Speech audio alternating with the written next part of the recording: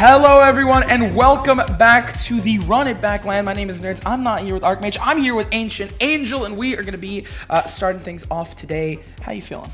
I'm feeling pretty good. You know, this is day 2, so later on in the day we're going to see a lot of those play-in matches. We're going to see those high-stakes elimination games.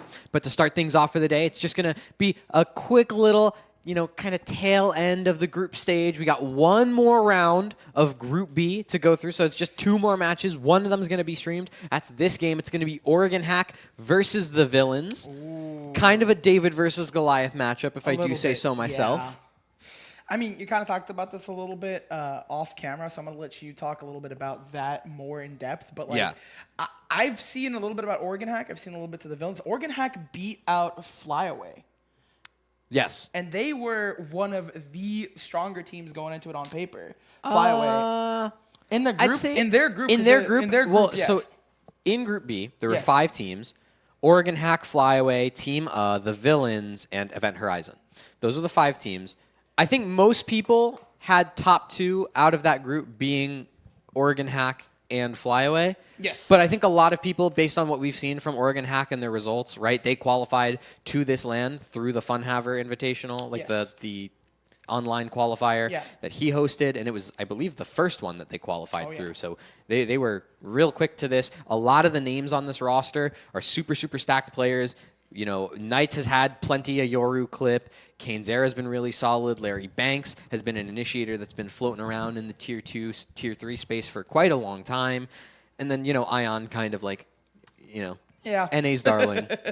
But for the Villains, you have, you know, a bunch of Florida native players all kind of working together here. We're jumping straight into Ascent, and you can see already running presumably some silly little deadlock over on the side of the Villains, right? T-Bite on that deadlock. I have fun with deadlock. Actually, Gambit. I think it's not. I don't think it's a bad thing at all. Actually. No, because honestly, the deadlock, especially now we've seen it. Oh, no, go back to the deadlock. Because I was gonna say deadlock has been really good. If you're going for ISO as well, just trying to like change things up. The double duelist comp reminds me of some previous events that happened.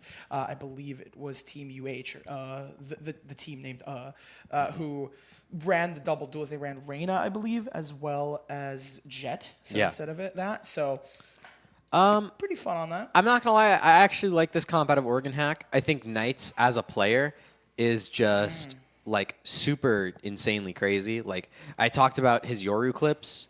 They talk about his just insane. Like he is that guy who will just decide to randomly just throw out an ult in the judge and then bam, like you're dead. Like 3 people are dead. So he's notoriously ranked demon aim demon. So putting him on the ISO, I think makes perfect sense, right? It's kind of like what we saw from Earn Your Medal yesterday with Unbroken, where they were like, you know what, we're just going to stick him on Reyna. He's going to frag out. He's guaranteed dropping 20 every game. The game me and Archmage casted with Aqua, just like Bucky it out. Yeah, right? Bind. Like, it's that mindset, which, I mean, for some pug rosters in groups, that's kind of, I don't think that's like a bad thing to do. Not at all. Nope. And, you know, we've actually seen a lot of teams, especially at this event, with that ISO. It's something that I have enjoyed out of this ISO pick, because we've actually seen, you know, a fair bit of team play. Not a lot. You know, it's not like ISO's a really supportive character, but we've seen teams learn and I think now adapt now that, you know, these new ISO changes are in and ISO has kind of proven himself to be a bit stronger of an agent. We've seen teams adapt to this ISO and use it quite well. So we're headed right into that piss around the Villains over on that defense. World Rise is going to be able to get that first pick, but Larry Banks, Knights, and Gambit, they've just completely ripped open that B site. It's just World Rise in a 1v4. They're running after him. Nah, he cannot get that. Gambit's going to be able to take him out. You immediately run into the ISO. Yeah. And ISO's still just, I don't think ISO's broken, but definitely hard to kill, especially with the shield.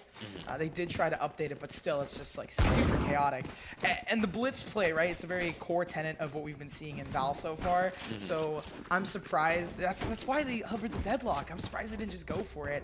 And I think I could see why. They want to be more aggressive. We have Oregon Hack on the right. Villains are going to be on the left. They're the one with Powerpuff Villain.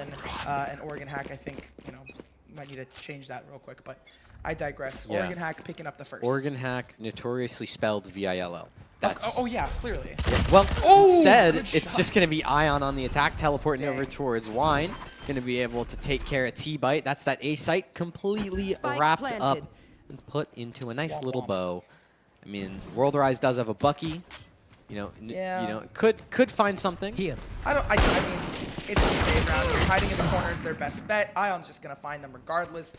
Ducks out of this round, and someone's gonna get a knife. Oh, Crisp. Oh no. Oh, Crisp. The knife onto Larry Banks just is. I mean, it's the pistol round, so I get it. It's the round, so I get it. But still, it's just like rubbing salt into the wound. I mean, you know what? Good run out of Stalker, able to take up. Take up one. Kanzera's gonna. Right, yeah, exactly. That's really what it's all about. Don't get flawless. Not on that anti-eco. Then at least you can say you did something. And hey, it was that $300 shorty. You get 1 kill, you make $200 back. It's enough to get yourself an Odin here in round number 3 for the villains, looking to try and pick up that first victory. The first. I was about to say Vicroy, but this is not for them.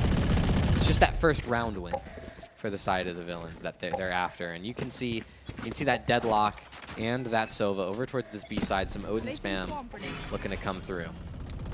From our lineups, and the Deadlock is just so useful immediately to block them off. T-Bite going for it as well. Peek out from World Rise. Nothing found just yet, so they're still trying to play a little safe. They don't want to go for it. Larry Banks does the push. Exactly what happens. TP behind gets red into it. Unfortunately, though, it's burning red. And even though it's the villains' round to win, it seems like Oregon Hack is ready for them. Yeah. Gambit's going to finish it off, and it's a 3-0. And that's a big kind of sticking point with this roster of Oregon Hack is there's so much firepower here. Like, Ion can just, like, Ion's totally fine just teleporting there. Like, obviously, if they turn around and shoot him, whatever, because he knows that Kanzera, Larry, they're going to be able to get that trade. And they do it exactly like that. That's what, especially at this level of competition, really does differentiate some like the really strong teams from some of the weaker teams. It has to do with their trading. And Oregon Hack. They're gonna go fast. Oh, they're gonna go fast here. World Rise just gets that. Gambit's out of the equation, and that's your lurk out of position. They even have the bomb towards B, so it's now going to be kind of this gambit of what they're going to go for. And at this point, right, they get the trade onto World Rise, at least in the numbers. So I mean, Larry Banks with that op, right? One of the rare Sova oppers still in the field today, in this day and age. Position is. Kanzera doesn't get punished for this, because T-Bite can't swing off of that. So Ducka just goes down, and now they're kind of screwed. For sure. Knight's going to be able to just farm up. I mean, it's an eco, so well, it's a good one from Stalker, but ultimately, it's just T-Bite trying to get his. He's able to get that one, but the trades are there. It's an eco, but I mean, they got 3 players, and I wanted to see if they can at least get the 4th or the 5th. Maybe take Larry Banks' op if they wide swing with a whiff, because there was still that. Realistically, you're right. It's an eco round. It's not going to do too much in terms of the damage. Yeah. It's just minor. Oh, no. Okay. Oh, no. I think they send it. Honestly. You think they, combat why not? Off? I mean, just rush it? It's groups. You guys have triple off. That's true. I mean, money. listen. Like, just have fun with Oregon it. Hack, it's the first game of the day. They are confirmed for playoffs. Exactly. Like, it's the first game of the day. Oregon Hack is in playoffs, so, like, have fun with it. And with shots like that, jumping up, peek into World Rise, get punished. Yeah. Just casually, we're just going to jump in, It's fun. For sure. It's like it's a great pick for World Rise. It's a great pick for the villains to start 5v4. Mid has been kind of left vacant, although there are some players here, including Larry Banks. So that re-peek from World Rise, that's going to go punished, and that's that op down. So there's 2 ops still on the side of Oregon Hack. Only one, actually none for the villains, unless Duca wants to try and pick that up. I think the goofiest aspect of this is the fact that it's triple attack op, meaning that they're going to have to get active with the ops really quickly, and they can do it. They're just that passionate about it. Knights we already see off screen taking down Duca. We have 3 players left, 3 ops. I'm assuming it's going to get shot up. Ion gets traded by T-Bite, so it's looking good. But immediately, Larry Banks is there. So it just goes to show their fundamentals, even though they're playing with ops and they're kind of memeing a little bit, let's be real, they still are able to get the trades and are in positions where if someone dies, they still get the 30 seconds left. Yeah, that's what we were talking about. Like, Oregon Hack as a team has been very, very good at just playing together, like playing solid fundamental Valorant and just being like, yeah, you know what, we're going to get the trades. This is not fundamental standard textbook Valorant, right? Triple off attack side. No? Yeah. Yeah, surprise, surprise. Little known fact, don't do this in your ranked games. Yeah, don't. It's probably not going to work out, and then you're just going to give the defense a bunch of ops. But because of the way that Oregon Hack are willing to play, especially with that default where everyone was playing, you know, a little bit slower, a little bit more passive, they were willing to just take those peaks. There's just a hunter's fury. Larry Banks just okay. And also snipes, by the way. Stalker just spots them immediately dead. That I wanted to see. I wish we could have seen that. That's disrespectful. I'm not gonna lie. And now they just throw out all the ops. They're just like, you know what? We don't need. We only need 2. We don't need 3. 3's a bit overkill. So, you know, cainzera and Larry back on the double op attack side. It's hard to take much from this because I'm trying 3 op. Okay, so hold on. Let me think about this economically. Quadruple op. 4 op attack side as World Rise dashes towards tiles. But Larry Banks. But cainzera has the Blade Storm. World Rise has the Blade Storm. Gets punished for it. Gets the trade. Boom. Coming through a teammate. Does the damage that they need. Duca with the trade, so they are actually potentially winning this. They managed to get it down to a 2v2. Sure, it's going to be a Vandal versus Sheriff, but still there's headshot, potential, Stalker. I know we were talking about how there's a lot of like passion from Oregon and how Oregon Hack is very comfortable, but I think they got a little too comfortable in that skirmish.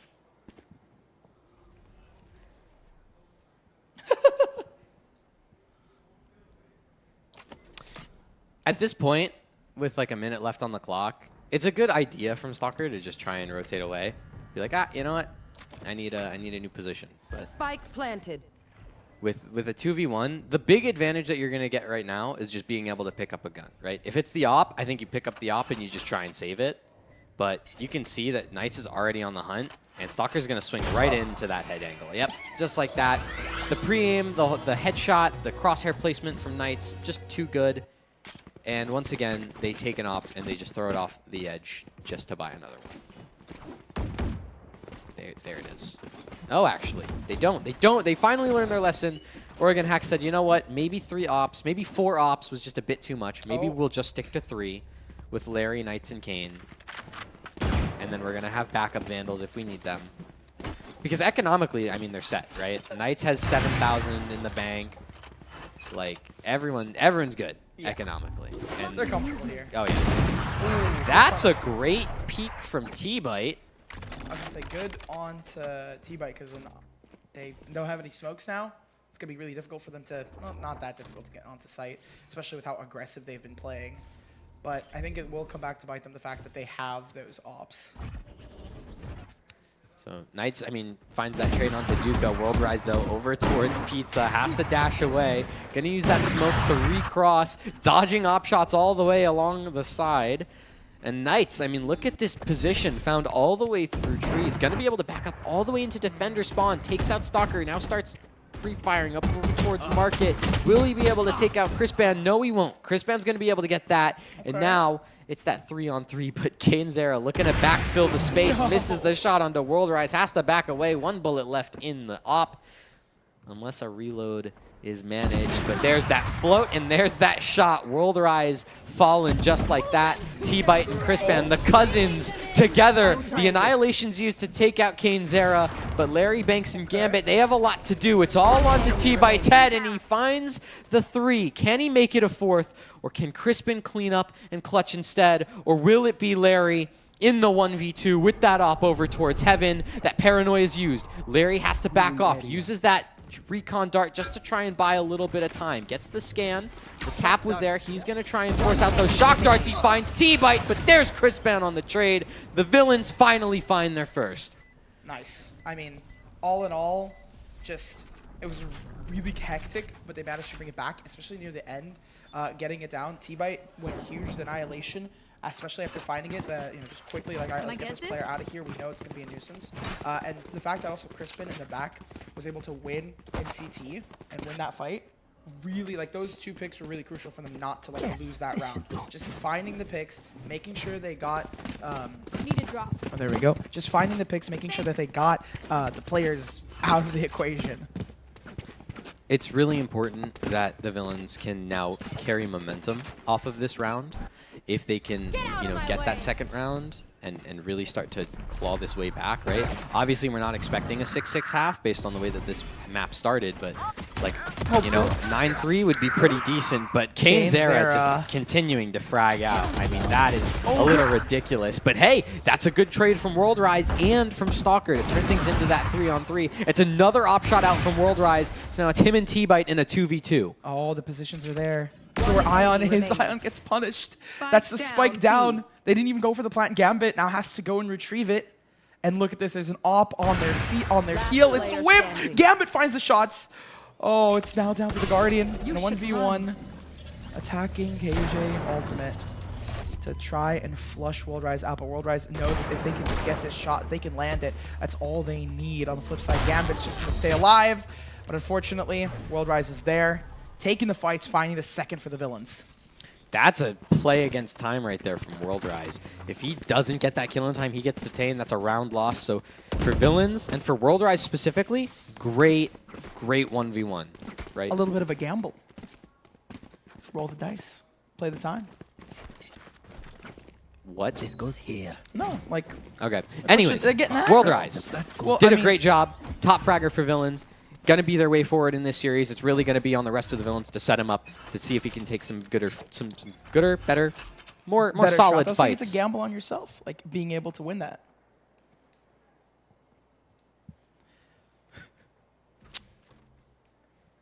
All quiet so far in round number 9.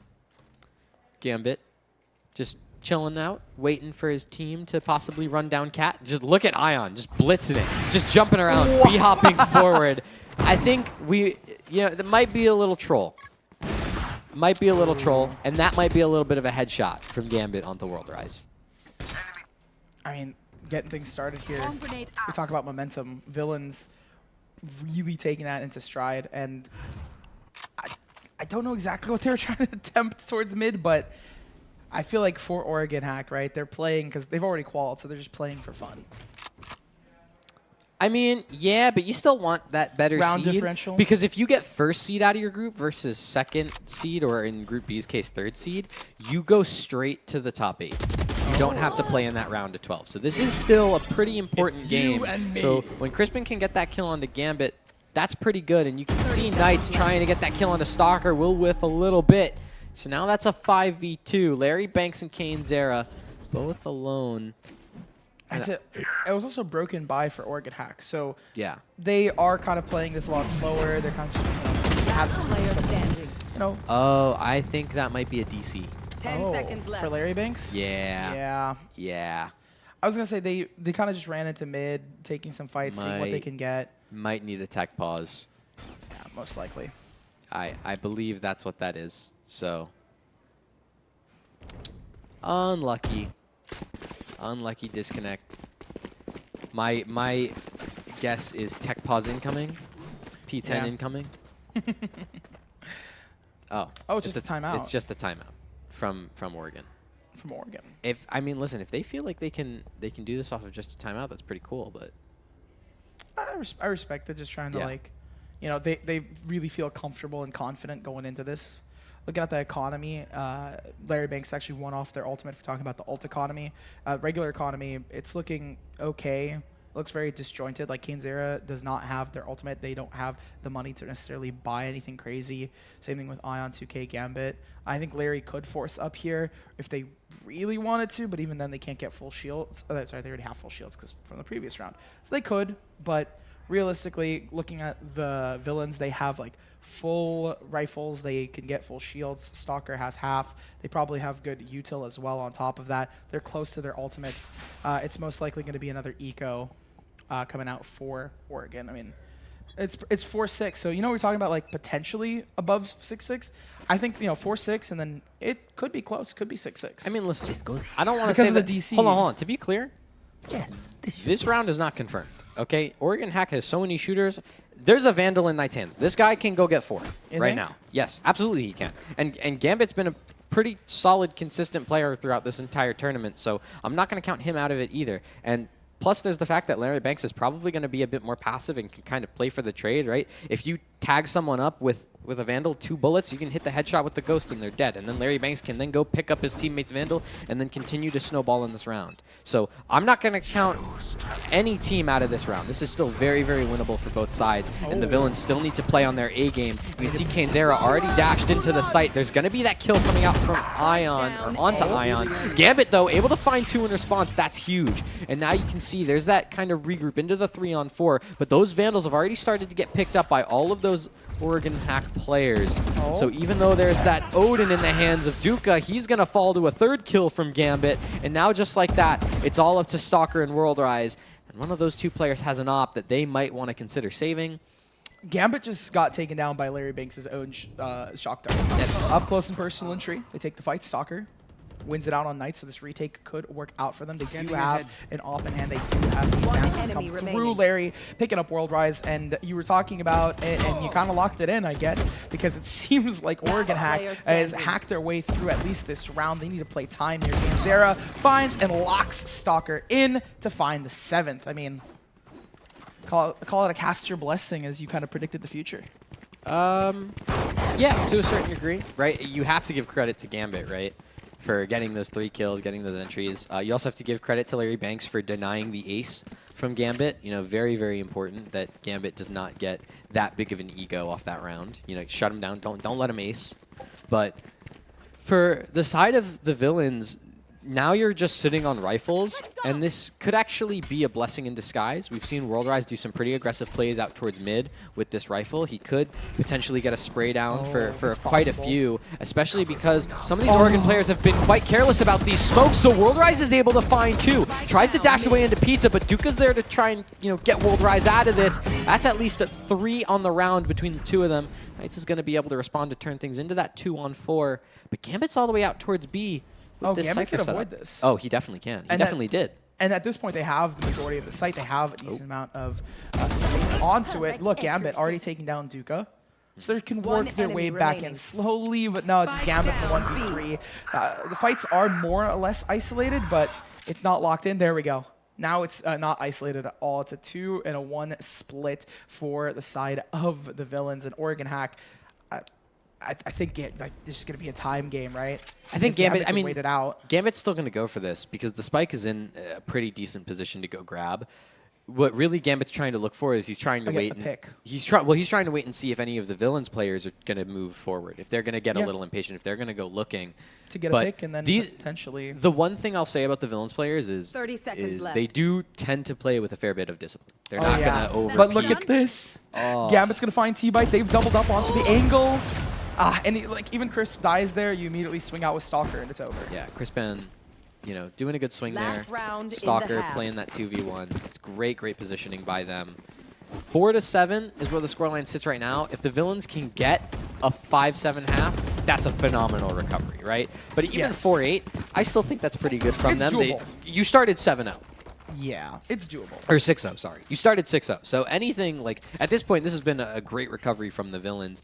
You have a fair bit of momentum going into the next half, but there's still one more round to play here for the defense for the villains. Round of the half. So everything's still equally important as that Blade Storm gets popped over towards the defender spawn by World Rise. Onto the B site, they push in. And I think, like they have a decent amount of pressure that they're pushing on with this attack ult. But in the corner, gets the 1, gets traded out. It's going to be pinstripes on the kill feed as the Annihilation is activated. The players popping off Ion 2K. Taking down T-Bite as well. It's just Crisp Band if they want to try and salvage this round. The 8-4 looking imminent. Ooh! Finds one onto Larry Banks. Hey, it's still doable. It still is. About 30 seconds on the clock. Gambit's really fast on this rotate. Could flank through. Crispand's not aware of it, though, so he could get shot down. It's a knife. It's not a knife. like this, Gambit. No, don't do it. No! The knife to lock the 8th is... I mean... Earlier there was a knife attempt and they did a 180, like they had like the 6th sense, the Spidey sense. So part of me was hoping that it would happen again, but it's a hard thing to read. It's so tough, man. It's a 4-8 half, though. You have That's to not give bad. credit to the villains, right? Starting It's not 6-0 and turning it into a 4-8 half is a great, great look. This map does lean a bit defender-sided, so that's my big concern for the villains going into this half. But overall, they did a really excellent job at just being able to play the recovery. The big thing now is what can they do? What can they do to especially take mid control on a set? Because we know how important that's going to be. It seems like they want to kind of start with about 3 of these players over towards this mid side. We're going to have to see if KaneZera can just keep a hold of it, play chill. Just relax a little bit into it. I mean, it's the pistol round, so they're going to be playing it slow. It's going to be mildly boring. The double in mid, KaneZera wins it out. Knights taking T-Bite off the screen and off the site. KaneZera gets another onto World Rise, and it's just a Aim Labs duel here where they're just popping heads.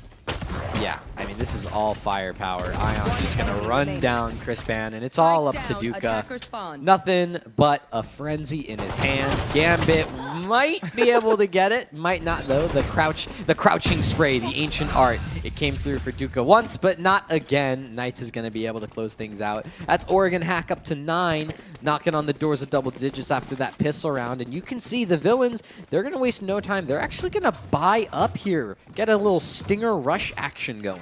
I mean, if you're playing in a pug or in a 5-stack, like with teams and players that you worked with, I don't think that's a bad strat. Like, it's not. Like, people do it in VCT, people do it in ranked all the time, stinger rushing. It's just a matter of, like, how fast they're going to go. They have to just, it's blitz, right? Yeah. And if they run into T-Bite, they're not, well, I mean, they have T-Bite. Sorry, wrong side. Yeah, no. They're fine. T-Bite's team does have T-Bite on their side, but World Rise will be able to take care of Knights, so that's huge. And the only thing that you lose is Duka, which is only one of your 2 Sentinels, but you run into Ion 2x, 2 times the shots on the Outlaw. Gonna be able to take out the vast majority of those villains players. It was half that were remaining at the time. Stalker's there, gonna try and just keep going, get that 1 kill, and now it's all up to T-Bite and Stalker. 2v3. Stinger goes out. This T-Bite swinging into the angle. Takes a couple good shots, and KaneZera's gone, but Gambit's here with that Vandal. 30 HP, though. This is a 1v1 that's very doable either way. Both of these players chipped up a fair bit low. Shots a little bit tough from Gambit, but it's a 1v2, and Stalker's able to take it. 3 kills on the round. Just like that. 48 HP between those 2 players in that 1v1. They brought it back. No, and it's 5-9. Listen. They're gonna do it. I believe. As a pragmatist. No, it's 5-9, but they're gonna bring it back. Okay. No, I'm messing around. 9-5. I mean, unless. Well, I mean, looking right now, villains, they have a pretty good buy here. 3 outlaws to try and punish the light shield meta. I'm assuming, and just to try and be a little bit more fast. No, switching to a judge for Duka instead. I mean, realistically, it is rough, but it is very doable for them to come back here. It's just going to be a mountain to climb, especially against Oregon Hack. It's a mountain, a hill, a forest, trail. A tree. It's everything, and it's KaneZera and Knights just fragging out towards mid. Crispan misses those outlaw shots, and just like that, that 3v5 comes through. Ion looking to teleport all the way up. Crispan continuing to miss those shots means that Knights and KaneZera can just continue to farm. The Duka judge, how much can he do? He gets 1, but he can't. No way. Not the 2, the 3. What? Oh, the knife! And I was gonna say, I mean, have they won mid? Have villains won mid? Just let them try to catch me. Even on defense, I don't think they have. They did. They did on pistol. On pistol? They won mid on pistol, but then that was when Oregon Hack just went through B main and just stomped everyone. Oh yeah. I mean, I was gonna say their mid plays have been really just unfortunate. Like, and Oregon Hack has just won. Ironically enough, the only times that villains have like won mid through like a mid play is when Oregon Hack didn't go mid. So there's that. Fly. I don't know if that means they win it or if they just take it for free. But yeah, I mean, round 16. At this point, right, 5-10, the Oregon Trail just, we've already ran through all the obstacles, and it seems like Oregon Hack knows exactly what they need to be doing here. Shock darts come out to try and slow them down. The players are pushing in. Knights is just going to try and just decimate some more of the mental of these players. Pushes in. The double's found. Finally traded by World Rise, but that's just got to be devastating to how these players are feeling right now. Yeah, that's okay. Okay, no. Cainzera's having a game of it. Crispin with that judge going to be able to pick one back up. It's at least something. It's a consolation, but it's just got to feel rough. Probably. I would say most definitely feels a little rough. But, I mean, you look at where these players are positioned on the map. What is that lineup from Larry? I want to know where that lands. That lands. That's probably random. I would surely believe. But Crispin over towards mid, picked up that Vandal over by A. Gambit trying to just jump around with that axe in hand. Just having a good old time. Continuing to jiggle, continuing to buy time for Larry Banks to push out A main. But the rest of those players, they're headed towards B. They want to try and take care of Ion here. It's a fake teleport from Ion into the smoke. Just walks in, tricks out Crispin, so that works well for him. And now it's just up to Duka, who is going to be able to take care of Ion. But this is a Duka 1v2 against Larry Banks and Gambit. Yeah, I mean, it's kind of in a very tough spot. Gambit's just going to run it down, get themselves an upgrade. The 11th round found. I mean, the reason I was talking about the mental is because just Oregon Hack has so much confidence. They're just like, yeah, we're going in. I feel like this game is like the Oregon Hack. The Oregon Hack? Yeah, like what the Oregon Hack is. If you know, you know. But I think I know, but I honestly, you saying it makes me think that I don't know. You probably do. You know what is the Oregon Hack? You let me know. At least in my mind, what I'm pretty sure the Oregon Hack is just you go to the Oregon servers and it's free RR. That's what I was assuming, because like the Seattle servers and like all the actually Oregon servers just they don't have as many players. Yeah. Yeah. So they say that about. Oh, with an Odin is why I'm saying ooh, is because like what? It's the cat Odin too. That is just. Oh no! It's like not only is it cat Odin, but it's also just like in the ultimate, you're just like 1v1 full ego, and the swing here as well from Gambit. It's just the timing. It's man. just I think it's the second roll. I don't want to say Jover, but I feel like it is. No. That locks it in even more so. This round for sure. I mean, but it's gonna be 12-5, and it's been, I believe, it's been like 3 in a row, 4 in a row. I'm bad at math. Too early in the morning. We'll see what Gambit can find. Gambit can just continue to frag out. I mean, come on. Got the 3. It's up to Duka, 1v5. He's good for one. He's Duka's pretty solid. He's been pretty stable, good for one. Rushing into the smokes is Cainzera, jumping around. Oh my goodness. Just saw a pixel for a frame and then Andalusia. Match point. Flawless here. And it's 3 in a row. Yes. It felt like 4, but it's not the case. 4.5, 3 in a row. 4.5, 3 in a row. Yeah, I mean, villains. We knew that it was going to be an uphill battle, but just 5-12 is just intense. Mm-hmm. Feelings are raw and emotions are high. Yeah, it's a comeback that needs to be mounted, and it needs to start here if they want a chance in this map. But oh wow! Imagine immediately getting off the rip. That's tough. Instead, it's going to be T-Bite getting a kill onto Ion, but there's that trade. Larry Banks onto World Rise.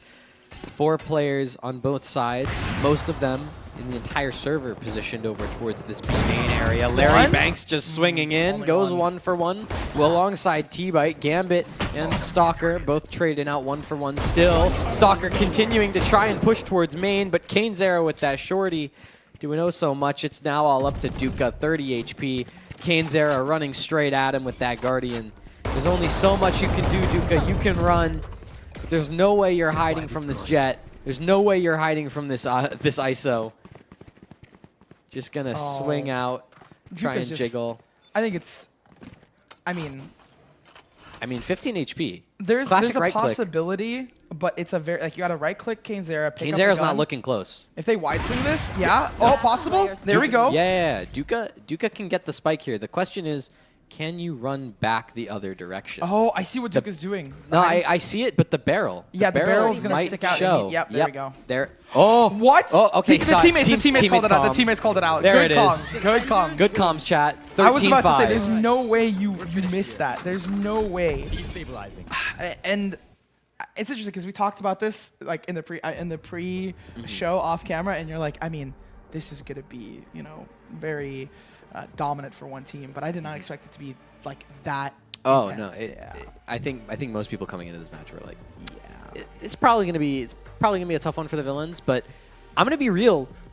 They honestly kind of surprised me. They had a couple strategies. They had a couple good. They had a couple strategies. They had a couple good plays that I think genuinely threw Oregon off. Obviously, Oregon started messing around a little bit in the middle of the first half. But I think they realized, like, oh, okay, wait, they got 3 in a row. Maybe we should, like, stop. Yeah, I think that was kind of the situation that happened, is that it truly was Oregon Hack just kind of joking, because I wrote it down. It was the round 6 into round 7 where they lost round 7, and it was just more running into mid, kind of just not necessarily goofing off, but they were kind of just trying some stuff to ego, and then it bit them back, and it gained the momentum for the villains, and they were immediately like, nah, we gotta chill. Yeah, let's maybe focus up. So that's map 1, completely done and dusted off the books. We're one step closer to closing out this group stage for good at Run It Back 2024. So don't go anywhere. Map 2 will be starting just shortly after this break.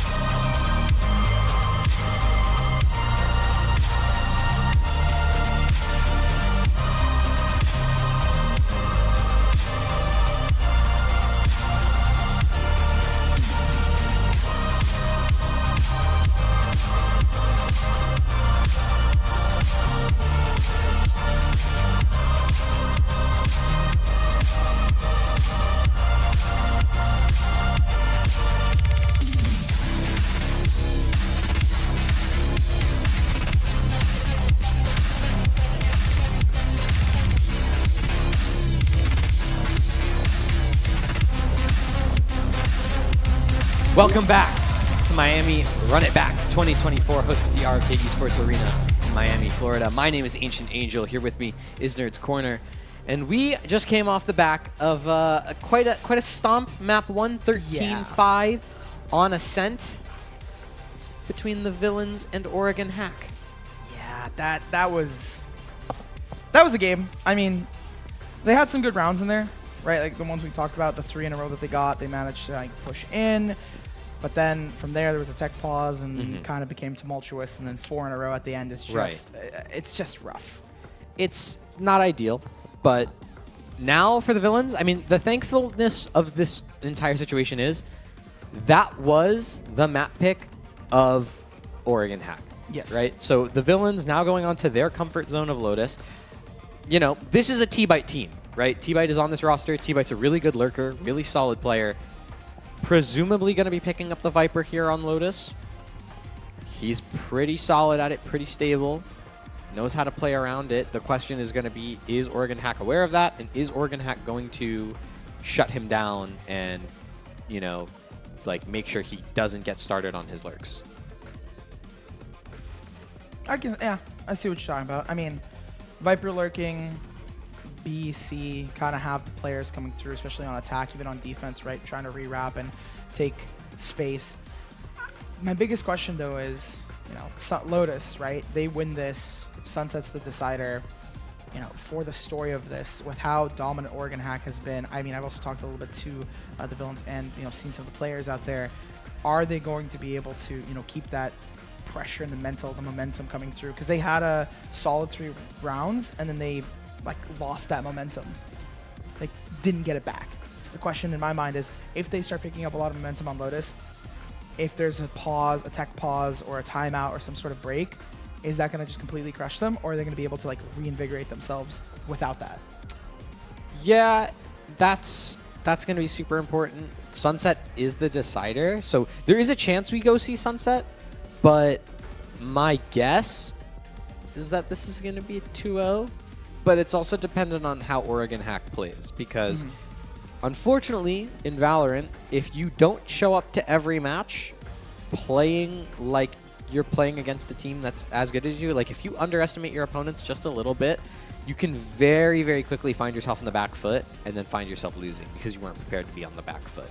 Yes. So I'm not going to say that this is impossible for villains, and I'm not going to say that this is a 100%, but I still think that, you know, while there is a case to be made that villains can do well and probably will fare a bit better on Lotus than they did on Ascent, I think that they still have quite a challenge that they have to go and face against Oregon Hack here, especially because again, a lot of these players on Oregon Hack are experienced. Like Larry Banks, a very experienced player, has been playing for quite a long while, same as Ion. Kane Zera has been pretty consistent and solid. Knights is just a fragger. Like, just give that guy whatever he wants, and he's going to go absolutely insane. Well, I mean, I always like Lotus. It's got a lot of versatility. It's one of my favorite maps. I mean, Neon, Breach, we see a decent amount of Fade as well. There's a lot of versatility on the map, unlike Ascent where we see a lot of standard comps. Interestingly, though, we didn't see standard comps on Ascent for either team. So I feel like Lotus, we're not going to... I mean, it does have more variation. There is kind of a standard comp, but we're not going to be seeing that. At least I don't think so. Do you know if any of these teams run? My guess is going to be that we're going to see the standard comp from villains. We're going to see the Killjoy... The Killjoy Viper, no, the Killjoy Viper comp on Lotus, like the standard, like double controller. You run Viper, Omen, Raze, Fade, Killjoy. I could see villains running Cypher instead of Viper, depending on how comfortable Duka is. Assuming that they are going to run T-Bite on the Viper, I could see them doing that. I mean, the Ascent comps in general were kind of like pretty standard. Like the one big difference, it was one thing, which is both teams didn't run the KO. One team ran an ISO instead of the KO, and the other team ran a Deadlock instead of the KO. Yeah. And we've seen the Deadlock before, so that's not anything new. I feel like double Senti isn't also bad on Lotus if they do end up going. I've seen a couple bits of double Senti. I think in general though, you want to try and run the Viper instead of a double Senti comp, just because you can continue to get that map control. You place the wall down A every single round, so like that's like super important, and just being able to constantly refresh your A main control is going to be huge. But Agent Select is here. We're ready, and we're gonna see directly what exactly. They do. The thing is, I personally like Breach Fade as a combo, but I see why some people don't go for it. Speaking of things, something I didn't expect was immediately Astra. I don't think Astra's bad at all. So we did see unorthodox stuff, and we get to see unorthodox T-Bite's stuff. proving me wrong and locks him Clove. No ever see the lurk Clove? I don't think we're gonna see a lurking Clove. Why not? It sounds like so much fun. Okay. Fake news. I think they're resetting. Fake news. Computer restarting. So do you think that's why they just like locked in whatever, just to kind of like because they expected to just go through the Agent Select? I don't know. It might have been real. We'll figure it out. Someone said R when they weren't supposed to. That's what we learned. Probably. Wouldn't surprise me. Gives us more time to speculate, I guess, right? Gives us more time to talk about the Astra decision. I think the Astra is fine. I think that's real. I'm not gonna lie, I think the Astra is real. I think Astra's fine. My concern or my question about the Astra is predominantly what is Ion's plan going to be in terms of anchoring on that defense, right? Because Astra as an agent is typically very commonly used as like one of those anchor players, especially towards an extremity, right? You can just sit backside C, backside A, just throw your stars around the map to help your teammates, and then, you know, oh, wait, they're going onto my site. I guess I can get out of my Astra form now and, you know, take a fight, deal with swing. Yeah, exactly. But you can play very passively. I've seen especially as well, like back when Fnatic was like the best team ever on Lotus and they ran the Astra, Boaster would just pull up sometimes and be like, actually, I'm just going to sit Heaven on B. And that's where I'm going to sit for the entire round on defense. Because you're in a pretty central position, you're playing passive, like you're still anchoring that B site. It's a genuinely like really solid pick, and it does seem like Larry Banks is going to go for the Astra. And T-Bite's going to go for the Clove. So that's real. And Knights is on the Reyna as well as Stalker. Yeah. T-Bite on the Clove. And Ion's on the Chamber. Gambit's on the Deadlock, so double Senti real. Double Senti, but then you also have like double controller. Yeah. So no initiators on the side. I was gonna say they have Oregon. Basically just the near sight with Arena. That's their only blind. Yeah, I mean you do also have the stun from the Astra, and you have the grab net from the Deadlock. So there are those to kind of deal with. But all in all, that's a pretty firepower forward team. And on the other side for the villains, Crispan Deadlock, Duca. This is like everyone's swapping roles except for World Rise, who's just going on to a raise. Yeah, I mean, hey, if it works, it works, right? If they're gonna try and go for it, they might as well. I like Gecko here. I think Gecko's fun, but Gecko is always like you have to kind of. I wouldn't say no certain things to like do it. There are a couple of pop flashes with Gecko that I like, but at the end of the day, I feel like Breach is used more often just because of how easy it is. I don't think it's a bad comp, though, especially because these teams have played together, right? Yeah. So they're going to use – they clearly are going to know how to play around the Gecko utility along with Clove. And the biggest question, and like you mentioned, was just the role swaps, right? Probably, they're pugging it out. They're feeling it out. They're most likely going to be comfortable on like picking their comfort role for that map rather than for, the team. Yeah, it's something that this roster has done pretty decently. Is like, yeah, you know what? Let's just, forget about the fact that we're all shooters, and we're just gonna focus on, playing a little silly, getting some of those, wins in, and just using utility and just running around together, right? And for the villains, some of that disjointedness showed a little bit on Ascent, but Lotus. Generally a bit more of a aggressive friendly map, and they do like to go for some aggressive moves, so you can already see the villains have taken complete control of A main. Pushing up into it, trying to take as much space to even have some space towards B for a potential fast flank World Rise. Finding the first Knights and Gambit picking players up. There's Wingy getting the claps on them, flank. But T-Bites, ooh, gets the one, tries to get out. The comms, where are they? Gets the second before getting traded. Kainzera needing to take care of them a little sooner, but not finding it. Leaves Crispan in the 1v2. Poor Crispan. Constantly left in a 1vx. Just constantly like, well, I guess I have to clutch again. I mean, there's going to be that trip triggered from Knights, so at least Crispan knows, like, oh, yeah, they're probably headed towards C. They're probably planting towards C. Kainzera is probably over planting for Mound right now.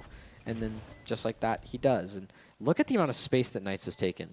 Just over towards CT. Crispan's going to be able to spot out Kainzera. Just like that. And they're overtaking this fight. Just tip-tapping around. Oh, jiggle. Oh. Oop, up. Yeah, and then you're gone out of this world, and Knight has the 3K, so it works out for them. First round going to Oregon Hack. They just shut down the T-Bite flank. Yeah, that's what it was. Like being able to shut down that T-Bite flank and then winning that A main. Like shut down. I think you got two for one. But so it's like here's like the idea of that.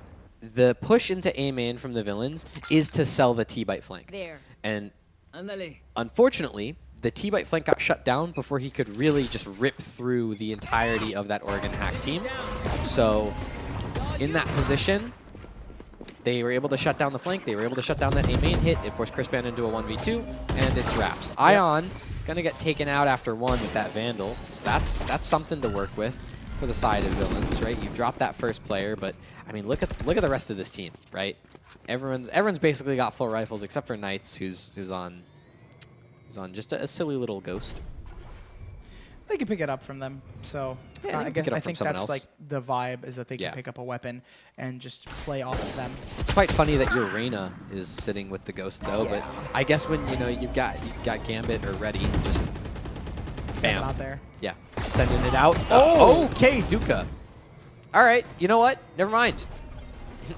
All right, Duka just wants to prove he's a shooter too. And Stalker's here as well. They pick up the Bucky. Marshall. No, sorry, Stalker has the Bucky, but Chris Ban picks up the Marshall. Oh, that is unfortunate. A rifle in the hand. So it's a rifle for a rifle here, more or less. And on top of that, they have the Marshall in hand. Shots through the smoke. Larry finds one. The wraparound. There's a wrap here. Crisp is there. Runs off the side. Switching to your sidearm. Faster than reloading. And never sleep on Knight with a ghost. Yeah, Knights is big chillin'. 4-0 start for the Reyna. He's almost to that ult. It's great stuff. On the other side, for the villains, those ult cycles, they're starting to come up, right? T-bite, starting to get to the not dead yet. Some of these other players starting to farm away at their ults, chip away. The really big important thing for the villains is they're starting on the defense, so it's really going to be, again, if you can make it a 4-8 half, it's going to be good enough. Knights already has a noted. Just continuing to just goof around, have a silly little time. Duka's going to be the first to fall, and it's on Knights. World Rise is stunned and out of position, so Knights is just going to continue to frag. That's 2? Yeah, this is the late Knights show. That's exactly what this is, but that rotate to B comes in from the side of Oregon Hack. They're rotating in. Stalker's going to be there, though. Could respond by jumping out of that smoke over towards Heaven. Will be able to find Ready. And just like that, has to back away. Finds Larry Banks as well. Chris Ban's going to try and rotate in through Link. So at the very least, there's a way in. I think there was some stuff happening out here with Prod, but we're getting into it. As we switch over to T-bite. Stalker found the 3. The 4 gets traded out, unfortunately. Close to an ace, but it doesn't get locked in. It's a 1v1. Ion on the other end. Chill for now. T-bite on the defuse, seeing what they can work with, and they get taken. Ion clutching that round, finding the 3rd in a row for Oregon Hack, as we're going to go try and figure out what's happening with Prod there a little bit. All good? For now, we have the buy-up for Oregon Hack. Knights again going for that Odin 6-1 right now on the board. They have the Empress ready. Stalker on the flip side as well. Welcome back. We were just talking a little bit about the situation we're in, where it's not only a 3-0. Knights has the Odin. It's going to be 3 rifles. There's ultimates for Larry Banks and Knights on top of that. Stalker has theirs, but realistically, it's a broken buy for the villains here as they're going to try to make something out of nothing. Honestly, Stalker's been looking pretty good on the Reyna. There's an option here for that Guardian to pop off. Sheriffs are basically Vandals if you hit the headshots, and we've seen World Rise and Chris Ban hit a couple of those. So it's a world where it happens. Knights is still somehow farming with an Odin, so I'm not gonna sit here and say it's confirmed. But yeah, this is a pretty tough position to be in. Ion just running around just like that. Duka and Chris Ban, though, able to trade out 2 for 1. There's that stun up from that Deadlock that comes through, but the plant went down on B, and so did that Annihilation. So we're going to see if that can find anyone. My guess is probably just like that. It actually missed. So it's actually a 4v2. Larry Banks with that classic trying to just let... Oh my god! The long-range classic to pick up the Odin, and now it's a 1v1, and they're potentially winning this using the gravitational well to suck them in. Larry Banks on full HP. Bros no fake. They got the app. It's possible to spam with it. The 3K for Larry. With a classic, by the way. I've been reduced to baby 2K. talk. I'm lost. Classic 2K. Classic 2K. You know, for Larry, it's just masterfully played. This guy's showing his experience right here. Just playing around, kidding around with that classic. Gets those 2 kills, says his teammate of Knights, get traded. Gets like this free Vandal pickup, goes, hey, wait a minute. I have or not a Vandal, an Odin. Even better. He's like, yeah, this is even more troll. I'm going to have so much fun. And plays the Astra wonderfully. Just decides to just run it around. In case you've noticed, the timer does just say 10, and it's stuck at 10. I broke the clock. Oh, that makes a lot of sense. Yeah. And it's one of those weird clocks where it only moves if time moves. So like I effectively broke time. So that's what the tech pause is about. I don't know how you've done that. We have a tech pause because I literally broke time. That's crazy. Never expected that to happen. But yeah, I mean, tech pause imminent. The infamous take a little break. Yeah. Maybe this Can we look at that cat spray that's sitting on the wall? I would love to look at this little cat spray. Getting pet. Yeah, I want pet. I want to look at the little cat, dude. You look at him. Yeah. Aww. Someone you know the wingman dancing spray? Someone tell Larry Banks to just look at his spray. Oh. Thank you, Obs. Yeah. We love our observers. Yeah. We got the thumbs up from them. Nice. W Obs. But you know the wingman dancing spray? No. What?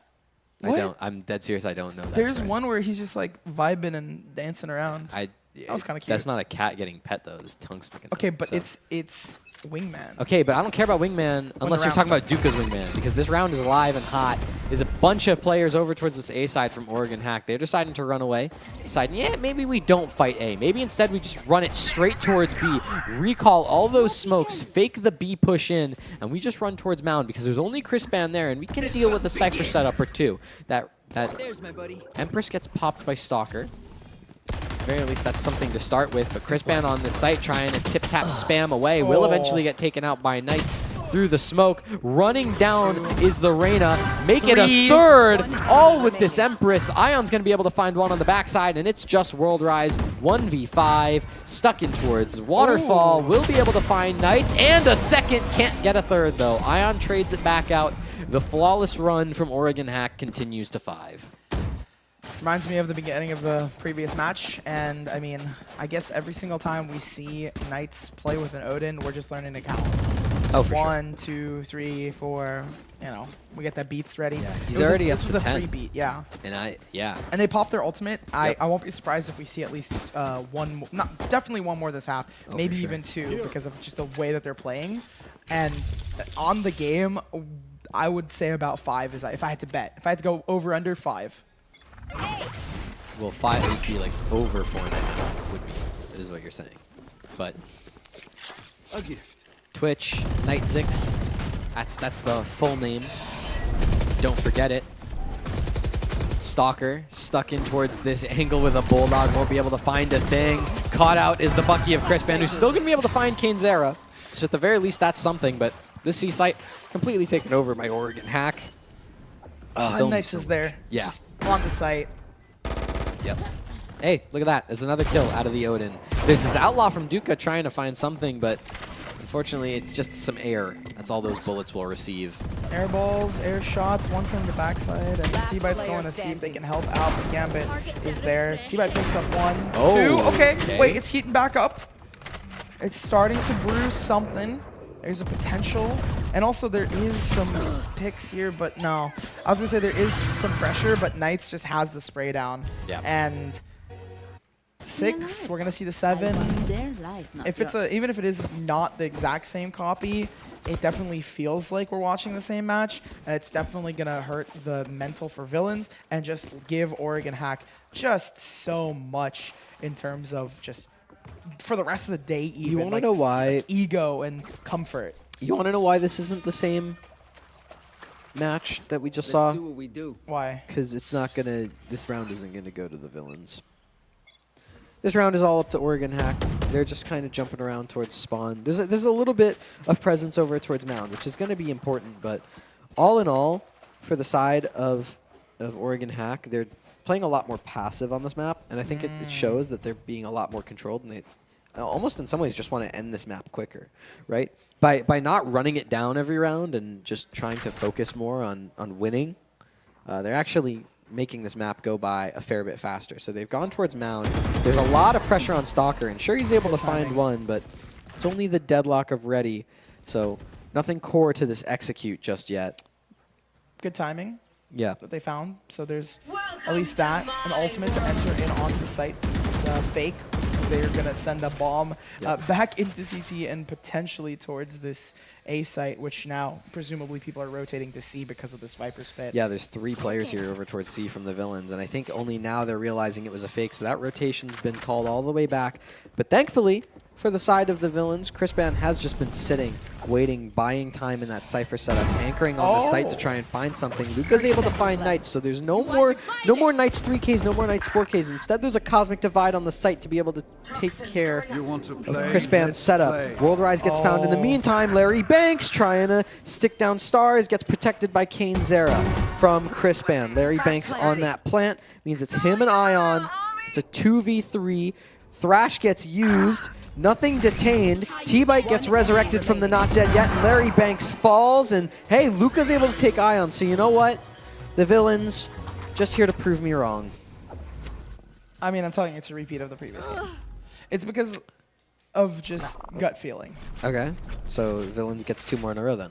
I would hope so. And then they can find some momentum here. And then Oregon Hack I feel like because they got that with a defuse, they read into it a little bit better. It looked a little cleaner. The shots, hopefully this gives them some confidence. It was off the back of a pause as well. We had a pause like a little bit ago, and they didn't win off of it, so maybe they needed just some time to cook in their minds, just to, get that mental reset. But the real question is it going to change and the momentum is going to be gained here, or is it just going to change and the it's going to be a 1-7? Because realistically, if it's the same and they get 3 here, that's going to be great, but they want to change that and make it 4, 5, and potentially even, 5, 7, 6, 6. Good Annihilation up in the air. Gambit taking down World Rise, and they get another one as well. Oregon looking to change the score by just making it 7-1. Yeah, right? Looking to prove you wrong, like how villains proven me wrong. So, yeah. We've all got our demons. Like Larry Banks being the bane of all lurks, able to take out Stalker, and then Crispban just trying to sneak up, trying to find something. Yeah, I think it's locked in. It might not be just yet. T-Bite is on the site, could potentially find something, but now in a 1v5, I mean, listen, I've seen a lot of T-Bite magic. I don't know if a 1v5 is one of them. Gonna be able to use that overheal to keep yourself alive for just a little bit longer. You got 25 bullets in that Vandal. Let's see him sing. Larry Banks on the swing, though. Make sure that you won't be able to do much more. 7-1 is what the scoreline reads at the end of round 8. They don't keep the momentum. Nope. It's the thing I think I was really worried about at the top of this game was like, can they keep their momentum? Because the mental is going to be rough. It's, group stages. Don't get me wrong. I think the villains have to play in LCQ regardless of if they win this or not. But at the same time, it's like you want to have the good momentum. You want to have a higher seeding. Yeah. Would you rather play up against Event Horizon, or would you rather play against, and this is no diss to Event Horizon, but would you rather play against Event Horizon, or would you rather play against, like, ROK?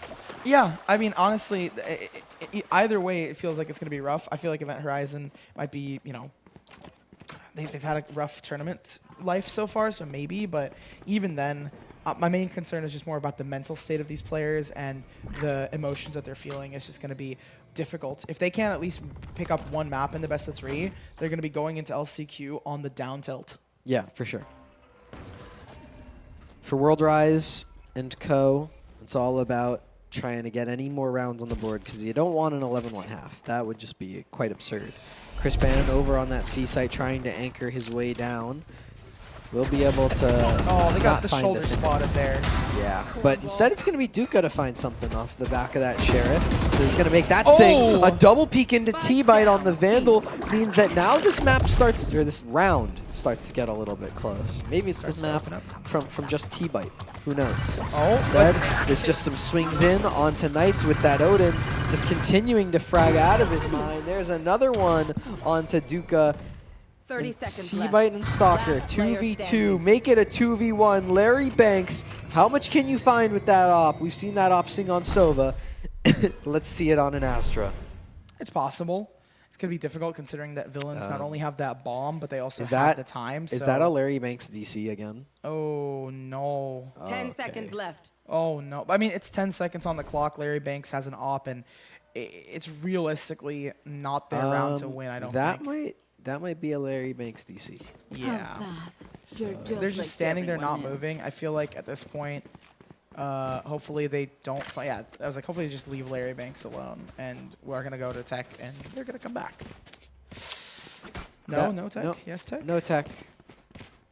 No tech. It's just... I mean, Larry is not like a... Oh, wait, there it is. Oh. There it is. At 13 There's the seconds, tech. that's the tech called. Okay. There we go. Well, it makes sense. Larry Banks, the second time DC'd, probably just like a PC issue of some kind. I don't know what's going on with that PC, but someone's getting on that. Someone's going to fix that PC. Oh, the timer's back on. Okay. But Larry Banks isn't moving, so I don't really know what's going on here. You know what? Oh, there we go. He moved. Okay, we're chilling. You know what? He's fine. He's fine. Look, he figured it out. He has... Hopefully. He has game. Instead, for Oregon Hack... Oh, he's just jumping around and... Okay. Knight already picked up one. Oregon Hack is just vibing. Larry is just having a dance party. He is. He's having a great time. And he got the pick. Wait, T-Bite with the trade, though. Yeah, Larry got the pick. T-Bite traded. Stalker and Kane Zero are there. And this round is just Oregon Hacks. They've pushed all the way through. Even with the memes and the dreams, it still worked out. Ion, just seeing what they can do. World Rise most likely just going to spot them. Yeah, the timing is there. World Rise is going to win the fight, but even then, it's a 1v2. Knight and Kane Zero on the entire other side of the map getting the plants, and they're separated. I'm still trying to figure out how Larry Banks got that kill. Was that like a no-scope with the op and that hit T-Bite? I don't know. The thing I know right now is that they're split up, so there is potential for World Rise to find the pick onto Knights, who's not looking currently. Oh, the whiff and the jump, and that kind of gives away their position. The mental is fried. Sure, you get that kill, but you still have to deal with a full HP Kainzera, and you're at 16 HP. Meaning Kainzera could literally just play off that molly, off that snake bite, and just let the time do his thing. I was actually going to mention, like, you don't know if they're on-site, off-site, playing with them. World Rise needs to make a split decision. They make the decision to push for it. World Rise is at low HP. They're just spamming through this. Just spamming through it, because, like, they know, okay, you're on low HP. We just need to play time. No charges left. This is the Knights show. This match is the Knights show. 16-6 on the Reyna. Already second ultimate on the He's gonna buy an Odin again. And it's the second round. Second ultimate on the half. Yeah. There's the Odin. I was waiting for it. Honestly, I'm not gonna lie. I've been quite impressed from Knights. I feel like, you know, just the straight up fragging has been really nice to see from him.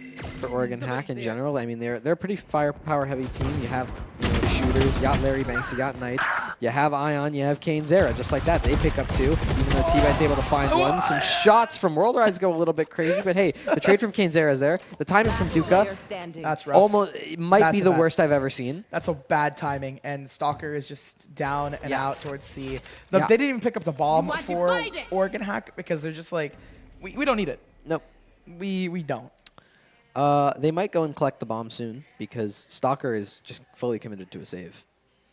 On 8-2, I guess you want to keep that op, but on 8-2 is just... Yeah, no, Stalker is fully committed to a save. So, I mean, there could be an attacker save from Oregon Hack, but... They need to get the bomb now. They're really committed to this. Hold. Yeah, like I'm. What? Do they? What are they doing? 30 seconds left. What a weird round we're in. I don't even know what to say. It's a weird round. This is certainly a game of Valorant. Can we get the bomb? I think KaneZera is starting to realize, like, oh yeah, we should probably get the bomb. Okay, there we go. Bomb retrieved. They're running back. They have 10 seconds. left. Larry Banks is body blocking KaneZera. You know, casual moments. I mean, it's just some troll because Oregon Spike Hack planted. knows that they have everything that they need right now on round 11. So Stalker's just gonna save. Like, I mean, we already talked 45 about it. seconds, We talked like- about this literally a minute ago that he was going to save. I know, but like, it's just we're Like- just sitting. I know. I'm saying that because like we just have to sit here and just Yeah, like vibe. I don't know how many times I can say it's the Knights show. Like I don't know how many times I can go, yeah, Knights is like 16-6. Like Knights is doing really well. Like yeah, of course he is. He hasn't he's been just buying an Odin and wrecking people with an Odin like it's nobody's business. Larry Banks though has also been quite impressive. I'm not gonna lie. Like I forgot just how much I enjoy watching Larry Banks play. Like this guy is so consistent, and I love like when he plays all these like supportive agents and just buys an op and just starts wrecking people. And speaking of Larry Banks, he dies to the spike. What's up with that? Last round before the switch. I think it's for the memes. Oh, for real? Really? Yeah, really, real. I mean, he did have a Bucky, so it's not like he lost like a Vandal or a Phantom or anything. Yeah, I mean, at the end of the day, right? It's all for memes. These guys clearly, I mean, they already made it into the next set of games. They pass on. They don't need to play an LCQ. My mind is mainly on the fact that the villains are going to have a really rough rest of the day after this. Yes. And that's going to make it just really difficult for them. So I'm going to check in on them. I want to see kind of, how are they going to develop. As for Oregon Hack, I mean, we already expect them to be in the top 3 for their group because this is a group of 5. People are expecting Oregon Hack to be top 2 in the tournament. So In the tournament, yeah. Yeah, So definitely. I But mean- hey, wait. We talked about this, but look, the first 2 picks are going to the villains. Not to cut you off there, but that is something to note. If they can get the 9-3, maybe a little bit of that copium. is a thing of all time. And Stalker pushed up all the way down now. That's huge. Now T-Bite's going to be able to use the Not Dead Yet just to get fragged out again by KaneZera. It's him in a 1v4. Won't be able to deal with that blind from Stalker. So hey, at the very least, it's another round for the villains. They're able to enter this attacking side with 3 rounds to the better. 9-3. That's where Oregon Hack are at. But it's something to work with for the villains, and now in theory they're on the better, easier side of attack on this map. I mean, is it copium to say 9-3? I guess, but Yes. that's what they need to have, a little bit It's of that copium. hopium. It's copium when we're seeing plays like Larry Banks body blocking KaneZera, so To he not can't get the plant. the spike in time, so they would lose the round. Yeah, and then they don't commit to, they don't go back and plant, they just hold. Yeah, 9-3. This is dare I say generous from Oregon Hack. Yeah. It'd be like that, though. There's some games like this in every tournament. So it happens. The TP away, pressure on towards Mound. It's a 1-for-1.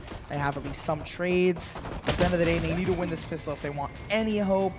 And at this point, it's looking rather rough. It's still a 3v4 in the villain's favor, but I feel like it's going to be short-lived here, especially with Ion picking up the 2K, not on the 3rd. T-Bite's going to trade, and now it's 2v2. There's a 2 in the name. He got 2 kills on the round. T-Bite and Crispan, the cousins, back at it again, trying to see what they can do. And hey, they actually have a chance in this. Crispan's able to find that kill onto KaneZera. But for Gambit in a 1v2, he's been good for it before, but the deadlock on this map has been, left a little something to desire. We'll see if T-Bite and Crispan are able to close this out. The hopium is there for me, right? 9-3, they win the pistol. There's a little bit of hope there. It's possible. And, I mean, listen, for the villains, they're not checking this. They're completely unaware to the CT angle. They both lined up. The Sixth Sense was there from Crispan, but too little, too late. Crouched is T-Bite. Gambit gets the swing, gets the shot. Double digits for Oregon Hack. Ugh. I'm just here with my little tank. Did he just... Clutch. Okay. 0.24, bro. I know how I'm to here with a fend for tank and I'm myself. just inhaling it. Like What? the copium, Copium full-on or- copium here. I are always you try to root for the coping for? underdog, but even then it's just like 9-3 the previous matchup. We saw it. It was insane. I'm pulling up the notes from it. It was just like the only time they won 3 in a row is just because of a lot of like momentum and some trolling on the Oregon Hacks side. 13-5. This one most likely is going to end at a lowered scoreline and a higher deficit for the villains.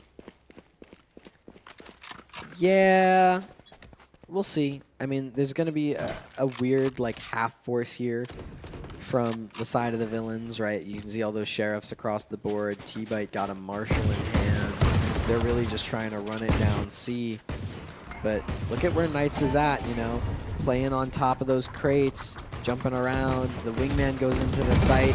Gambit's here to just try and get a couple picks, but WorldRise is able to take that first shot. There they go, down and ready. WorldRise continuing to frag out, and Crispman finds one as well. So now Larry Banks and Ion, you're on the back foot. How much can you find here? Well, T-Bite's over towards water, potentially tried to get the kills, but it didn't work out. It's all up to Duka, and a shot from Ion's Headhunter. Well, makes it clean, makes it costly, and makes it good enough for Oregon Hack to get their 11th. At this point, right, it's just the villains making a lot of small mistakes because of probably just pressure and emotions. And it happens to a lot of teams. So it's nothing too crazy. We see 2 defuses with retakes, a very classic strategy for most of Lotus, leaving C for retake, leaving A for retake, playing further up in a space. If you lose the fights, you fall back, and la-di-da-di-da. That's Lotus. That is certainly the map of Lotus. Yep. That is Lotus. At this point, you know, this is a actually, you know what? I will say I respect this out from Oregon Hack. They've gone for a pretty hefty bonus here. They don't really buy up into anything. They're rocking a bunch of sheriffs.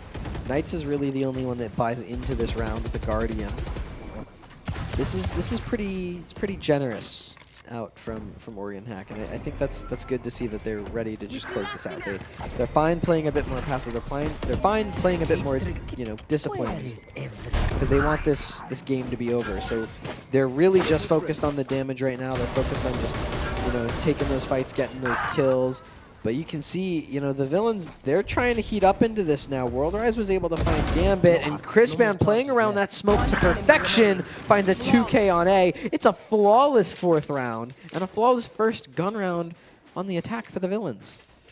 It's the question that I had to ask, right? At the top of this game is, can they continue this, and can they build off of this momentum, or is it going to get stalled out? Look at the economy. It seems like it's another kind of rough buy for Oregon Hack, so there is potential for them to get the second and then try to push off of that, considering they did get a flawless victory. It's just a matter of, you know, that momentum and the mental, right? They take this one win, they win the next one. They can't get overly eager or, like, not eager enough. You need the right amount of ego, the right amount of emotions, and the right amount of pressure to add at this time. We'll see what Knights is able to do. Nothing. Can't get a single shot for the first time in what feels like forever, but instead it's going to be Kane's arrow with that Vandal to take out Duka and get the trade instead. 4v4, backs up. Decides to reposition because that B and that C site completely open, and the villains, they might have a read here because they're starting to go to that rotate, but I think it's both sides starting to realize just how loose the left side of the map is.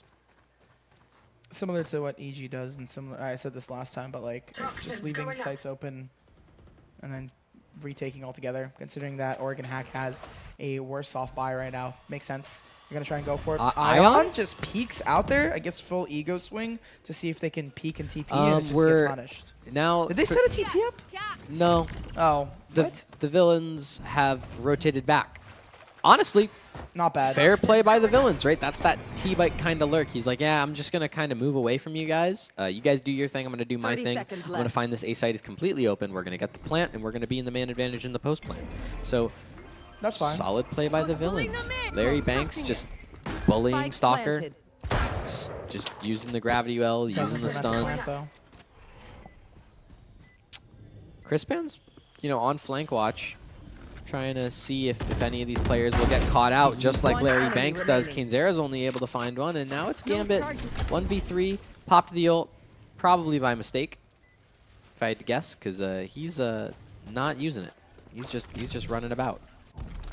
Oh, doesn't even get to fire send it out somewhere. Yeah, no, that might have been a fat finger, but you know what? You still got a trigger finger, and that works just as well in the 1v3. Time's still ticking away. You're going to be able to start the plant, but you won't be able to finish the defuse because T-Bite's going to be there to kill you, and the time still getting even more dangerous. But T-Bite's able to walk away from it, just barely. And going into round 17, they got the second. It's just a matter of how much they can continue with this. The economy doesn't look that bad. They only left one player alive, though, which is the biggest issue, is that you want to try and keep those weapons round after round so you don't have to keep buying up, because eventually Oregon Hack will catch up with the loss bonus. And Oregon Hack, I think this is where the ego might come to bite them a little bit, because they are buying up even though it's broken. Ion 2K going for the Chamber Ultimate. So if this is won by Oregon Hack, then it's going to be really solid. If not, then it's not over, but the momentum definitely shifts in Villain's favor. And the copium starts running through my veins. I'm not, there's no copium. Not until we see like 11 to 10. That's when maybe I'll think about it. But Larry Banks starts off this round, taking out Crispin. That Cypher's gone. The flank watch, not going to be there. T-Bite's able to find that, response onto Larry Banks. So at the very least, that's something to work with here. But at this point in the 4v4, it's kind of just a readjustment. And at this point, it's largely about just finding those kills. Stalker's able to do it, but there's the response from Ion. And T-Bite's going to be able to get that plant over at A, but Knights is right there and ready and quick and willing to just frag out, go crazy. Will T-Bite be able to catch it? No, the timing just gone a little bit awry. Knight able to go on the backstab. Sure, there's the not dead yet. That Clove ult coming in, the resurrection of the Clove, but T-Bite has to take a fight to stay alive and won't be able to win it. Knights is just going so strong. A 4K optional for Knights, but Duka now able to find all of this off the back of a clutch. The lineup was there. The knife is there for Duka. Woo! Villains able to find that sixth off a clutch from the get-go. If that, this is what I'm saying, right? The momentum is starting to shift. Villains have some confidence. They're playing a lot better. Even in those clutch situations, you can rely on Duka to make their correct plays and be very confident in how they do it. The double into the ultimate, all that stuff is just going to give them a whole load of dopamine, and it's going to give them so much in this series and potentially for the rest of the day. Like I said, right, it was a broken buy. They really forced into this for Oregon Hack. They do have the loss bonus, but it's not going to be enough to make it at an even footing. We have seen some crazy shots, but we have been seeing some good equalizing plays. Unfortunately, it is just a 1-for-1 in favor right now of Oregon Hack. It's a 4v3. But Kenzera's pushing. Kenzera wants this. He's going to just keep going. Keep moving forward. Going to try and be able to find Crispin. That he does off the swing. And just like that, it's T-Bite 1v4 up in hand on the Clove. Tags up one, but gets shot in the head in return. 6 HP, he's running. It seems like 3's all they get is what Oregon says. From the previous game to this one, it's like you get 3 in a row. All right, we're going to start gamble stacking. We're going to start playing perfect Valorant. We're going to make sure we have every single thing locked and dialed in. Yeah, they only got 3 per half in this one. Well, that's assuming that T-Bite doesn't win this 1v4, but they're running at him one at a time. What? T-Bite's still a shooter, man. He's still got aim on his side. There is going to be a player in the form of Knights all the way over here. Might have potentially got timing. No, Knights is just playing for the aim. There's 30 seconds remaining. This is all down to Larry Banks. If Larry Banks can win this, great games. But, all right. He's back. He's zoned in. He's not in the Astra. He's back in the Astra form. He pops the ult. This is a million IQ. Look at this. Look at this. A million IQ. Just running around with the knife. Just has to play time. There's no way T-Bite gets the plant in time. You just have to stay alive, and that he does. Unlucky. No charges. I was about to say, they clutch that, get the 7-11. Match point. I feel like No. that would have been insane. I'm not saying that it would have been in true Larry Banks fashion. You play just, smart. you just have to play smarter and troll. Oh, yeah. It doesn't matter if you troll if you win the round. Oh, yeah. So, very well done by Larry Banks just to play around the time. Just Yeah, that was just smart. honestly, it was quite silly to watch. It was silly, you know? but it's the right move. So Yeah. pop the ult. I mean, you could also just get the kill, but yeah, Why- just running why risk around. it? Yeah, just running around is arguably It reminds me funnier, of bubble so. dancing in Overwatch, so it's I respect it. same value. Showstopper active, gonna get shot through. Ion's there to just rub salt in the wound, and this is where the momentum and the pressure has shifted. These players are ready for it.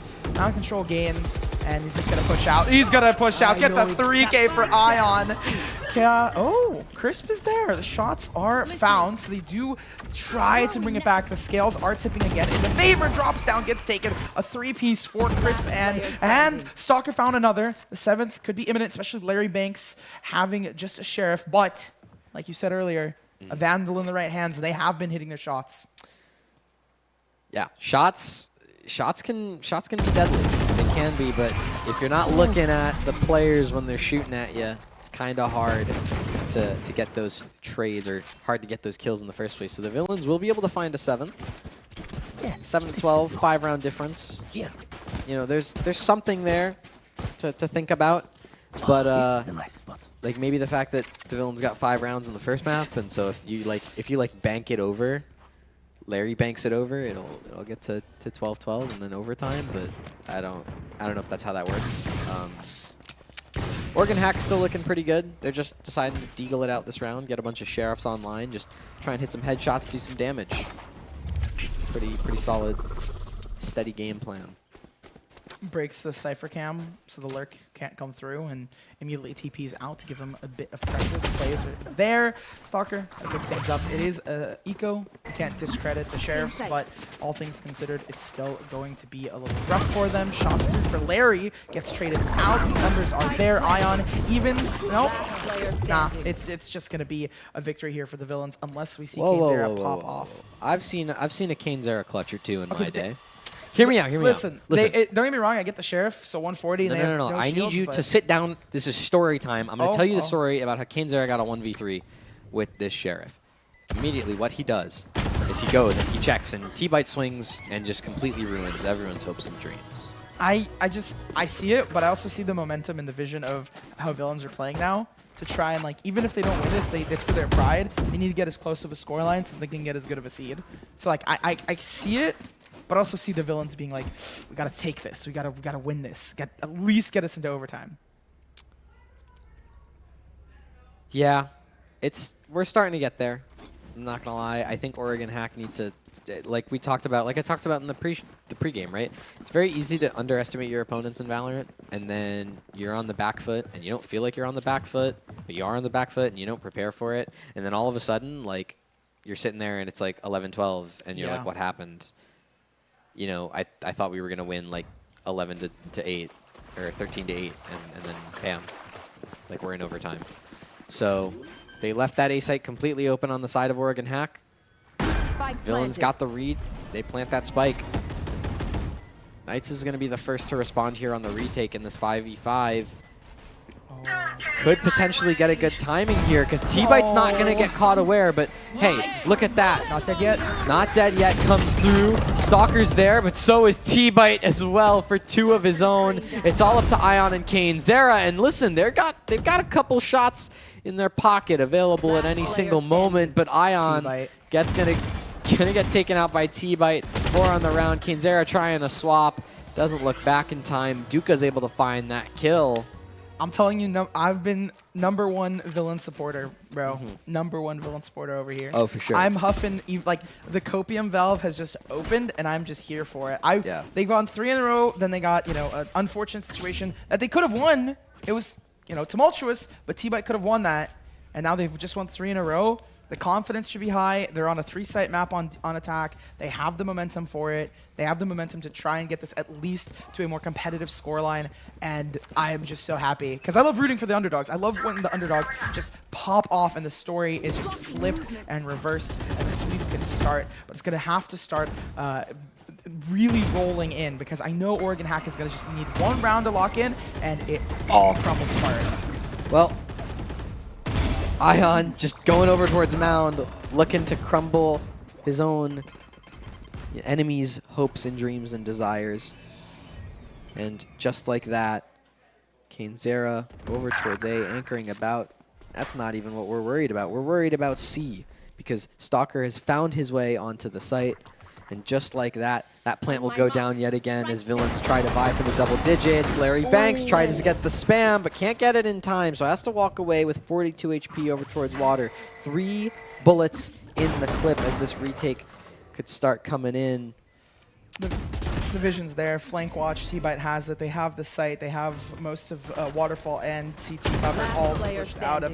Duka grabs Larry Banks, and look, we immediately have Stalker there. Even though Gambit takes them down, the rest of the squad is ready. World Rise can get the trade if they decided to push, or even if they didn't decide to push, they just need to hold for time, and then they have double digits. We're gonna have a deficit of 2, and I don't know, is Oregon Hack a team to time out?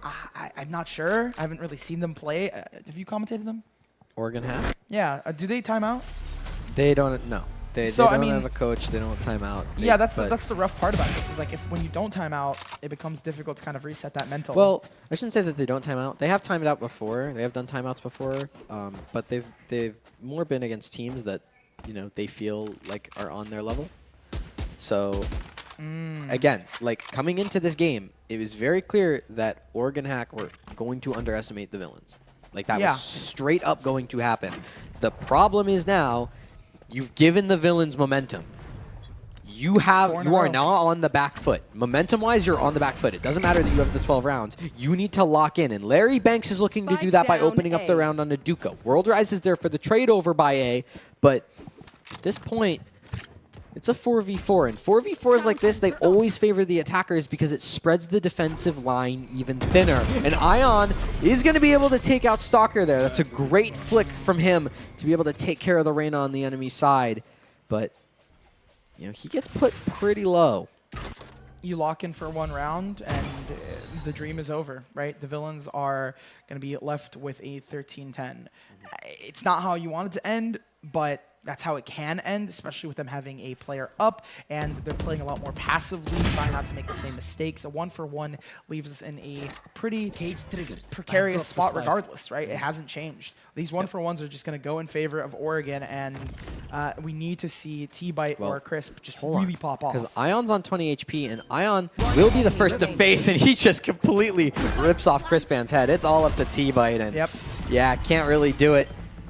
That means that this map, my friend, is over, and so is this series. 13-10 is how Oregon Hack end things off. It took a little bit longer than Ascent did, straight up. I just want to give them props though, because they ran it back at the run it back land, and they managed to bring not only. I know I'm always the one that's like, I believe, like, let's see if the underdog can win. You're like, give it some time. They managed to bring you into it a little teeter on the edge. I was you said a couple of times. I wasn't believing in the comeback. I was more concerned for Oregon Hack. I'll put it that way. Always the stoicism. Jokes aside, I'm not going to poke fun, but they did a good job, and that should give them confidence going into LCQ and the potential run for their tournament. I mean, I'm going to try and talk to them. I want to see kind of where their head is at going into LCQ. I know that Oregon Hack, they've already confirmed themselves in playoffs. This is just going to into top 8. Yeah, I was going to say, like, I think the round differential confirmed. Like, they're 3-0. They were undefeated. They're top in the group. Yeah. So I was saying the previous ones, they were because the previous ones they locked themselves in. This just doesn't hurt. Yeah, no. This confirms it. So they locked themselves into top 8, guaranteed. Congrats to the side of Oregon Hack. And speaking of talking to players, I believe we're going to cut to a quick break, and then after that, we're going to Cat's Corner for a little player interview. So you don't want to miss that. Just stick around for a little bit longer.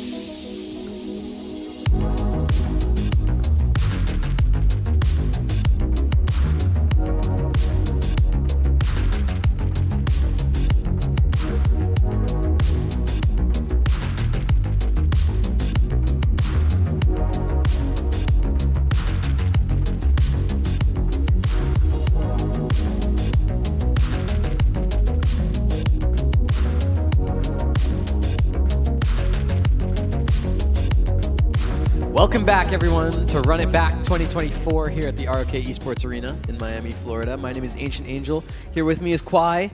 And Kwai, we're done with the group stage. It's over. We're actually in the play-ins now. Oh, Very yeah. exciting stuff. Just so anybody knows how it works, it is a BO1 up until the last games, right? The last round. The very last decider match in the play-ins will be best of 3, but everything else is BO1. So we'll be casting a BO1 today. We're watching FIU versus F5, right? Some familiar faces definitely in the Florida scene in this game. Let's talk a little bit about FIU. So FIU, if anyone doesn't know, that's Florida International University. That's one of our kind of, you know, pillars in this community, I think, in South especially Florida. in South Florida, Yeah. They have a new team, right? So way back when Collegiate first started, they actually introduced probably one of the best teams. They had Tokyo, they had Waffle when he was good, and they had some other players, you know. And now they've actually, all those people have graduated, and they have a new team. So right now it's Wilmer, it's Popsky, it's Waffles there. Still, and Twisted was there for a little bit, right? Seldred, he's there, but I'm talking about this tournament. Yeah. Seldred and Sizz? Or No. Sizz F5? No, Sizz is ran above. Sizz is ran above. Yeah, I'm crazy. There's one more guy. Yeah, there is 5 players on the team. There's 5 players on a team. They're not playing 4v5. I'm blanking, but hey, they got a new team. They'll be in the server. So they're doing some new stuff, kind of changing right now. I think yesterday they were last seed in their group, right, and they're going against F5, who there is one familiar face, Alex. Yes. Alex is a Florida native, and he goes to UCF, I think, and he plays Duelist. So we're going to be seeing them on Lotus, right? Yeah, it's that nice little 3-site map. We just got off the backs of a Lotus match between Oregon Hack and the Villains. It was closer than I think anyone would have expected. It was like 13-10. Okay. That was a BO3 though, right? Yeah, that was map 2. Map 1 was 13-5, but the 13-10, I mean, there was, you know, Larry Banks was being Larry Banks, just jumping around. I saw the Bucky. Did you see the clip where he won a clutch by timing out? No. He just sat behind rubble, went into astral form, went all the way up into the sky, got out of astral form, popped his cosmic divide down, and just ran around rubble. Wow. And won. A great guy. Yeah, I know, right? Well, hilarity ensues. Hopefully not this time. Yeah, hopefully that doesn't happen now. But good style points on him for getting that. What do you think we're gonna see? I mean, I don't think I've watched either of these guys' games. F5 is a super interesting team. They play, in terms of comps, I think they stick towards more standard Valorant. But the thing that I find quite interesting with them is they have a lot of late round power. Okay. So like, once the bomb goes down. Once the bomb goes down, or like once the numbers are like super thin, I think that's actually when they shine the most. Okay. And then for FIU, I feel like you probably know these players a bit more than I do. Well, I used to. I mean, I have no idea what we're gonna see. We're probably, you know, I do know Waffles IGL. I've played with them before. I think we're gonna see some aggressive stuff. We're gonna see a lot of well-placed ideas, right? So we're going to see some inserts. We're going to see a lot of rotating, a lot of playing off map identity, right? So seeing where people are on the map, we're going to, you know, see where they are, go somewhere else, do something off that information we're given, right? Very proactive, I think, around the map usually. They have some pretty good set plays too. On the defense especially. That's kind of what I remember mainly. But it looks like we're in the loading screen. We're in Agent Select. We see a Neon Breach. Yeah, the double initiator out from F5 with the Neon and Fade. Yeah. Or the Breach and the Fade with the Neon there just for some extra stuns. I actually find F5's comp to be quite interesting, just running the solo Clove controller. We've seen it a couple times on this map. But the initiator for F5, or not the initiator, the controller, that's what Clove is, for F5, Ian. This guy is ridiculous. He's the truth. He's the future. I don't know if you've seen some of his stats so far at this tournament. I've heard that he's cheating. That's what I heard. And then J-Roll said he was cheating. I talked to his girlfriend, and she said he wasn't cheating, so... I'm going to believe his girlfriend. I believe his girlfriend. Exactly. I don't know. Well, no, it was against Rain Above in the group stage. He dropped like 50 kills. He dropped 60. He dropped 60 in kills? 2 maps. Oh, wow. He 30 bombed both times. Wow. In regulation. It was in like it was standard amount of Valor. Yeah. No, it was like a low amount of Valor. Oh, low amount of Valor. And he just dropped 30. He was on one, and then against Burger Boys, he was going absolutely insane too. Like he and Rose too. He was being like super consistent all the way across the board. I will sing that guy's praises. I think Stagger has done an excellent job with this team, and I think he's been with Ian as a teammate for a good amount of time too, and they've been working really well together. So I'm gonna give Stagger a lot of credit as the IGL as well for this team. Okay. I'm an F5 enjoyer. Okay, you think they're the dark horse coming into this? Into the play-ins for sure. Okay, into the playoffs. Little too much. Maybe not. I think there's playoffs. There's a lot of teams that we're looking at, and we're like, oh yeah, they're good. So. Okay, that's fair. I think play-ins for sure. Yeah. So I mean, talking a little more about the comp itself, right? From a spectator standpoint, we have the Clove. Yeah. And we have a Neon, a Breach, and a Fade, right? Yes. So my big takeaway from that is that they're going to do stuff, and they're going to do it really fast. Yes. Right? They're going to, because the smokes don't last that long. No. Obviously, Neon is very fast. Yeah. And they're just going to do stuff. You're going to be blind, and they're going to try and... Yeah. Ironically enough, I find that the reason that F5 actually tends towards these comps is because their players shine so much in the late round, they don't need the utility. They're trying to get there fast. Exactly. Okay. They want to literally use all of their utility and set themselves up in positions to be good at the start of rounds. Okay. And kind of burn through a lot at the start of rounds, so that way by the time they get to those late rounds, they don't have to worry about a 1v3 clutch. Like from someone who has like a 40% clutch rate, they're just like, we're already good. It's already like a 2v2. Well, I mean, speaking about the FIU side too, I mean, they have Chamber. That's interesting. Wilmer Chamber. Yeah, I know he is a duelist player usually. So I mean, the Chamber I guess is a little on brand. I think he plays more Jet, so a little more on brand. We do see a Gecko too, which I actually like on this map. I think it's very doable. I think it's pretty easy to get around, and they have a good amount of info, right, in their flashes. They have the Sky, right? They have the Gecko. So I think it's a pretty versatile comp that you can kind of do anything. Yeah. Around, so right? I mean, we're seeing Waffle on the Sky, right? We do see Sig Junkie is Waffle. Okay. Just for all those playing along at home who aren't from. Yes, I will refer to him. SoFlo. I will attempt to refer to him as Sig Junkie. Okay. Is that the canon name change? Yeah, he changes his name every time I see him. So. All right. Well, it's a pistol round. Starting. Oh, hey, VLR. Whoa. How's it going? Hey, us. They were doing some predictions there. Yeah, they were doing predictions about G2 at ROK. Okay. They're going to be here, trust. Well, it looks like we're back in the game. Yep. We're back in like nothing ever happened. Seldred going to be able to get that plant down for FIU, but it's a 4v3 for F5 thanks to that play over towards mid.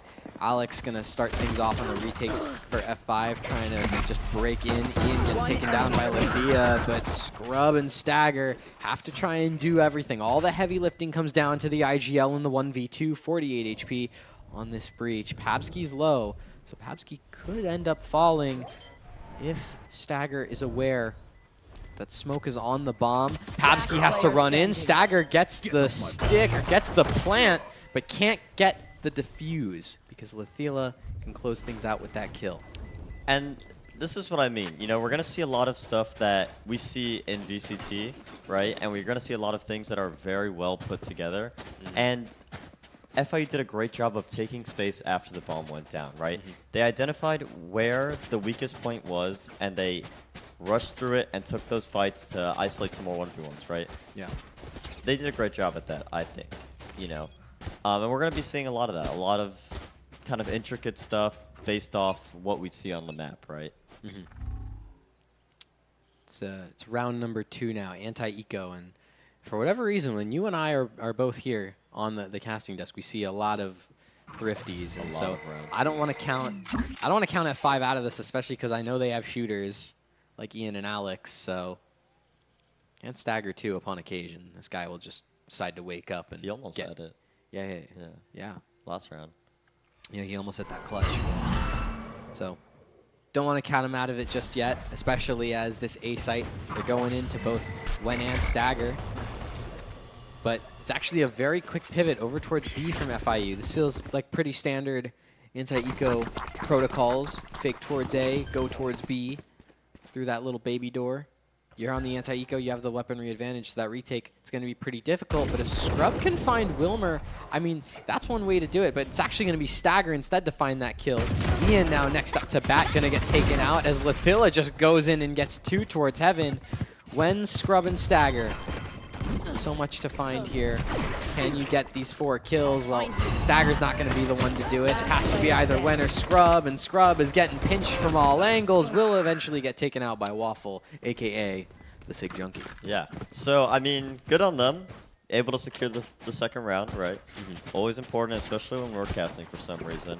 I just want to point out, Lithila is actually a left-handed player. Oh, they play with the mouse in their left hand? Yes. Interesting. And then the keyboard is like the whatever the opposite side is. Like the arrow keys? Like no, it's like IJKL? Yeah, something like that. Oh, weird. Yeah. I've never seen it before, like in person, but he told me it last night, and I looked at him like, yeah, wow. Where are you? I might try it. I am left-handed, so. Me too. Yeah, but I always put the mouse in my right hand. And Seldred putting the shots in the right head of Ian, taking out that heavy hitter, and instead it's going to be Wen and Scrub to clean things up on F5 to try and trade back out. The wingman drops the spike in the middle of the B site, and that means it's a 3v4 now for Wilmer and co. The Trailblazer, not the Trailblazer, it was actually just the Prowler, comes out, and oh my goodness, wait a minute. That's space over towards A from Papsky. That's a fair bit. He might be able to find a flank, especially if the rest of F5 is just preoccupied with these 2 players in B main. When Wilmer can hit that shot, it's going to draw even more attention. It's going to sell this even more for Papsky. No one's looking for him. He's just playing it slow, paying it passive. Wen goes down, but that's the sell. At that point, it's now a 2v2 because of the trade from Stagger. The spike is still dropped on the site. So Scrub and Stagger, all you need to do is just hold on and stay alive. If they swing in, Wilmer's going to be able to behead Stagger, which means it's all up to Scrub. He finds the first, but Junkie on the swing will be able to trade back out. FIU, they take that bonus, and it all comes down to Waffle. Yeah, solid fundamentals there from the old man, Sig Junkie. Going into an eco here, I mean, the ult economy is looking pretty good for FIU. They can get the Gecko ult online soon. And they also have the Raiders ult available. On the other side, the ult economy is kind of lacking a little bit, right? We haven't seen many early round kills from them. And I think with a comp like this, early round kills are very important, right? I would agree. So we're going to have to see how they adjust here to get some of these kills. Looks like they are pushing up A. Oh, Wilmer. Yeah, with that op shot, able to take care of Wen over towards that A side. So early round kills not found just yet. It's going to be Alex with a Sheriff to be able to take care of things, but Scrub goes down on the other side. So that means in this 2v4 for Stagger and Ian, this really has to be some synergy that gets pulled out here for these F5 players.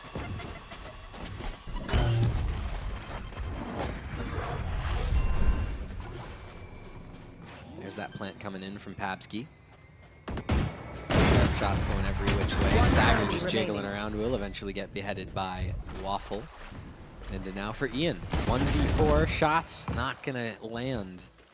And FIU, I mean, this is a phenomenally played game so far. Yeah, so far. I mean, I think the way FIU plays kind of counteracts a comp like this, where FIU is a very default-heavy team. They've always been in every iteration of the roster, right? So if your whole comp is based off, let's take the space, let's, you know, get in their faces to get to this late round, it's going to be a little hard. So an adjustment for them, for F5, I think, say, hey, let's settle down, let's set up trap plays maybe. let them walk into us. That way, in a default, right, it's not all 5 of them, right? We can isolate 1 or 2 and use all this util we have to kind of overwhelm that people and catch them off guard, right? And not kind of fall into the spawn trap that FIU has going here. It's going to be interesting, I think, as well, because I believe this timeout was from F5.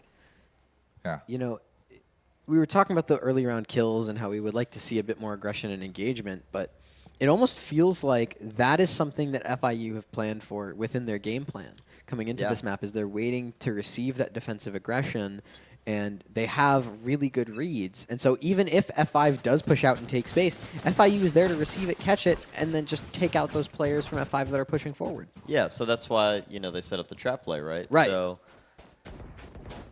don't know how it's going to end up, right? The FIU ult economy is looking better and better, right? They have most ults online. Yeah, that's... And they're going to head towards C. I mean, this looks like there's going to be a pretty big fight here. I would assume so. As Alex, when all of these players going out, Lethila stuck by that C's. They're all of those F5 players. They're going to back up. There's a detain there, and it doesn't end up working out. Instead, it's the shots for Lethila that work instead. Ian's there at least for one trade. Can it be anything more? That's all that F5 can hope for right now, as they're in that 3v4. They want to try and get these numbers equalized, but it doesn't come to be, at least not yet. There has to be a bit more mid-round moves being made. As you can see, these 4 players on FIU, they're starting to rotate away. And look at the left-hand mode coming out. Yeah. That was the left-hand mode right there. If he was the right hand on the mouse, that would have not worked out. Oh, that's true, yeah. Looks like they're going to be heading back towards A, though. They kind of know this is not free, or that this is free, per se. Right? Walking down. Yeah. This feels very, like, Lotus-y in terms of defaults, right? Like, when you rotate, you want to kind of just leave your Cypher setup over towards A. And you can rotate, you can play for the info. The problem with is if the other team sees that you have the Cypher setup there, then they know you're not going to be actively there. Right. Right? So it kind of comes back on you when now it's a 4v3 and you're retaking on A site, right? Yeah. With the op that Wilmer has, right? So yeah, Wilmer's going to just be able to post up tree, watch that drop angle. There's going to be a jiggle from Ian at any point, and that's going to be pretty devastating. But instead, it's just Lethila, just looking for an ace, just trying to get it. You can see they're baiting, but instead Wilmer says, "No, I actually want mine, thanks." That's messed up. Yeah, I know, right? That's messed up, man. Well, I mean, look at the bot, by the way. 12-1 right now. Had a 4K last round. Yeah, right? 8 kills before that, so it wasn't even all built off that round, right? Yeah. I mean, a very good performance thus far. Even 5 rounds in. Yeah, even if he didn't get that 4K, he still would have been the top fragger in the server. Yeah. That's, I mean, listen, that's what you need. That's left-hand mode. That's left-hand mode. And Lethila, left, Lotus, all start with L's, you know? There you go. So he's looking to take a W. Yeah, no, I see that. That makes sense. This is the analysis that people really needed to hear. Yeah. And for Scrub, being tested over towards this C site, it's definitely possible for him to find a fair bit of value if they push in. But again, FIU, with the way that they play, they want to make sure that they're hitting the site that is just completely open. They love playing these rotations, especially on these 3-site maps, forcing people away and then just walking into an empty site. Yeah, this is kind of a map that fits FIU so well just because of that, right? They love looking for map control, and they like seeing what the enemy team is doing, right? Once they figure that out, they have people who have been playing for a very long time on a bunch of rosters, right? Waffle especially is one of them. And, you know, they're able to make great calls off that, which is kind of what we're seeing here. So far, though, it looks like F5 is doing a great job at not giving them anything to work with, right? No fights so far as we're heading into the late round. I mean, so there's 30 seconds left. They're grouping up towards B. This feels pretty normal for what you would expect out of Lotus, right? Just late round B hit. We're going to call it because we have the weapon advantaged. But, you know, this is where that Rolling Thunder starts to come in from Stagger, plus the overdrive from Alex, and Ian just coming in with the shots as well. The Not Dead Yet gets used, so there's going to be that res coming in for that Clove on the side of F5, and the time, it's starting to tick ever lower, so all these players need to do is live. Scrub was able to find one, but it's all up to Ian, and he finds it all the way in the back, just turns around, gets the kills. F5, you finally get your first. That was a great way to kick it off on an eco, right? Not many guns down. They did invest the breach roll, which I think paid off, and they invested the neon ult too. Definitely paid off. They needed that momentum, and they got it. No, I loved that play. The big thing that I've been, you know, thinking about is how a lot of these teams are kind of afraid to use their ults on ecos, but F5 showing you can absolutely win one of those rounds if you use your ults, and they do it perfectly, they do it well. They get now into this position where, you know, they're starting to take big dents into the FIU economy from those first 5 rounds that they built up. So it's a really good position to be in. Yeah. Kyla looking to try and find some sort of aggression with that showstopper. Gonna be able to pop it, sends it over right into Stagger's lap. He's gonna go down. Alex is there for the trade. Just like that. It's a 4v4. And it was like in just a matter of seconds. Yeah, I mean, chipped one off each side. Definitely favoring F5, right? Taking out that Lafila, who's just activated right now. And they're going to be able to get the bomb down pretty chilly. No ults on the side of F5, though. This is going to be a little more tough, 2v2. Yeah, 2v2 now, thanks to Wen and Alex trying to run things back. But hey, when you get blinded up by that Trailblazer, Waffle's just going to be able to run you down. Go. The crouch sprayer returns. He does not do that in my rank games. He doesn't. Point that out. Does he? Is he on Pie Watch in your rank games? Yeah, he is pied in my rank games, and he's doing a great job at making sure I never get out of any rank. I know. Well, I mean, listen, he's doing a great job here, though. Yeah, I want to say I'm thoroughly impressed by Waffle right now. Yeah, this is gourmet Waffle. Yeah, I've heard something. Well, I've seen some things. Waffle, his pregame ritual that he has going on today. So maybe that's what's doing it. Yeah, maybe. Right there. It's his lucky charm. His lucky charm. Yeah. Well, F5. You know, they're unfortunately having a string of bad luck here as they're down 6-1. They're forced to another eco. Ian's going to be the only one kind of piecing together any sort of weaponry here on the Clove with a Vandal. And you know what? Hey, you know what? It pays off. He gets the kill onto Lathyla. You also get a potential gun for your teammate, right? That's super huge. Yeah, I mean, F5 did just decide to back up. They didn't want to overstep and then lose a bunch of their lives. Here. Which I think it's pretty fair. It's fair in this case, right? Because you don't have B main, right? So you can get pinched, and that gun is very far deep, right? FIU is going to go secure, make sure it doesn't make use, right? Yeah, some more utility getting drained as this B site execute starts to come in. The FIU classic of going towards B. It doesn't pay off this time because Ian with a double kill over towards main, able to make sure that this B site stays in the hands of F5. FIU just trying to figure something out, hope and pray that things will work. And Papsky's able to start things off with 2 kills, make it 3 from the Omen, but Ian on the ace just absolutely astonishes us here on the casting desk. And there you go, he's back. Yeah. I heard screams from the crowd, so everyone's thoroughly impressed, I think. I mean, he's back. Maybe this is the momentum he needed to shift into high gear, which we saw a lot of yesterday, right? Yeah, this is a bit more like the Ian that I remember. The guy that was on first class for a little bit, doing some really cool stuff in the online space in Tier 3. Now he's on F5, doing some more just brilliant things. You know, this is the first game of the day, so we never know what we're gonna see. Never know what we're gonna see. I think we're gonna see a stagger kill here as they just walk right into his crosshair. You can see that flash comes through as well. You can see even more chaos happening as Lathyla goes down. Thankfully, Waffle's there to the trade, starts to stabilize for FIU in that 3v4. But you can see once again, you know, FIU, they're starting to lose touch a little bit. Sure, Seldred is able to find Ian, but the stack for F5 is, for the most part, on this side of the map in this 3v3. Yeah. It looks like F5 made a great adjustment in staying back, right? Doing those trap plays, letting FIU kind of walk into them where they may not have an advantage, right? Oh, Scrub got that read perfectly on the Pabsky, and so now for Waffle and Seldred, you have to try and take space somewhere else. Seldred's going to fall, so it's all up to Waffle in the 1v3. All up to the IGL, all up to the sky with nothing but a heal that won't even affect him. Yeah. And you know what Waffle told me the one time? What? He told me to never go B unless you have man advantage. Okay. And I think they're not listening to him. No, they're not listening to Waffle. They're not listening to Waffle. Waffle's not listening to Waffle. Yeah.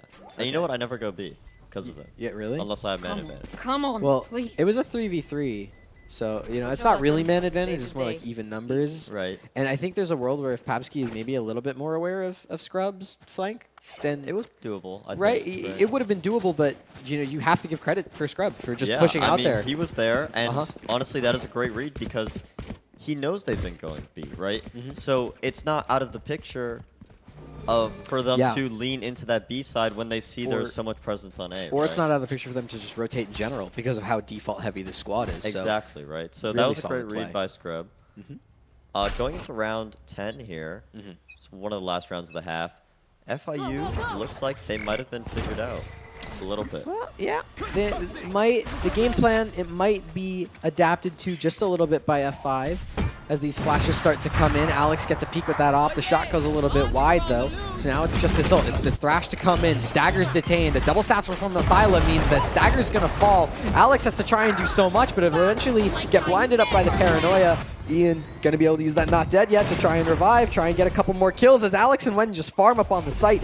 It's a 4v3. There's that shot onto Waffle from Alex, and Ian's going to be able to stay alive and get a second kill. Just like that, F5 find 4. Things are looking good. Yeah, F5 did a great job in making sure there was always pressure on the other team, right? They weren't able to move much, and in that case, they were just able to trade down, get those kills. Alex with a great kill, by the way, through the smoke onto Lathyla, I believe. Yeah. And they're actually doing a really good job at isolating Lathyla and killing him, right? Because they know he's so far ahead of his team that once that happens, he's the one online, right? So they're kind of having to rely on some of the support players on the team. Good positions to be in for both teams. You know, this is still a recoverable lead for FIU, right? I think 8-4 is a really pretty solid half, good half. So we're going to have to see if this A site that's under siege will go to the hands of FIU, or if Scrub will be able to hold on for just a little bit. Ian and Alex both here to try and support alongside that Rolling Thunder from Stagger. Ian's going to start things off with that first kill, and is going to use that step up just to try and continue to pick things forward. Stagger's going to be able to find 2 over by stairs, and Waffle again in another clutch. Can't win it. FIU still on that 6th, and FI have an opportunity to tie things up here. Yeah, I mean, what a great recovery by them, starting down 0-5, right? Making that adjustment, saying, hey, guys, they're letting us walk into them, and we're falling for it. Let's go and do the opposite, right? Let's let them walk into us. And that's working great for them, right? They're able to fast flood. They're able to work in the late round. As you said, they do well in, and it's paying off for them. They do a great job, and for the side of FIU, it's really all about trying to make these defaults look new, look a bit more exciting, try and find a position to be in where you can start to play with these F5 rotates again. Maybe it's about clearing out some aggression, because we know that F5, they do tend to be on the bit more aggressive circumstance. They like to set themselves up and insert themselves deep. Yeah. But you can see for FIU in this last round, I mean, now F5 know exactly where they are, right? Yeah. They're not C, they're not B, right? We have all that space, and now they're A, right? And this is just, they're going to be able to get off site, wait for their 5-man, and dump all that utility that they have into this. And Scrub was actually able to take out Lathyla, and you can see Alex immediately running in with that overdrive. It goes a little bit wide though, and Waffle's able to find 2, so now it's all up to Stagger in a 1v4. In the blink of an eye, this went from F5 having a really good read to F5 being blown wide open. It looks like Scrub overcommitted a little bit, right? Fighting Lathyla there. Did get the trade, but that may not be enough, and it looks like Stagger will only get one before he dies, inevitably. That was great on FIU, right? They won that fight, right? Switching sides. They didn't really let them use their ults, which is, I think they did that amazingly in the first couple rounds. They didn't really let them use that utility, right? They instantly went to go fight them so they couldn't use that utility. And they kind of resparked that. 7-5, not a bad half for FIU. A really good half for F5, I would say, considering For sure. considering that they started 0-5. I think any rounds at that point is definitely a recovery. We're going to see what they can do, though. I mean, this comp is more T-sided, I would say. Yeah. Right? So You have a bit more utility to use to set yourself up, for sure. yeah, and you just have more aggressive characters, I think, that have more options when it comes to getting in there, right? For sure. We're going to have to see what this looks like as the F5 attack is underway, but it's a brawl over by B as Ian is able to find 2. Scrub gets one of his own. Alex actually gets found out over towards A, so these numbers, you know, it's not exactly even 1-for-1, but based on the HP counts, I mean, this is pretty close. 2 of the players on F5 are low. Ian's going to be at 6 HP. I think that's everyone on F5 hurt a fair bit. Waffle's at 40, so Pabsky's really the only healthy player alive in the entire lobby right now. Yeah. Definitely can go either way right now. Having full HP in the pistol is very important. It does look like Ian will have, or no, Wen will have some HP to work with as well. Well, Pabsky's able to find one, but there's that flank from Ian. There you go. 3 kills on the round for the Clove. Doing an absolutely phenomenal job and jumped right up to the scoreboard after that pretty slow start.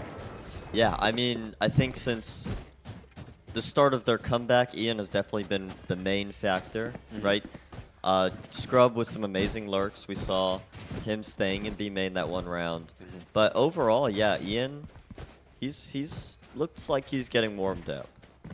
Yeah, this is the Ian that I remember in these last couple rounds ever since, you know, maybe like round number 8, round number 9. This is the Ian that I remember, the guy that's just consistently like getting 1, getting 2, going absolutely insane. Does look like he starts with low amounts of HP though. I don't know where the HP went. Probably just trading shots. Yeah, I know this is a little bit of a scary position for F5, right? Your 2 best players, one is dead and one is very sick right now. Does not have a lot of HP. Yeah. So you do need to be a little concerned and a little bit fearful of what could happen if these players die. Well, a little bit of a gun cycle there. Stagger going down to the Bulldog as Alex picks up that Vandal. Ian still on that Guardian, just trying to do his best job of tapping those heads. He said never go B when you have the man disadvantage. I think F5 are also looking to test that theory.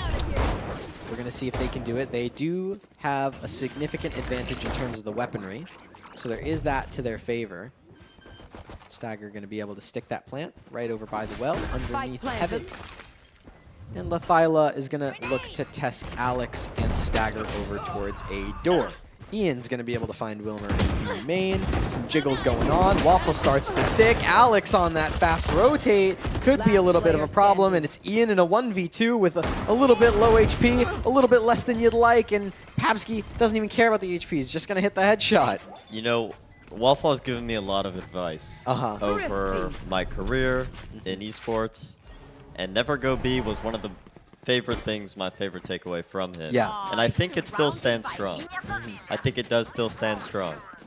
Lathyla, by the way, haven't mentioned him in a while, but he's still getting fragging. those kills. He's 19-9. Yeah. He's still up there. He's being a very important part of the frag game in this team. Along with Waffle, surprised, and Popsky, those are both very surprising to me because both those guys are very good at throwing my ranked games. And I love that they're doing good. It's because you're not in the lobby. Yeah, that's what it has to be, right? Right? I mean, listen, Popsky actually got here quite early. Really? Yeah, just decided to just chill out a little bit. You know, ate some food, played some warm-ups. He's definitely coming into this warm, and I mean, Waffle. He's doing a great job. Yeah, through the smoke too, he's doing pretty good. Lathyla's able to find one as well, make it a second. Popsky's trying to get one of his own. Maybe he'll go and look over towards that baby door. Nope, doesn't check for Ian. So a 1v3 now. Was a 1v4 before Ian got that first frag, and now he picks up a Vandal. This is definitely doable, especially if Lathyla misses that shot. So now in that 1v2, Wilmer has that op. Seldred gonna just play the 2v1 with him. Just two teammates walking hand in hand over towards heaven. That spike is planted, and there's a not dead yet available for Ian. No one's checking for him to run around. He uses that Cloval, runs all the way back, tries to tuck in towards default, finds that third kill. Can he make it a fourth? No, he can't. Wilmer gets it, clutches it out in the 1v1, denies the opportunity for Ian to win that 1v4, and brings FIU to 9. Wow. And that was a very close call. A little bit of an overshot by Lathyla, trying to get that last kill, trying to finish this round, and that almost costed them the round, right? Yeah, no, great on Ian, though, for almost doing the job. Wilmer coming up at the end with the op, right? It's very hard to win that angle. Yeah. No, Ian's a phenomenal player, and he doesn't even do this on duelist rules. Like, you can argue Clove's a bit more aggressive, but you're not setting up your Clove to take a fight nearly as much as you're setting up your Neon. Yeah. So it looks like this will be a big swing round, though. If FIU or F5 can pull off this round, that is going to throw off the economy completely of the other team. Seldrone looking to throw off the economy, getting the first kill. Yep.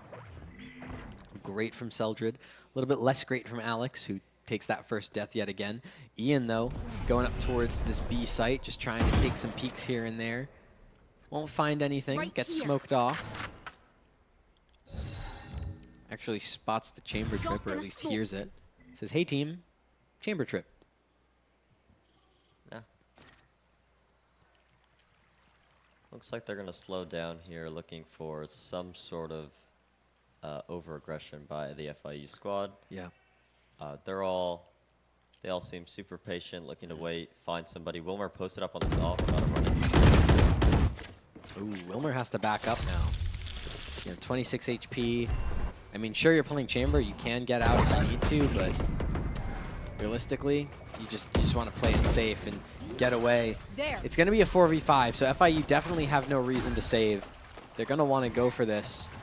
It's really going to be up to F5 on how they want to play and how they want to kind of take some space, find a surprise.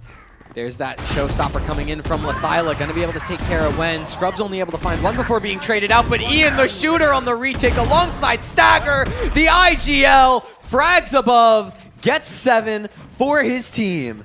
Wow, and the mechanics on Ian to get that done there. 3 perfect headshots. Just straight shooting there. And they actually, on the FIU side, wasted that Razor, right? Yeah. It didn't come into play. They are going to have some ults coming online now, but the Razor is a big part of the round, right? Big part of that retake that we can see. And now they're not going to have that. Yep. F5's in a position to at least tie the game or take the lead here. Yeah, it would be nice. They're going to, you know, 8 feels like a shoe-in, but of course, you know, there are still some players here with quite the arsenal, right? You know, just hit a headshot, and then all of a sudden, your dreams and wishes become reality. So this is a much slower start from F5, at least over towards that A side. But this C site, I mean, they've taken a lot of presence here over in Mound. They're just trying to play around with that door a little bit. I have a theory. I don't think it's going to come true, and it has to do with that B site. I hope not. Yeah, no. I think they are just going to commit towards C. All that utility's coming in alongside that Rolling Thunder. Yeah, Seldred's not going to be able to find a thing, and Wilmer has to try and TP out, but it's not going to work. Instead, it's just going to be Alex on that site finding 2, and then for Lathyla and Pabsky, I think the winning the round is not what we're asking. It's just about damage. One enemy remaining. And Spike FIU was planted. actually poised Flawless. for this, and they were kind of prepared for the C-exec. You saw the Omen blind come from door, right? But they were a little too late on the timing. I think that if they were correct on their read, they would have they could have won that They round. definitely could have won that round. If they were a little bit earlier on that timing, where Omen blinded earlier, and I think it was Wilmer dodged the breach ult earlier too. Yeah, no, it could have been a completely different. It looks like there's a timeout coming out of FIU. Yeah, right? this is FIU timeout. Probably just stopping the momentum now before it starts. Right? 2 rounds they've won, 1 eco, 1 gun. They have ults online. They're going to have Gecko ult and they're going to have Sky ult online, along with Chamber in 1, right? So even if it's an eco next round, they're going to have a Chamber op to use and work around the map with. On the side of F5, they're going to have Neon ult and the Cypher ult, right, which aren't as impactful as the other 2. For sure. So in the ult economy right now, FIU can be poised to play a retake somewhere, right? That's true. The one thing I would like to point out is Wen is almost to the Nightfall on the Fade. And that could play a lot either in disrupting a retake attempt from FIU, because we know they like to play retake. Yeah. Could do a lot in disrupting a retake attempt from FIU to buy a little bit more time, or it could just be used to execute on that C site in general, because we know how much this comp from F5 is just have breach ult or have fade ult or have both and go C. Yeah. So that combined with an overdrive from a Neon could definitely be a deadly combo, but it's going to be over towards A for F5's focus here in round number 18. Wilmer just running it. Does not want to get caught by any sort of means. It's going to be Scrub on this flank to try and delay, try and buy a little bit of time for these players on the site, as Ian takes care of Pobsky for sure. At this point, it's a 4v5 retake for FIU. They don't have that player advantage. It's not even numbers. It's going to be a 4v3 now. Make it a 4v2. Make it a 4v1 because of Scrub. And at this point, there's nothing Seldred can do. It's all tied up. It's 9-9. And F5 was perfectly ready for that, for what happened right there, right? You said they were good in the late round, right? That was the late round that we were talking about, right? They got bombed down. They adjusted how they wanted to play it, right? And they fragged out. They crushed them. And it actually wasted both ults, and now it's a tough spot for FIU, right? F5 is slowly gaining the momentum, and now they just wasted their big round, right, to get all those ults online and to get that round and the momentum back, and it fell flat. Yeah, it's a kind of tragic position to be in for FIU, but for F5, you just want Ian and Alex to just go frag out of their minds. 2 kills from the Neon. The opener was still from that Clove, of course. Stagger's going to be able to stick the plant, but Wilmer and Seldred, you got a 2v5 ahead of you, and sure, you're able to find that first. That's an impressive little flick, but Ian is still there and still fragging out. You still got another heavy hitter in front of you, Seldred. Or actually, he's more or less behind you, and even though you're able to find Stagger, Scrub was already there towards main, just ready to trade you back. F5, the first to double digits. 10-9. And they're in a really good spot to close this one out. If they can secure this round as well, which they have the momentum now, they should be in a really good spot, right? They're going to have buys for the majority of this game now, right? Have some ults coming online again. The Fade ult, most notably. And they'll be able to just take a few rounds. The other thing that I think is also important is Ian having that not dead yet up again. You know, it just gives him an extra opportunity to just go and drop 4. This is definitely a must-win round for FIU. I think that's a pretty fair point.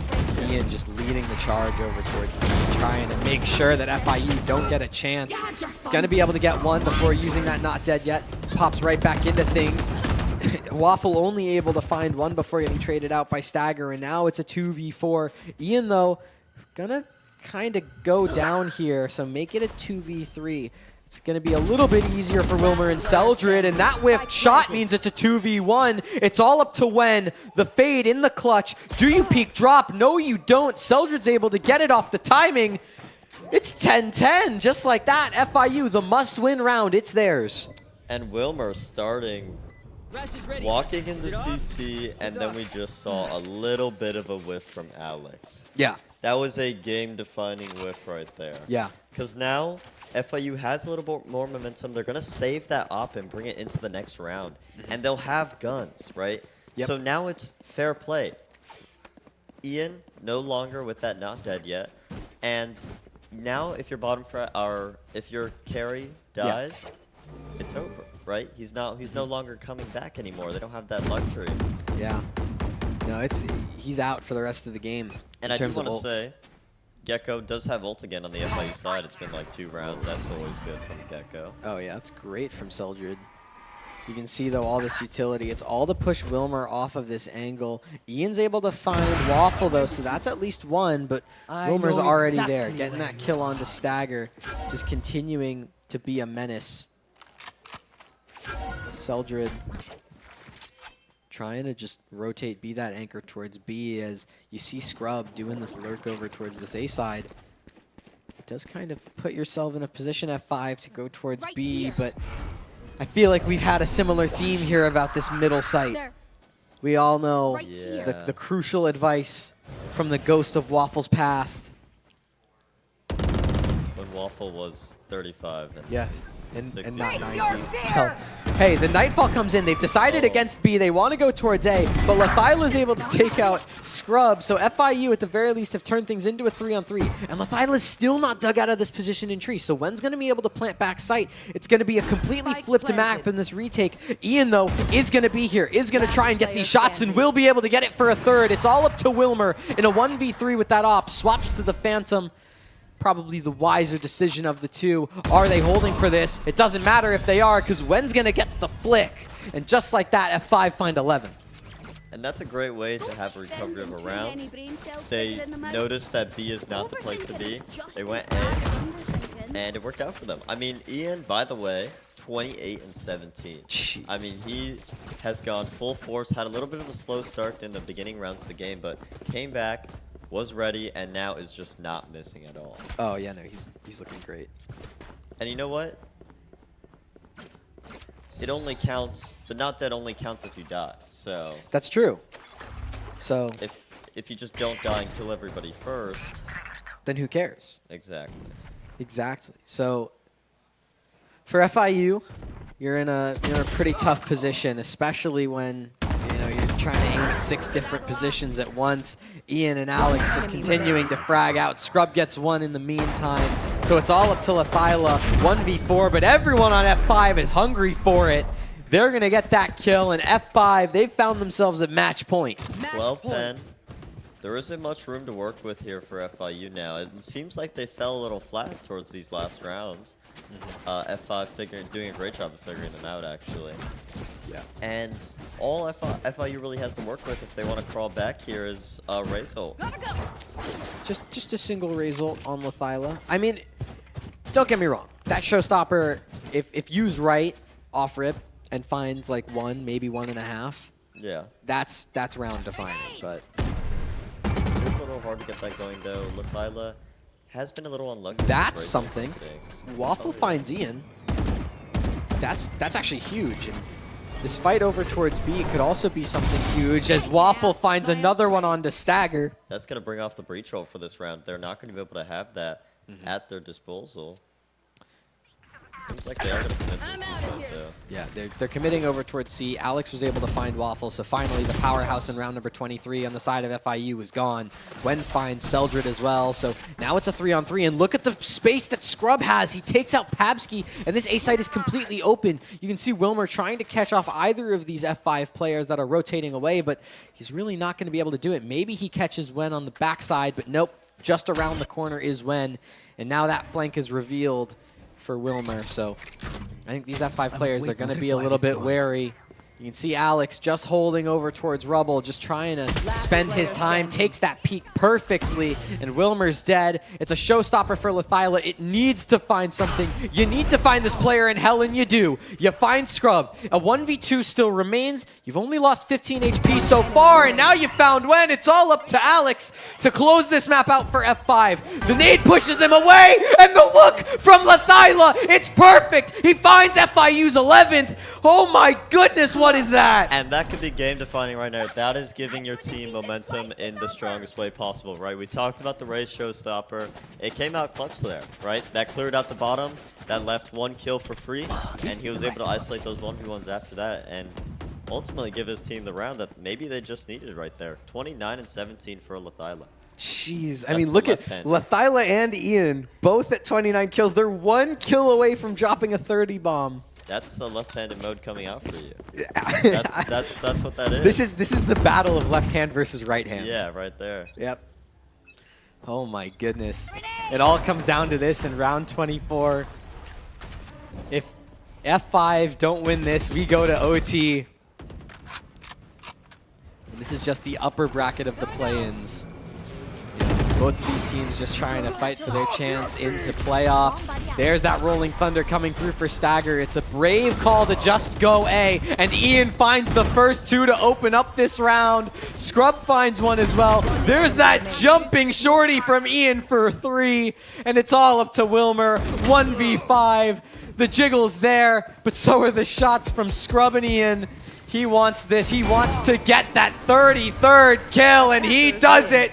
F5 take this map 13-11. Wow. I mean, talk about a close game. I was actually talking to Pobsky before this, and I was like, I think this one's going to be close. And it was. I think that was as close That's as as close as you can get without OT. Yeah. I mean, both teams had really strong moments in that game, right? We saw the first few rounds really lean, heavily favored towards FIU. And then we saw just the end. The end was brutal all throughout. FIU trying to claw back, but Ian was way too strong throughout that, right? He had like a training arc going on in like the middle of the first half where he like started to heat up. And then like after that, he was just on it. Like 33 kills. That's what happens, you know, first game of the day, you know, I'm kind of sleepy. I'm tired, you know. I only did like 4 DMs instead of 5. Right. You know, so. And one of them was on like Pearl. Yeah, So my crosshair placement was off. Got a Pearl and like a split or something. Yeah, like nothing in the map pool. Yeah, or your map ban, like your perma-map ban. You got like 4 death matches on Fracture. Yeah. In a row. Well, I mean, that was a great game. We'll be back soon with the post-match analysis. Yeah, we're gonna no post-match because it's all best of ones. Okay. Things are gonna be going really quickly. So congrats to F5. They're gonna find themselves in the upper bracket. I think all they have to do then is just win that next game, and they're confirmed into playoffs. So that's gonna be super cool. You might want to, you know, see if you can find any sort of results about that on Twitter. But for us, we're gonna peace out for a little bit. We're gonna be back with another best of one. That's gonna be super sick. So don't go anywhere. We got more play-in madness coming in after this. Make sure to check out the ROK Esports Twitter. That too. Do that. See you guys soon.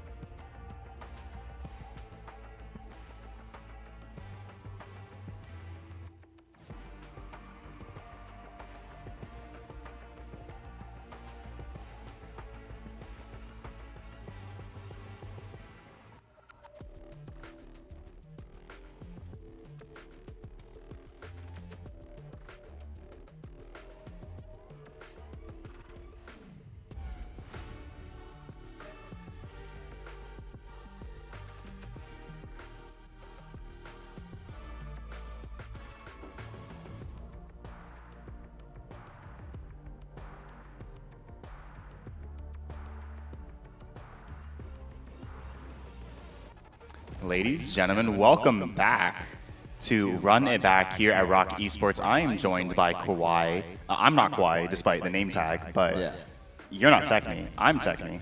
This is Kawhi. I'm Kawhi. My name is spelled wrong, and you're Techme. And my name is spelled wrong. It's just mispronounced, almost. Yeah.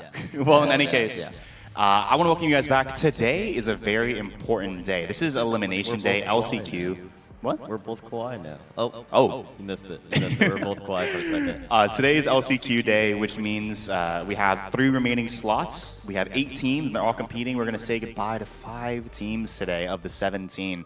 It's going to be a little bit rough, but we're going to have to push through, or at least rather, the teams are going to have to push through. Today we have F5 and Overloaded, both of them winning their initial match today. On the other side of the bracket, just to keep you guys informed, there's Gnomes and Rain Above also fighting to get to that top seed. And then in the lower bracket, FIU, Event Horizon, Villains, and ROK are all competing for the tournament lives. They're playing elimination games, so that's going to be rough for them. Yeah. But our game is actually really special because the winner gets a spot in playoffs. Yeah, that is true. And both these teams have already played today. And they do have some firepower on the teams. We did see F5 earlier today on stream. Ian, who is the standout player of F5, has single-handedly carried this team through at least that first match. He had 33 kills, and he was just dropping numbers on FIU, right? They started actually out 0-6. Oh, yeah. Throughout the game, FIU was up 6, and then Ian just woke up, activated. So I'm really excited to see what he has to play on Haven. Very similar to Lotus in terms of playstyle. Looks like he's going to opt for a Sova pick here.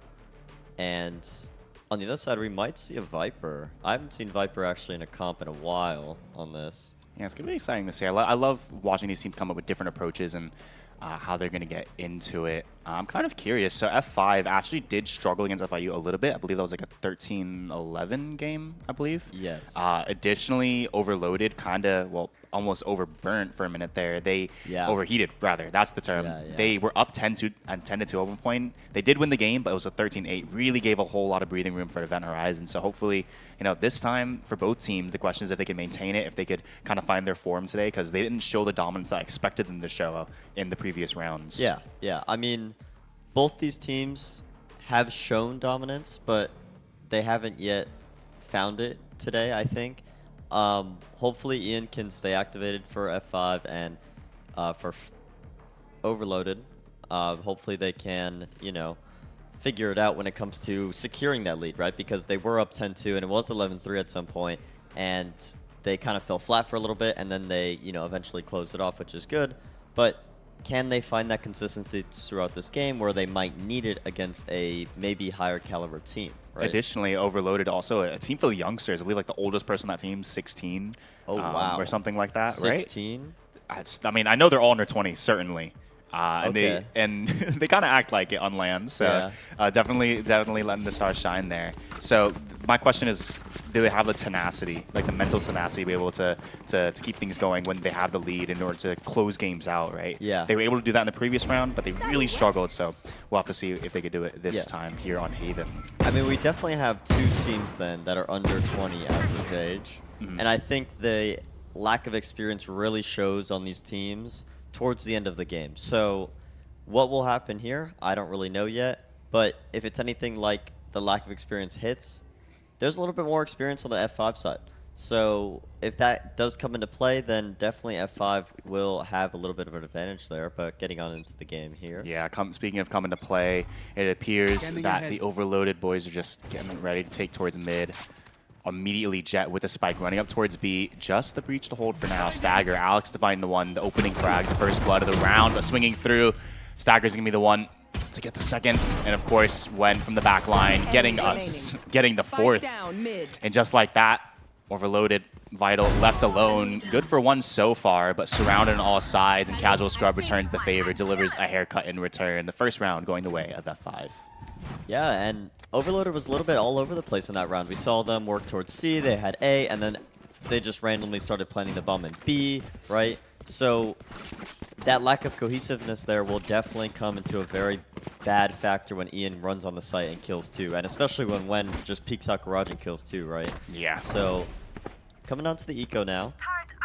They're going to have some guns. Since I've been casting, there has been a extreme amount of round 2 losses by the team that is on the Taiko, right? So hopefully that doesn't come into play here for F5. Yeah, these sheriffs are dangerous. To see, the vast majority of the players here are highly skilled.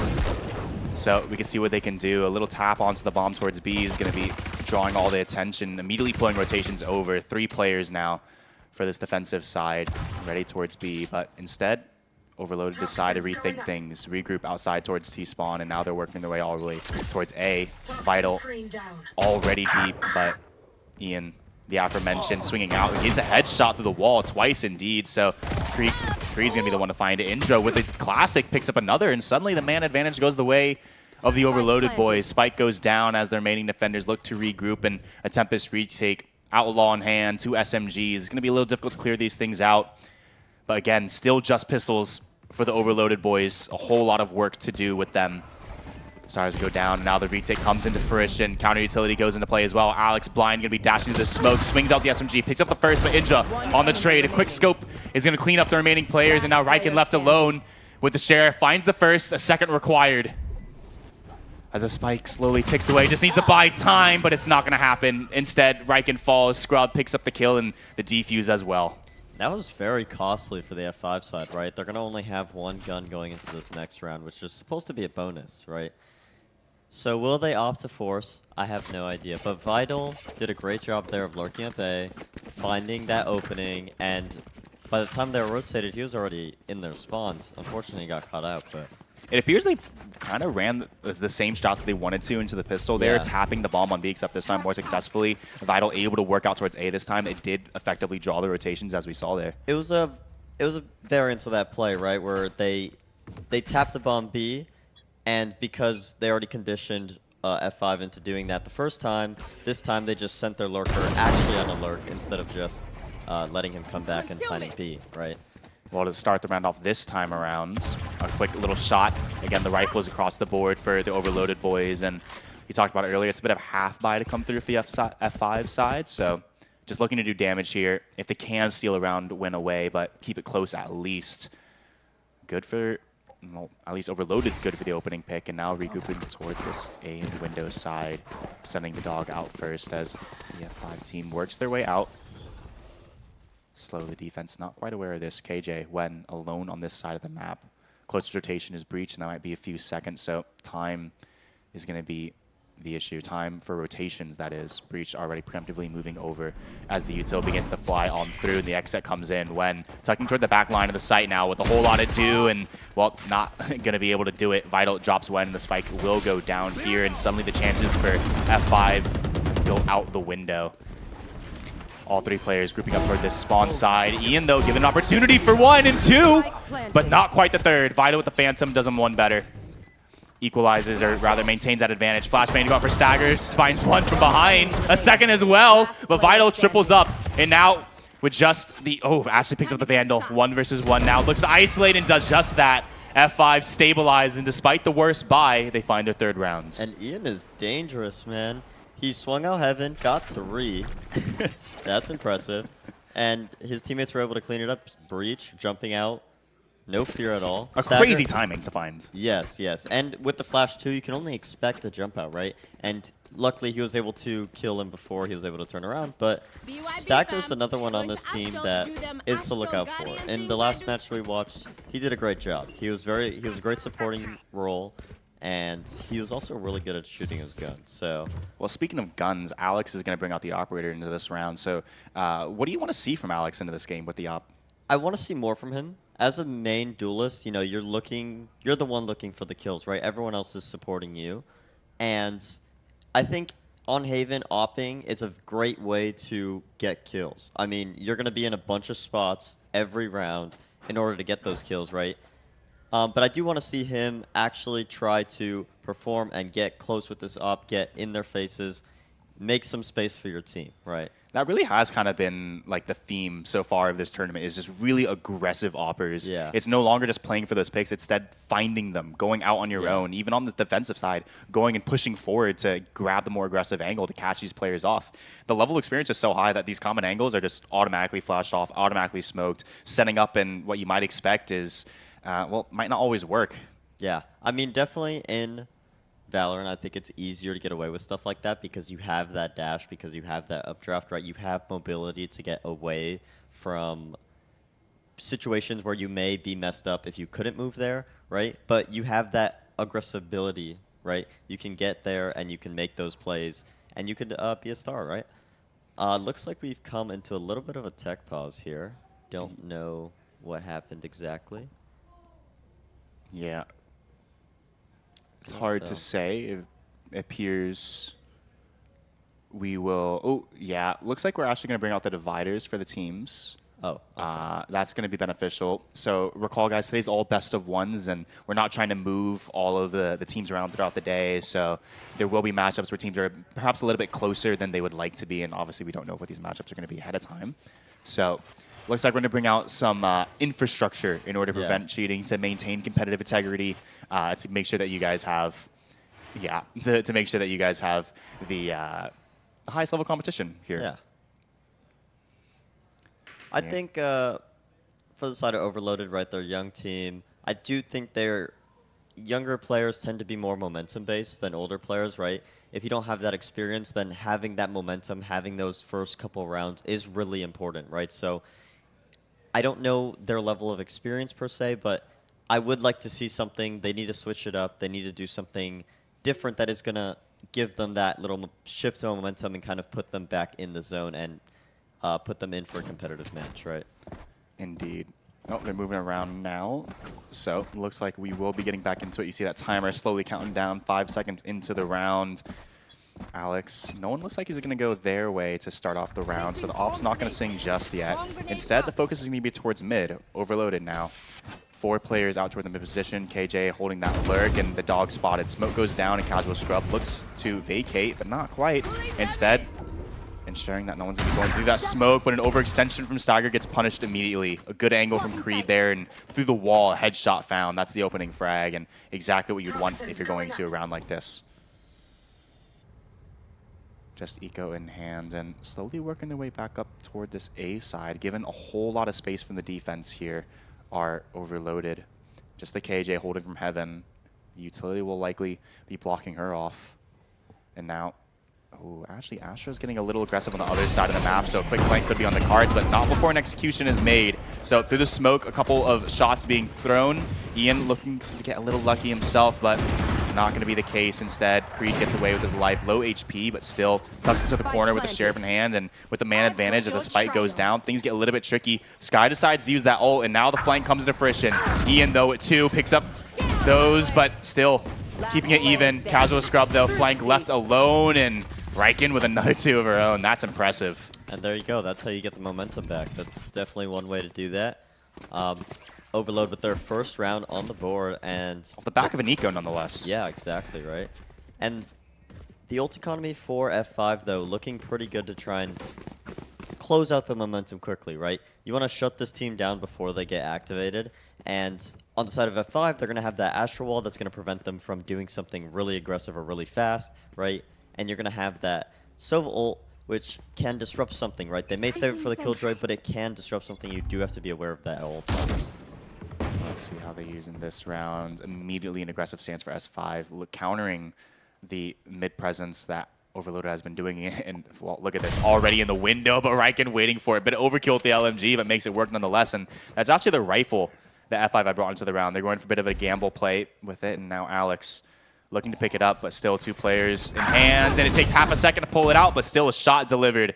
On the other side of the map, though, Creed drops the opposing jet, and now Stagger looking for an opportunity of his own, but surely won't be given too much for it. 25 HP, Ian on the other side of the map alone, and left blinded as Stagger, so the swing is going to close out his chance into the round. And, well, like we said before, Ian alone. Spike planted. Now rotating through this B side as the spike goes down, and unfortunately, that aggressive play for the Vandal, or rather with the Vandal, only good for 1. And The Sheriff's not going to be good for much else either. Creed closing it out. We're now 3-2 overloaded. Coming back into the game a little bit, just waking up, remembering that they have to win some rounds. Still early days, though. They're going to have this round here as a swing round for them, right? If they win this round, this is their comeback into the game, right? This is their opportunity to say, hey, we're here. Let's hit some shots. Let's win. They are going to have the Killjoy ult available to them with only one ult orb, but so with the Viper too. But that's going to give them a lot of space, right? If they can utilize the extremities of the map to get these orbs, or maybe even get kills, right? They can use those ults to make that space and kind of give them this lead into this game. Well, on one hand, we have all the many of the F5 players rather pushing up towards mid. Found them. Going to the dog when trying to get lucky to smoke. Similarly, OVL trying to do the same, and Casual Scrub going for some dangerous peeks, but surrounded on all sides. Rotations coming in, but jumping up above to death. It's Creed. Very able to respond though, as Scrub goes down. Finally, the site opens up when not quite able to call that rotation. Instead, it's the opposing KJ to drop. 3 versus 3 now as the spike goes down. The round slows down and resets as both players now look for the opportunity, but Stagger, perhaps overheating a little bit, jumps out through the window, gets mowed on through, tries to clear it out, but no dice there. The Viper ult used, as aforementioned, as well as the KJ fair, though. Spotted the smoke. Good one for Alex. Retains the 2v2, but now has to do it all himself. 1 versus 2 now. Has the knives, won't be able to use it. Vital, though, does one better with that Viper pit and finds round number 3. We equalize. You know, that was a good round from Overloaded, but it was kind of expensive, right? They already made it onto the site, and they already got a lot of space and good man advantage, and then they expended those ults, which kind of costed them. They're going to have to use that ult. You know, they're going to have to build that up again, right? And it's going to take a little bit. Yeah, so not having those options coming to these next rounds is definitely going to hurt. it was very expensive, right? A little more expensive than it had to be. Looks like we're having a timeout from F5. What do you think they're talking about? Well, at this point, you're trying to figure out what's going on. It feels that you are getting a lot of the aggressive plays that you want to get. You're finding the space that you're wanting to find, but not really able to activate onto it. Overloaded, really just taking these aggressive plays, going out nice and fast, and not they shut out the defense before the flanks could really even come to fruition, before any of the space that F5 is able to create can really be useful at all. Yeah, it feels. It's definitely those late rounds where the bomb is planted and then they are just struggling to retake a site maybe. They are going to have that breach roll available to them to do that here. They are an eco though, may opt to not use it and save it for next round. We will just have to see. Time ticks away now, and looks like F5 are going to stabilize her by a little bit. Casual Stop actually might look to stick on that Vandal. I'm curious if Alex is tempted to use those knives about now. What are you thinking on that? Definitely probably going to use them this round. I mean, no reason not to, I feel. Ooh, quick play. Immediately, the defense trying to do something quick, but mowed down by Indra. Suddenly, only 2 players remain. Ian, when rotating to the site, but doesn't really matter. The course change for the Overloaded boys as they go through, clearing towards mid. Viper already up toward this A short side. Not ready yet. And not much to do here for the F5 side. Yeah, this little bit of a hero buy here is going to be, you know, that is another costly investment. I believe he still can buy next round. But it's not, it looks like Overloaded found their footing, right? It looks like they are comfortable now and they're going to be able to take their fights and get those kills, and it's working out for them. Yeah, really good reaction from them as well. I mean, that stack towards long side on C and immediately just rotating, transitioning into the A hit instead. Leaves the other 2 on the opposite side of the map, now having to rotate, making a whole lot of noise doing so. Riken, aware of the possibility now. Should be hearing this through, and now you'll see all of the Overloaded boys turning their attention to hold the side, and when falls, and Indra delivers a clean little haircut to Ian as well. So 4 rounds, the lead now taken by Overloaded. Yeah, and you could see the youngster momentum coming into play here. I mean, once they won a round, they're able to just keep on going and keep on going, and now F5 is on the back foot. What do they have to do? How do they adjust to the Overloaded firepower? I mean, as aforementioned, right, Alex, someone you're going to want to see now has the operator coming into this round. Might get the chance this time to use it. This time starting towards the A side of the map. but mid appears to be the focus here for Overloaded. Really A presence, but not much to be spotted. Just Viper on that lurk side. Making a bit of presence known. Actually does offer himself up, Vital. So Alex opens up the round, and immediately we'll see Overloaded start taking space toward the C side, but 3 players are ready to respond. Casual dropping the back line. Tucked in this back site. Creed just going to hold this space as rotations come in. Stagger going to use some of that utility, and when Casual Scrub finding 2 in response as well. So the site not even taken. Riken with the LMG, not able to convert. Fair left alone toward the long side. Able to pick up 1 on the Casual Scrub, but surely not much else to be done. The spike is left toward the site. 87 HP, but not much else, and plenty of crosshairs to walk into. Vertical crossfires, and as soon as they cross the corner, well, Alex, if it wasn't him, then there's 2 others holding the angle as well. F5 respond in kinds, 4-4. Yeah, and that's a way to stop it, right? The op is a great way to suppress the enemies, right? And there you go. I mean, that's a shutdown right there. They just need to capitalize off this momentum, really crush Overloaded so they're not able to get back into this, right? Placing sentry. Kind of forcing Overloaded to panic a little bit there. So far, Overloaded has been very, very, very quick to respond. As soon as they lose a pick or they see something on one side of the map, they'll quickly rotate to the other side, but they shut down that A presence with the operator there, and immediately just also shut down the A side, stacking it. This time, very aggressive stance over toward long, and after shooting down that turret, gonna go ahead and rotate back. Meanwhile, though, a quick dive into the B site. Creed jumps in, finds Ian.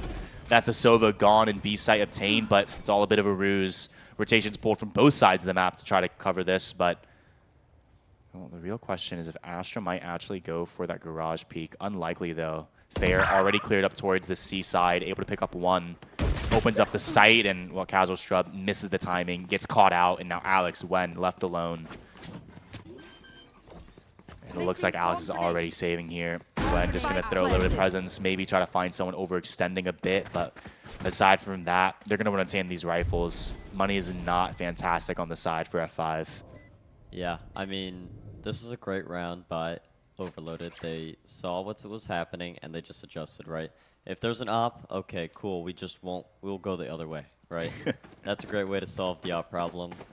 Do you have to take a little bit of a guess? Yeah, but it looks like Killjoy may find this op. This is very important kill right here for them. Walking up, aware of it, and now Alex in a bit of a tricky situation, misses the shots, and Riken makes sure that his target gets dead there, recovers the op as well. Or actually, no, gonna stick to the rifle. When now left alone, likely to save the gun. No one else around as the round comes to a close. Vital does fall to the bomb. But still, a 5th round for Overloaded. 3 players survive, build up their economy even more, and another op down the drain for F5. Yeah, I mean, the op game hasn't really been able to be activated. We saw it 1 round, 2 rounds ago, right, where he was able to get a kill, and that really kind of shook the offense, right? But now they're just able to avoid it, and they're doing a great job at avoiding it and isolating it when it's needed to be isolated, that it's kind of null, right?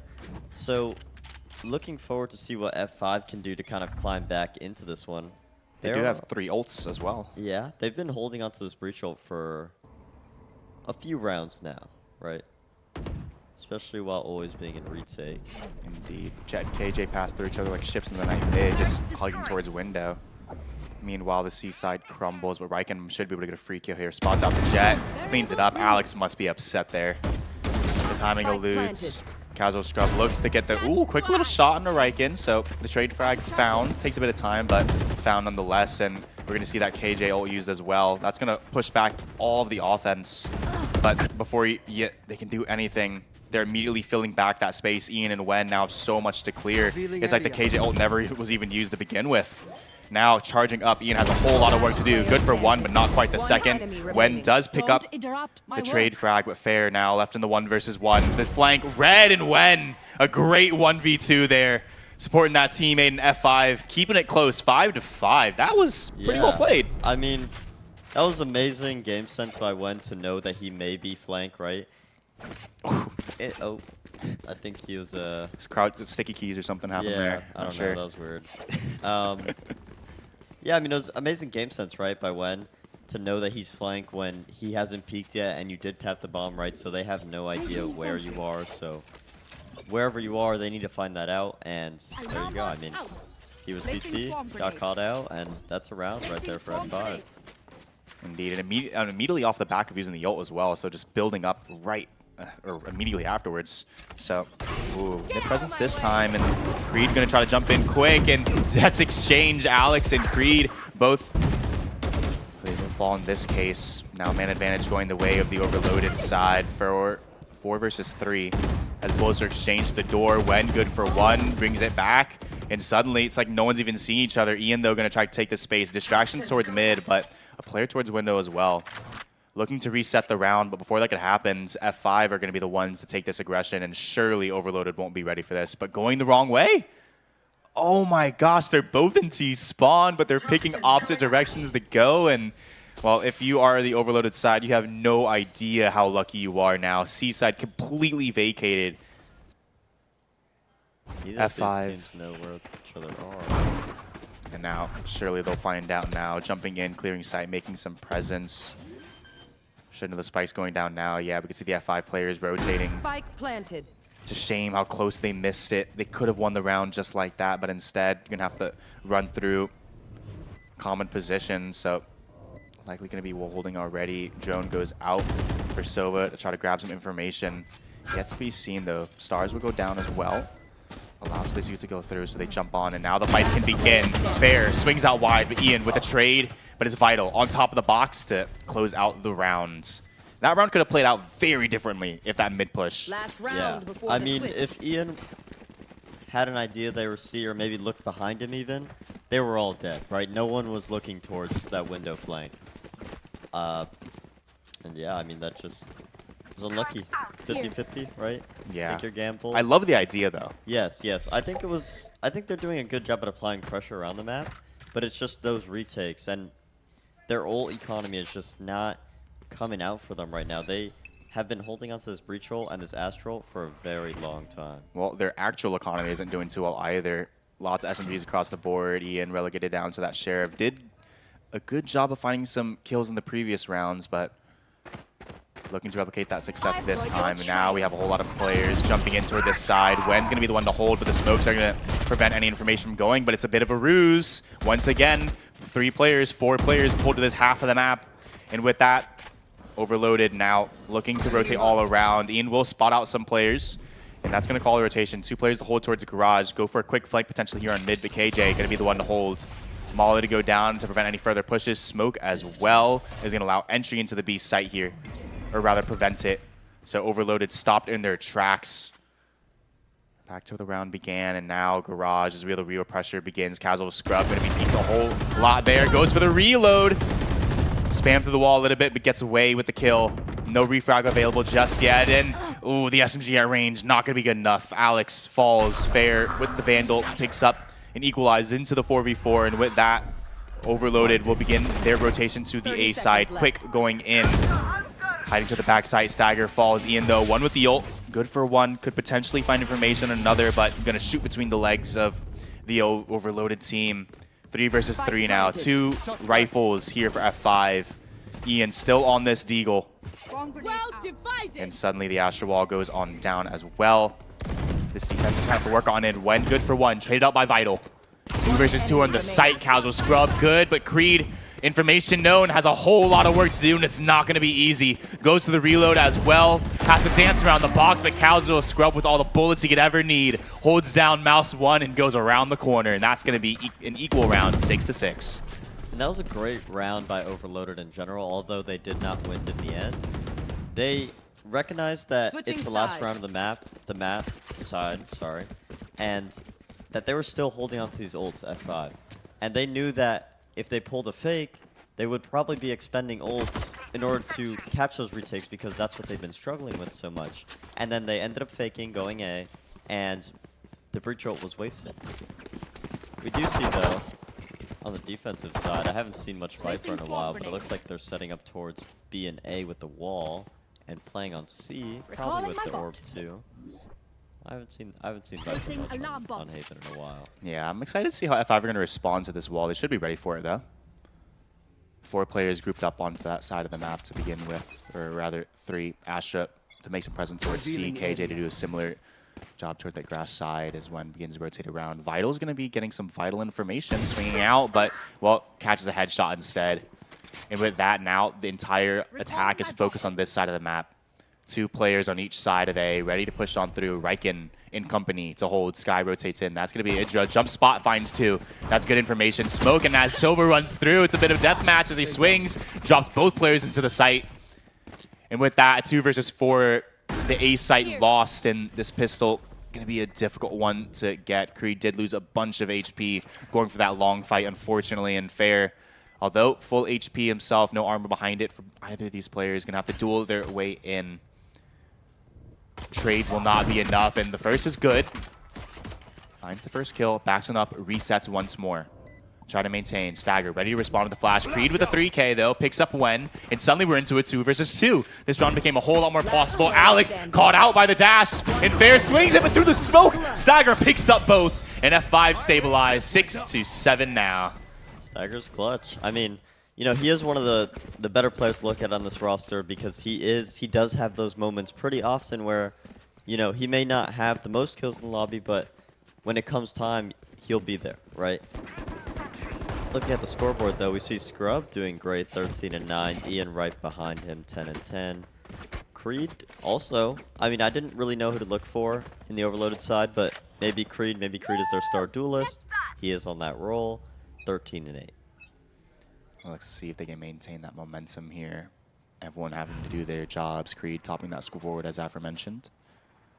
Now going into this round, there really won't be much to be said, at least hopefully, if you're the F5 side. Overloaded, only bringing a single sheriff into round, and that's on Riken. Feeling confident toward this side of the map alone, has the Viper Wall in support.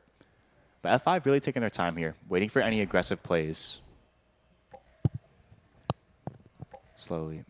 Just letting the time tick away for now, just trying to, once again, suss out where these players might be stacking, if they are stacking, looking for any aggressive pushes, just being in position, being ready for a fight, and that's what they do for the first half of the round as that minute mark passes us by. And it appears it's going to be a bit of a C pump. Jet now making presence. Meanwhile, though, 3 players will be grouping up towards A, and look at this, pulling the rotation, doing a pretty good job. Very similar to what Overloaded did in their half. This leaves only 1 player here on the Overloaded side, but again, just pistols in hand. Even if they were to stack, still could be a hard round to win for Overloaded. Rotations are going to be in a little bit too late. 1 player stuck behind the wall.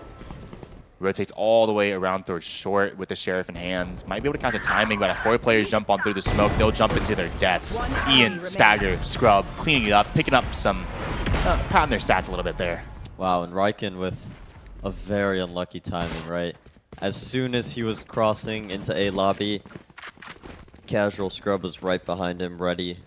Not ready, I think he wasn't ready at all, but saw him, killed him, and that was very unfortunate for him. He had a great thing going there for a second. And that's the rough part with such like with such a weapon disadvantage. Even if you do have better positioning or you find a timing that works out, at the end of the day, it's just they got a Vandal, I got a Deagle. It's easier for them. But this time, Creed, Operator in hands, and going up towards short to begin with, going for this immediate peek. Might be able to catch the KJ, and that's a spike too. A good opening pick, and Creed immediately backs on through. But meanwhile, the B site's lost. Alex making his presence known, swinging out. Caught on through, but Creed, the Operator, sings once more. The Wolf catches Creed with a 3K. This Operator already finding much more effects than the one on F5's side. Casual Scrub going to try to take some space on the other end of the map towards A, but I think it's not going to be for too much. Creed already aware that this might be a possibility potentially. Sky holding this flank just in case, and we're going to have to see what happens here. Casual Scrub slowly walking on through. Surely Idra finds this kill.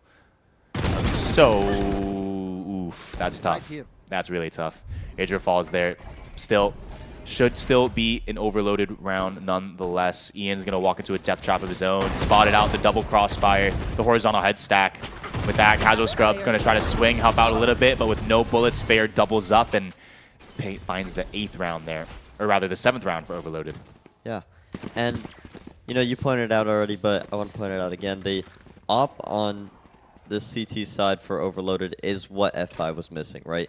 They're able to suppress the map control. They're able to get these kills. They're able to, say, give a little bit of sprinkle in F5's mind. Hey, he has an op, okay? We can't just push things. We can't just swing things. We have to wait, and we have to clear these angles with this op. Indeed. And a lesson that was hard to learn for the F5 side. Hopefully they'll learn it. Alex, though, oof. Well, you don't need to learn a lesson. You just need to aim a little quicker, and he does just that. Swings out, drops the operator, and with that man advantage as well. But they got a double setup here towards long. Casual Scrub going to have to clear it out, but as soon as he spotted that, Omen's going to swing out as well. Star to go down. Recovering it. Meanwhile, though, the remainder of the team holding outside towards A.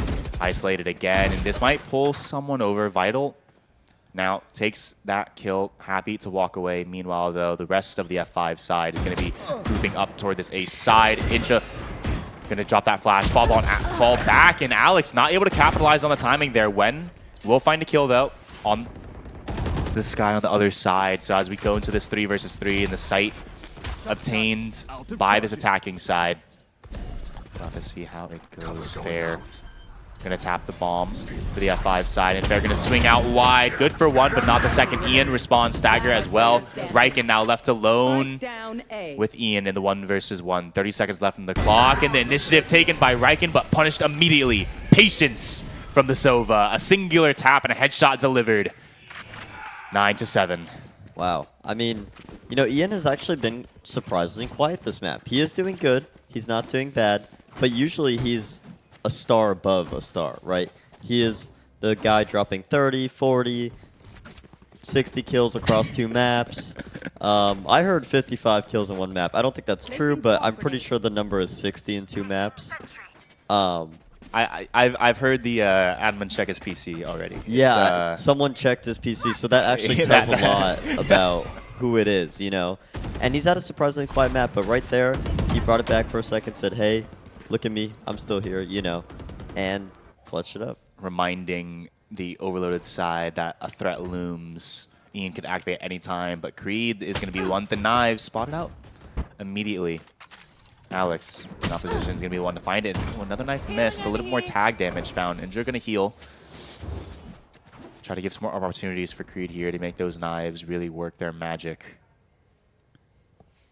Meanwhile, however, a similar set as we've seen before. Casual Scrub, the solo player toward this C side. 4 players work their way towards A. This time, though, it's not just KJ. Viper, in the form of Vital, going to be the one to rotate in as well as they clear out towards short.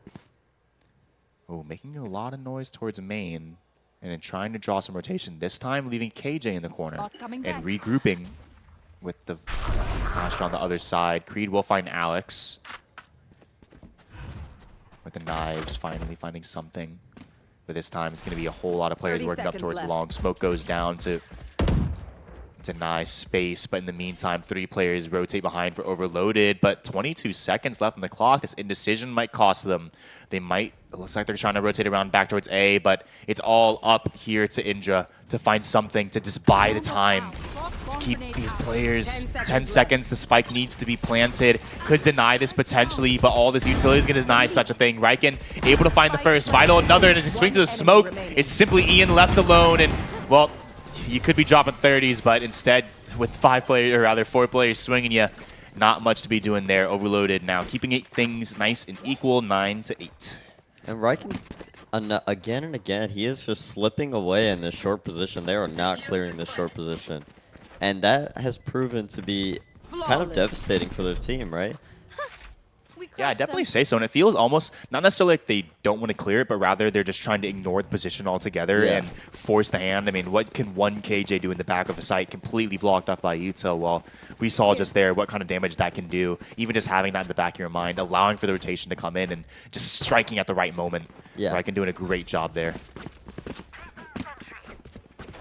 And they only sent 1 person who was their smokes player to go clear him, right? And that only sending 1 person when you have 4 people on site, right, is just, it's not going to work out sometimes, right? I'd definitely say so. Riken's been pretty fond of that position here, but this time not alone. In fact, on the opposite end of the map. Just pistols in hand this time, but still. Ooh, Ashley going to use this ult as Ian. Spots out 1, could potentially close out the kill, but not quite. Instead, it's staggered. We want the Sheriff to do just that. Now in possession of the site, brings out the knives, but Creed is better with the Vandal indeed.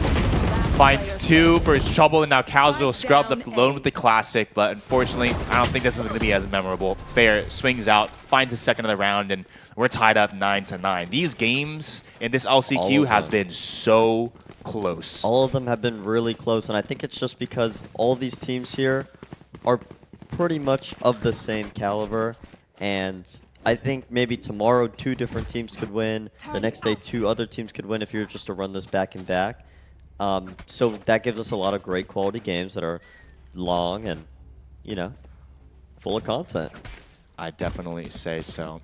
And I'm actually curious to see what Stagger does with this breach ult, because last half he only popped it once in about 12 rounds. So I'm curious to see what he does here. Potentially might have a better picture of what the plan is going into their attacking side here.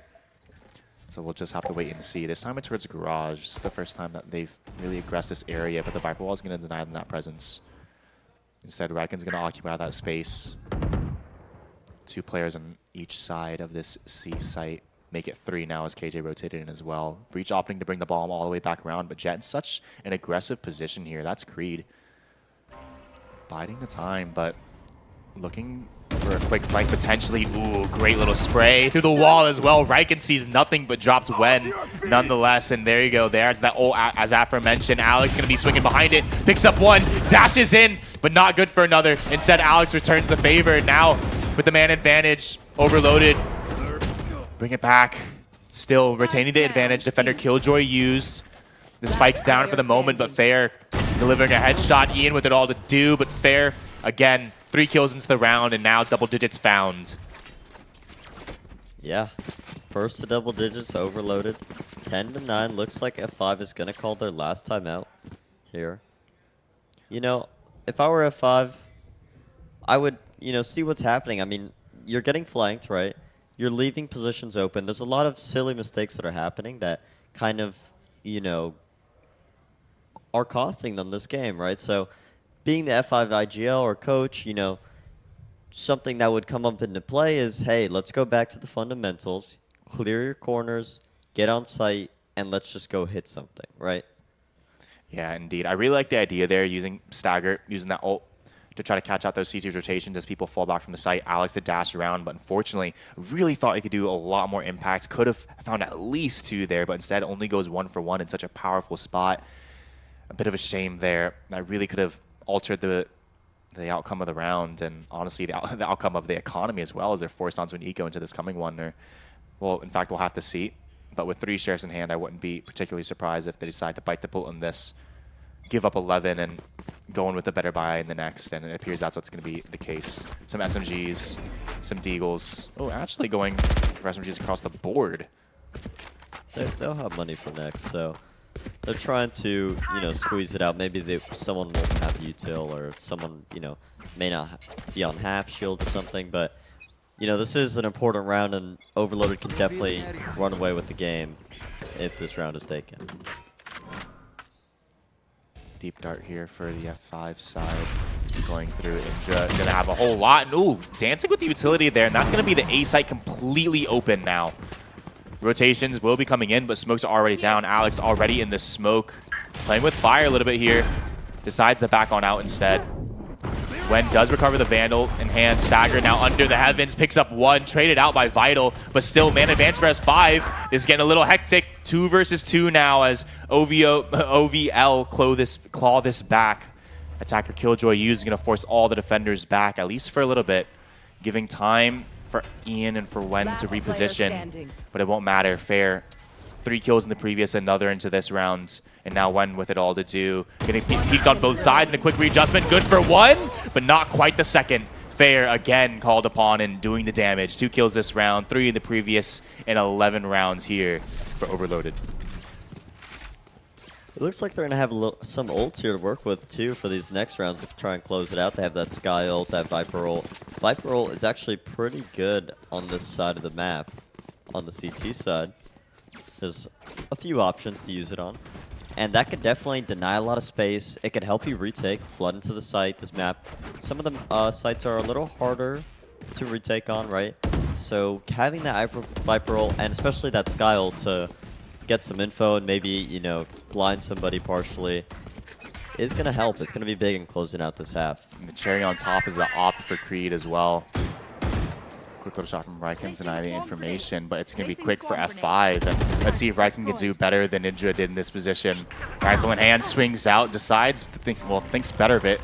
Doesn't realize how many players could be there. Smokes go down, but it's all a ruse. F5 just making a little bit of presence, trying to keep these rotations. Alex now in position. They may not be ready for the jet lurk. So when they see, they might believe. Slowing down this rotation on F5, actually. Going to repossess towards short. Alex does have a window here into the site. Viper used towards C as well. That's the wrong side.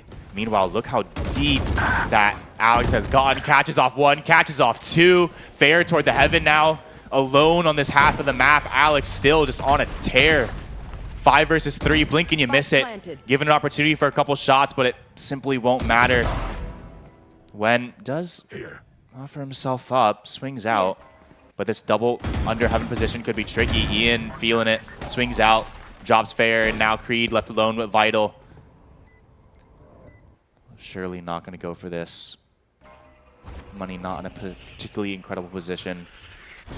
But still just wants to punish these rotations and does just that. Picks up the first onto Alex there. Smoked off, though. That's going to allow for cross for the rest of the attackers to back one out and save their weapons after the rounds.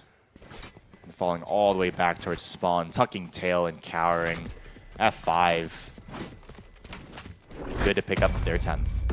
That was a great round from F5, right? I mean, they expended both ults on the overloaded side. They're not going to have ults for probably the rest of this game. And now F5 are in a position to try and claw this back slowly. Keep on with the fundamentals, right? You saw that they cleared short. They actually put an emphasis on short before they re-hit it. And continue to claw it back, hopefully win. Yeah, it's really great to see them learn from their mistakes like this now, finally. Yeah. We also see Fair turning up. He wasn't at the top in the beginning. 23-13. Quietly making the way to the top scoreboard, and Creed might actually be given the opportunity to get another op kill here. Oh, spotted on out. The recon dart's going to be doing all the info seeking. And with that, F5 decide, yeah, let's not go to the op. We saw what kind of damage it can do if we walk into it. Instead, let's go towards the garage. But Ryken has been pretty formidable, doing damage to the wall before, but not quite going to line it up this time. Instead, getting chunked herself. Vital going to tuck onto these logs here. Omen, 3 players, 4 players here on the C side, but that's exactly where F5 are going. Jet dashes in, it's Alex, but Vital from the logs picks up 2. Ian with one of his own, though. Tries to keep it close to the double swing, and suddenly we're on to a 2 versus 2 as the trades go back and forth, but Creed quick on the rotation with his op, as if it wasn't already enough. Player standing. Ian now with only 6 HP in hands, no spike either, just looking for an overextension, and Ryken might just deliver. Ian is fast. Did you see that out the smoke? Oh, but Ryken's a little faster through the wall and overloaded pick up their 12th. That was quick. That was quick, right? I was going to say, that is pretty quick. I'm definitely not reacting to that. Cool. Great job there. Unfortunate. Alex dives right into the box and, well, Ponytail sticks out. A quick little headshot delivered. As we enter into the twilight hours of this game. Overloaded still now on match point. F5 could find themselves in the lower bracket. Again, the winner of this game will be granted a spot in playoffs. Only 3 of those exist. Get out of my way. Chance now. Alex is going to be the one to pull out the knives this round. F5 does have the Soval ready to use. Needing to get these next 2 rounds here in order to continue hopefully making a spot in playoffs. I'm really enjoying how patient F5 are into this game. Really just trying to search out for anything Overloaded might be doing similarly. Well, it's similar on both sides. Flash to go in and now presence going to be made. That is slowly going to start pulling these players over. KJ, you see, starting to inch over toward this B-Link. Meanwhile, though, Sky, flash in hand, Jet able to respond. Just going to be shoulder peeking. But the real threat, the brunts of the enemies are coming, all 3 of them from this side. Flashes for herself, but it doesn't matter. Casual Scrub turns and finds 2. And with that, Fair left alone in the site. Alex with the knives stabs from behind. Fair falls and Vital. Riken Spike planted. might have to fight for another round in the next. This round appears to be over. Spike goes down, stuck behind the smoke. Riken already looking for other options. And Overloaded is in a dangerous spot now. They don't have any money, and the ult economy on F5 is looking great. Stagger is one away from an orb, so is Scrub, and Sova and Jet, I believe Jet used knives, right? But Sova still has their ult.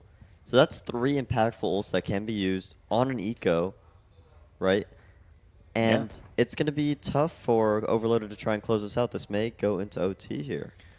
This is the first OT of the tournament. This would be the second OT of the tournament. Second OT? Yeah. On stream? On stream, yeah. Okay. Yeah. You're not watching the stream? What do you? Sometimes I'm on the stream. Oh, that's true. Yeah. That's fair. You know what? You do deserve breaks. Well, in this case, let's see what Overloaded could really bring into this round here. Just the SMG. 4 rifles behind it to support, but still it's fair. The player has been really finding a whole lot of damage on this Omen. 23 and 15, as we said earlier, quietly finding their way not only to the top of the scoreboard on their side, but the top of the scoreboard on the entire server. Yeah. 23 and 15. The second highest would be on either Ian or Creed with 20 kills respectively. And Fair is going to look to make his own rifle sing. Star goes down. Prevents too much information being gathered. Creed peeks over the tiniest of cracks. Meanwhile, F5 are going to be slowly working towards mid. 2 players, though. Probably looking to secure this ult orb for either Astra or Breach. That's the attempt, but Jet all the way on top. That's Creed just slowly peeking on over. Thinks better of it instead. Leaving Astra in position on the lurk. We've seen how powerful this could be. 2 players grouped up toward the grass side, and Jet, Alex just left to work towards mid. Options still completely open. Drone used up toward this short side. Not going to be able to clear all the way, but still delivers a bit of information. In fact, that's actually going to pull the Viper all the way back out from B. Smoke to go down as Alex looks to creep up.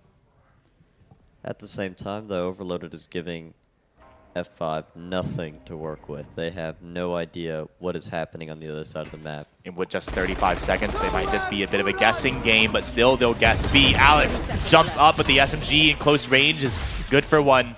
Ian able to respond with the ult in hand. Doesn't have to worry about the flank. Instead, all the defense here toward this B site. Creed's going to be the one to put up that defense. 2 kills when Stagger dropped. I have the spike. And now Loaded, only 10 seconds in hand. Creed attacks Scrub and Riken to close out the round. Wow. So that was simultaneously one of the most intense and least intense rounds ever. Yeah. The clock was just driven down by the time that F5 had a chance to react, there was only 30 seconds left. Yeah. Alex, you saw dashing in desperation to the smoke into the open arms of an SMG, losing that pick on through, and well, unfortunately, F5 will find themselves in the lower bracket, and it's going to be Overloaded with a secured spot in the playoffs, indeed. And there you go. I think they earned it. They did their job there. Close match, but Overloaded just a little bit slightly making it over, right over the edge into day 3, which starts at 9 a.m. tomorrow. Indeed. Yeah. Yeah. Well, don't worry. Just because we're talking about tomorrow doesn't mean that today ends. In fact, there's a few more games ahead of us, guys. Don't you go anywhere. We'll be right back with the lower semis, I believe. So, guys, we'll see you then.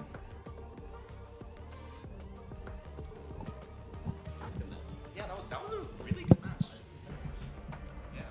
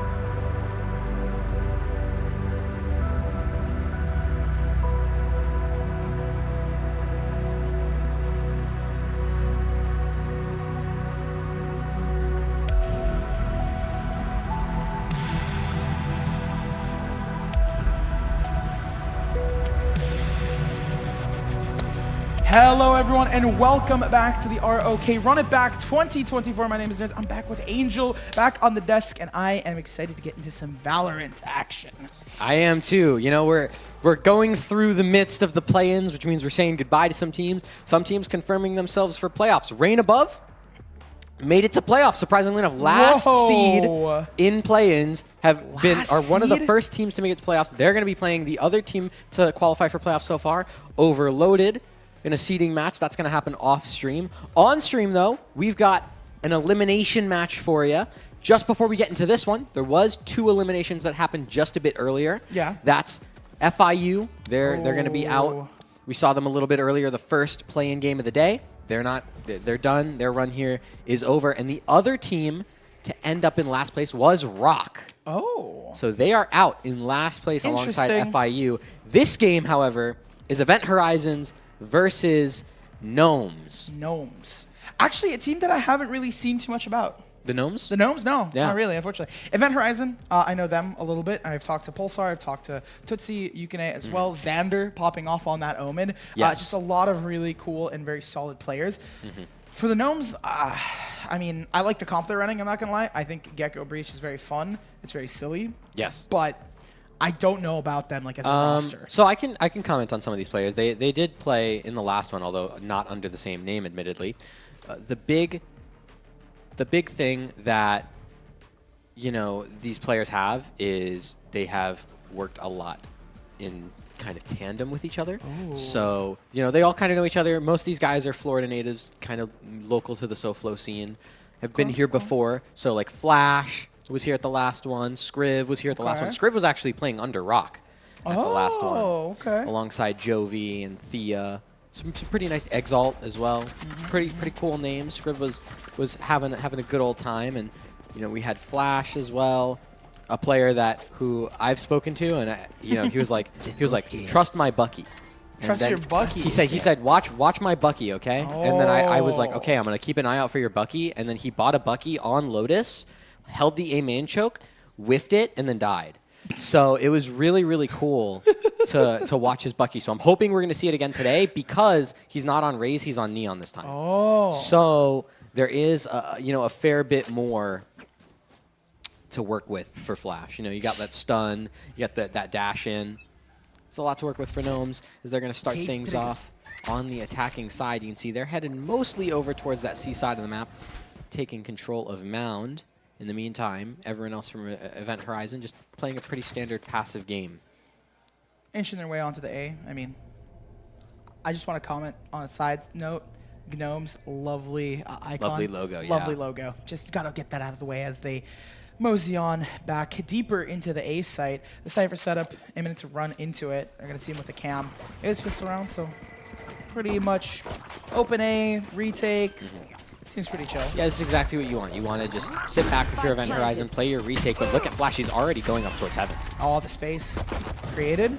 Through the smoke, they pop. Fade Prowler finding one down below. 2 found. Beast on the trade to try and get the numbers, but Yukine is there to get the trade onto Beast. Instead, it's just going to be a massacre. And as fast as they come, as fast as they fall, one needs to reload. 14 HP, Yukine. Event Horizon looked so clean up into those final moments where they had the rest of the Gnomes kind of surrounding them. Yukine playing for the seeing what they can work with. They peek and they land. I feel like also another thing for Event Horizon, just to kind of touch on them, is they have been losing. And I talked to them a little bit outside. They really, they came out as a team. Some people flew in here to be at this LAN. It's their first LAN for some of these players. So they're really wanting to win. It's like it's like this thing of they felt bad, so now they want to win. What, you good? Yeah. Okay, there we go. Sorry, my headset flew off my head. Ooh. Because I mean, listen, the clutch that Yukine just did was so mind blowing. My brain blew out of my head, and it knocked my headset off. But honestly, for Yukine, that's good. That's what you want to see, especially from a guy coming into this event who wasn't a player, was a coach, right? He was the coach of this squad, and they ended up transferring him to that player position, and he's fragging, he's putting up numbers, so it's exactly what you want to see from him.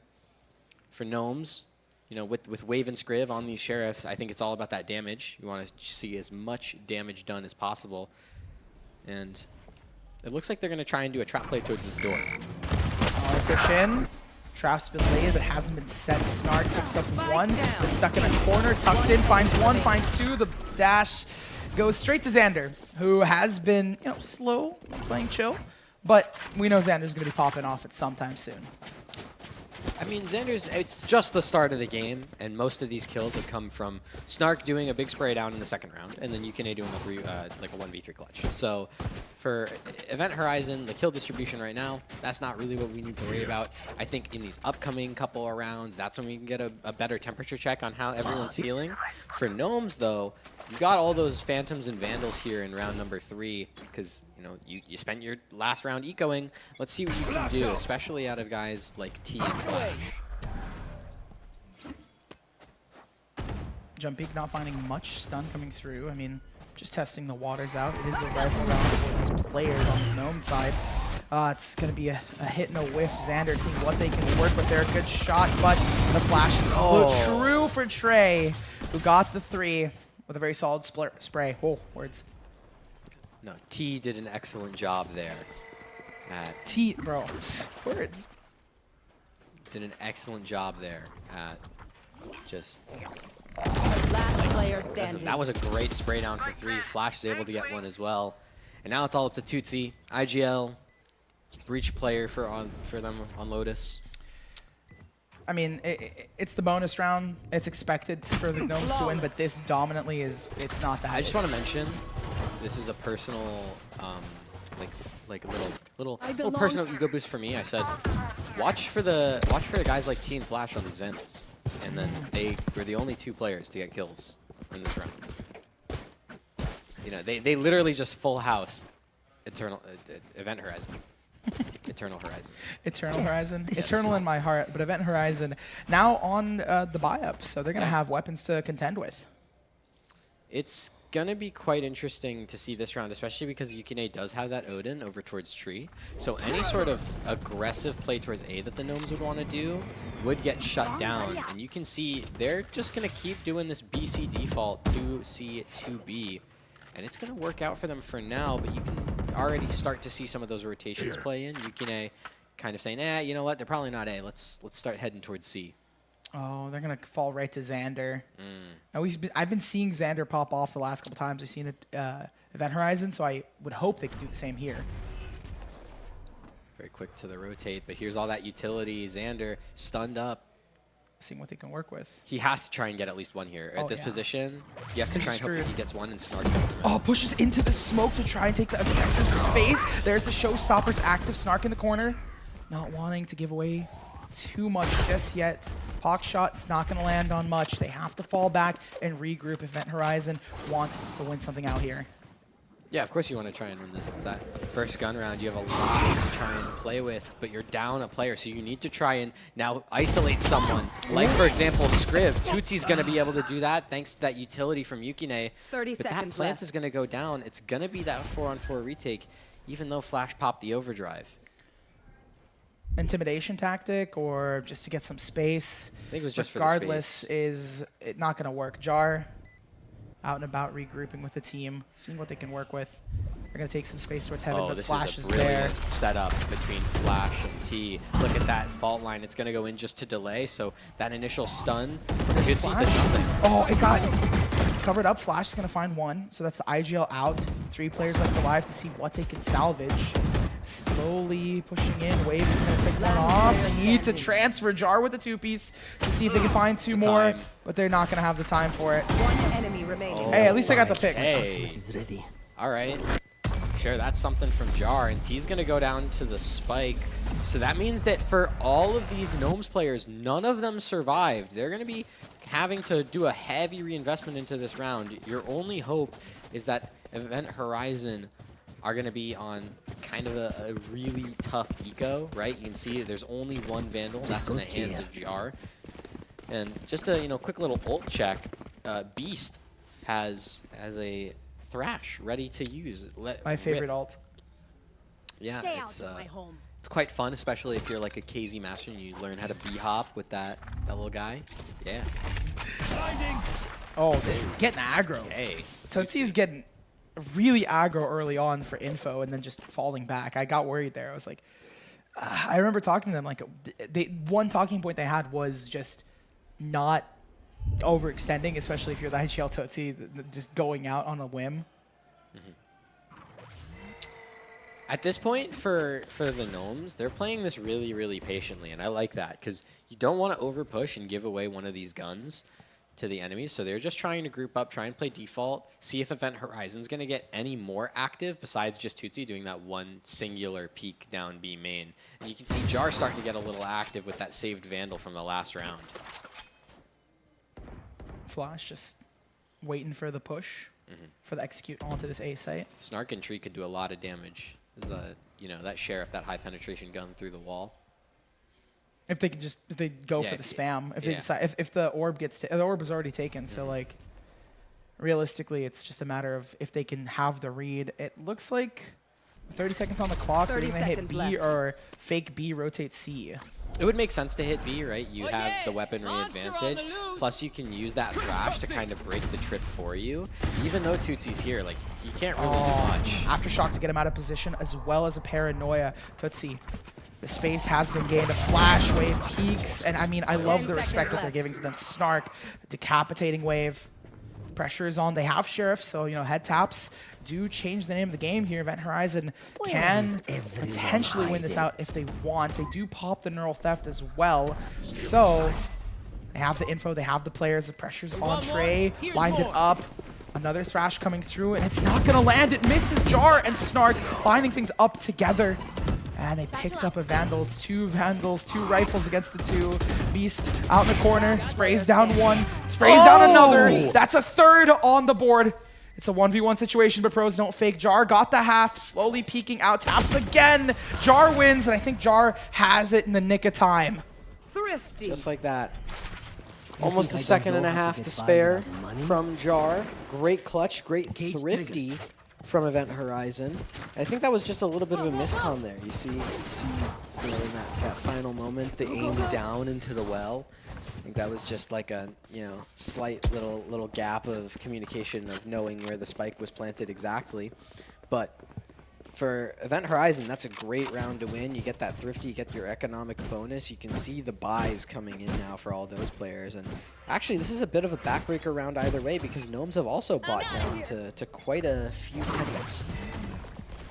That's do or die for both these teams. Xander getting out of dodge, not wanting to be caught off guard. Especially such a high impact player and the smokes. You don't want to be lost super early.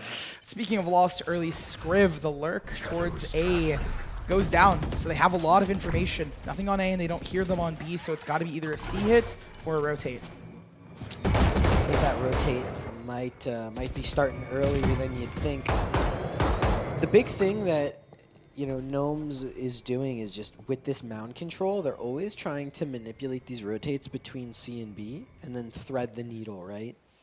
But Scriv going down early means that they can no longer have anyone that's constantly applying pressure towards A. So you're going into this C site with 2 people stacked, and you can see Xander posted up here with that paranoia, ready to let that rip at a moment's notice. Now there's the stun.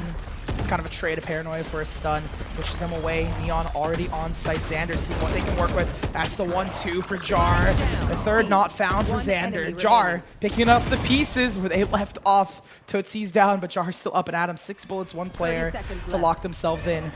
Wave going for the plant. It's a little risky, especially with all the players there, but they're going to get it down.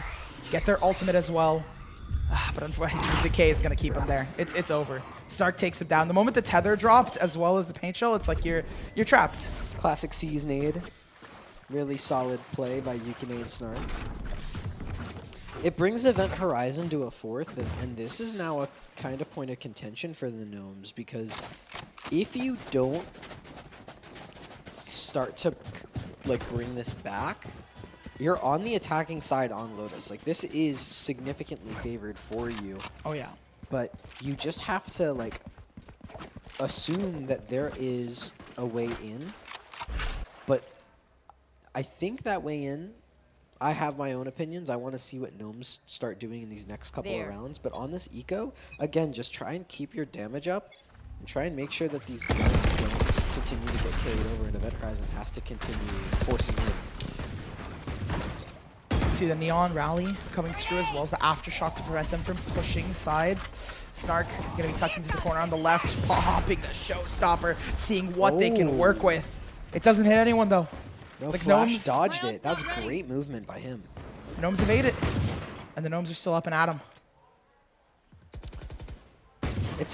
This is a really interesting place to be in if you're Gnomes, because you do all that, you force the showstopper out, and in the meantime, because you've pulled all those rotations away from A, away from that site, you have Wave and Scriv who have kind of taken a bunch of advanced positioning over on this half of the map.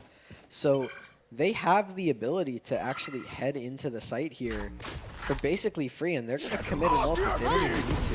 They're committing 2 ultimates. Yeah. 2 for none special. Yeah. No one's on the site. And interestingly enough, Yukine is arming themselves with their ultimate of their own. Jar, decapitating Flash, gives them the info. Nightfall falls, and you can't hear anything. On top of that, they detect some more. Jar gets another onto Beast. They know that Wave is either in the smoke or tucked over to the right. The smoke is going to be confirmed. Hiding away. Jar saves Xander. Tay falling to one more. Jar locks the ace. I mean, the 5 pieces there. Everyone's screaming through. Yeah, we're hearing a bunch of hype about this ace. I mean, yeah. Listen. It's a solid ace. Don't get me wrong. Eco ace, though. I was gonna say, Jar Resident Eco Hunter. Honestly, hey, you know what? I guess I should have been more hyped for the Eco Ace. But I see the Eco Ace, I'm like, oh, 1, 2, 3, he's got it. Clean shots. You can't, saving Xander, I feel like was even more important. It's for the aura. It's for the aura of getting the ace. Oh yeah. Yeah. For the pressure. Listen, I've seen a couple aces this tournament. That's definitely one of them. I want to see one right now. Again. Another one? Jar gets to 20. Watch. If Jar gets to 20, Jar MVP'd 15-12. No, to 2. They wanted to bring up the fact that his KD is 15-2. We have observers that are speaking to those producers. Yeah. Oh, wait, sorry, getting back into the action. Immediately, Yukine is going to pop off as well. Take down Tay, and just the pressure that they're exuding onto this Beast site. Flash for the 2-piece. On top of that, we're going to get more into the action now that rifles are brought out. Avoids one, pops another. Yukine is there, and that's the biggest thing, is getting those trades. Yukine, on top of it, Jar is there. Scriv taking down Yukine. Trades. Now, this is where the clutch really needs to come through. This is where I'm going to get hyped. This is where Jar needs to show up and open the lid, release the beast, see what they can work with. Hiding away, 8 bullets on the reload, as there's 50 seconds on the clock.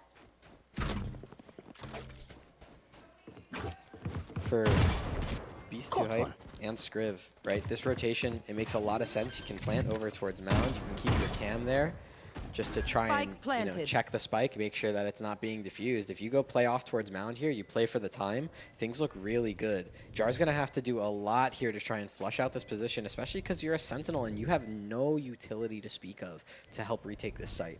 Yeah, the info is hard, especially because they're lined up right now for that bomb to play the post plant. Jar, aware of this.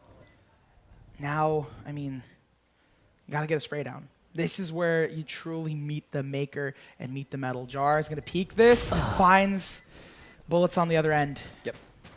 Beast is going to grab them.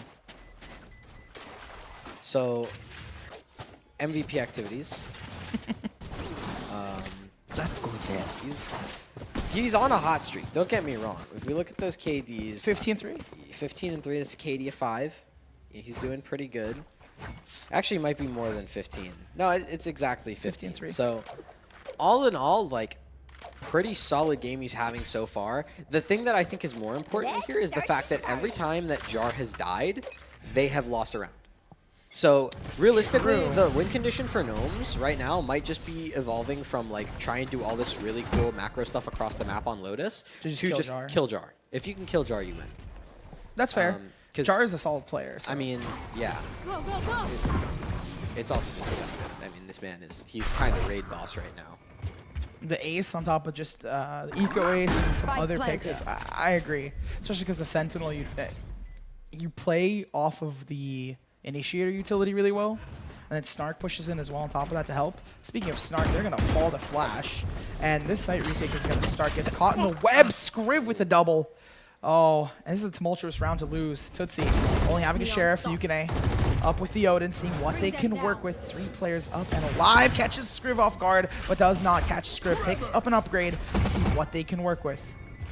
Breaking through the line. The time is thin, and they need to win this fight if they want to get this 6th round. Tap onto the bomb, the double up, the spray down onto one, not onto the second. Or trade is there for Yukine, but the time isn't. Yukine with the 3-piece, but the bomb goes boom. Yeah, and Yukine goes down too. That's the Skriv I remember. I'm not gonna lie. The Skriv I remember from May was the guy who was playing around his camera, playing around the information, playing around the trips super, super well, getting those sprays, getting those shots in the back.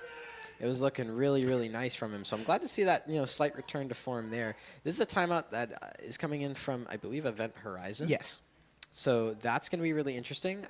My guess is it probably has to do with protocols and how Event Horizon is choosing to play some of these retakes.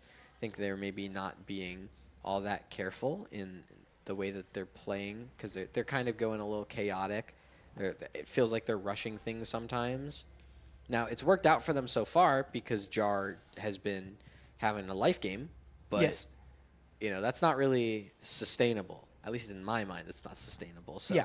We're going to have to see in this upcoming round what is going to happen, what some of these adjustments are going to be from Event Horizon. But all in all, for the Gnomes, that was a pretty solidly played round. They got 2 in a row. They did, and that...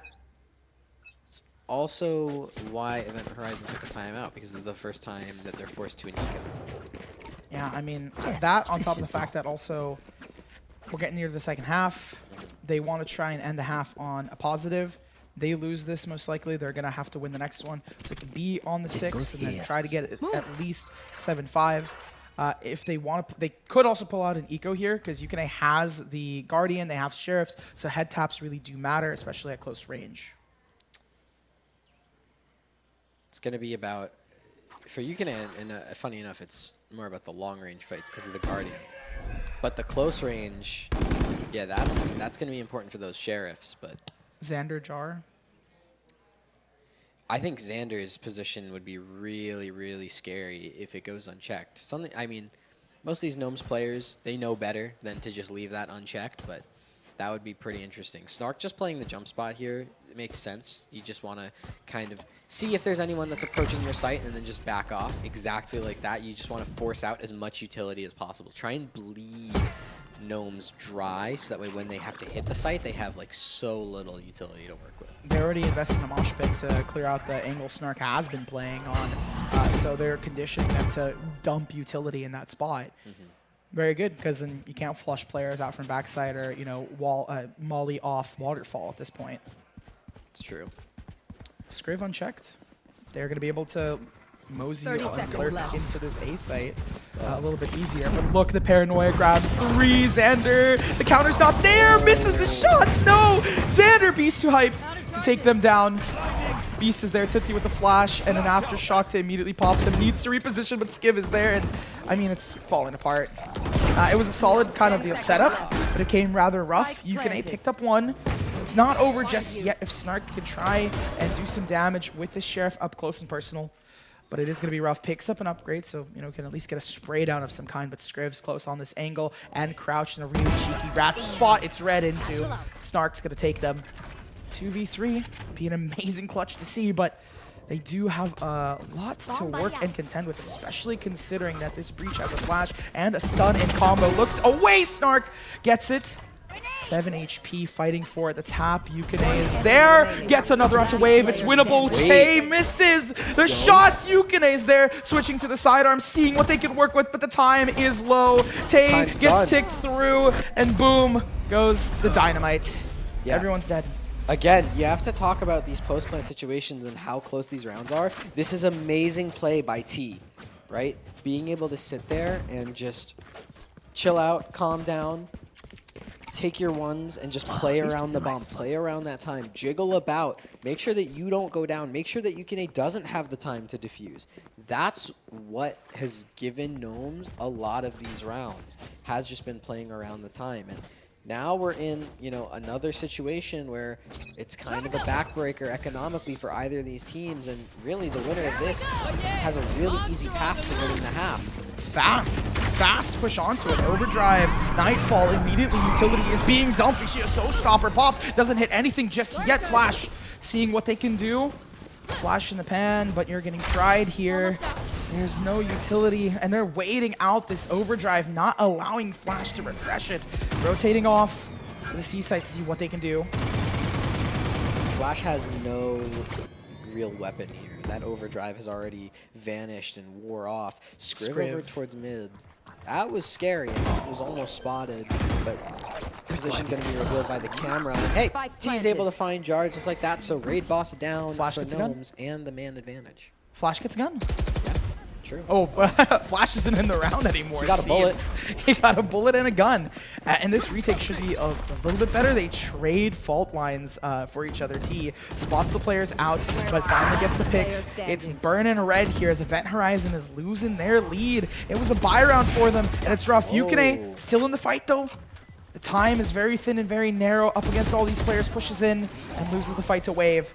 Gnomes gonna take the lead for the first time, I think, in a hot minute. Last round in the half. Yeah, it's been the first time. Forever. They take the lead. They get to be in a position now where they're back to that weaponry advantage. You can see on the defending side for Event Horizon, Tootsie's down to a Sheriff. I don't think that's legit. Yeah, there we go.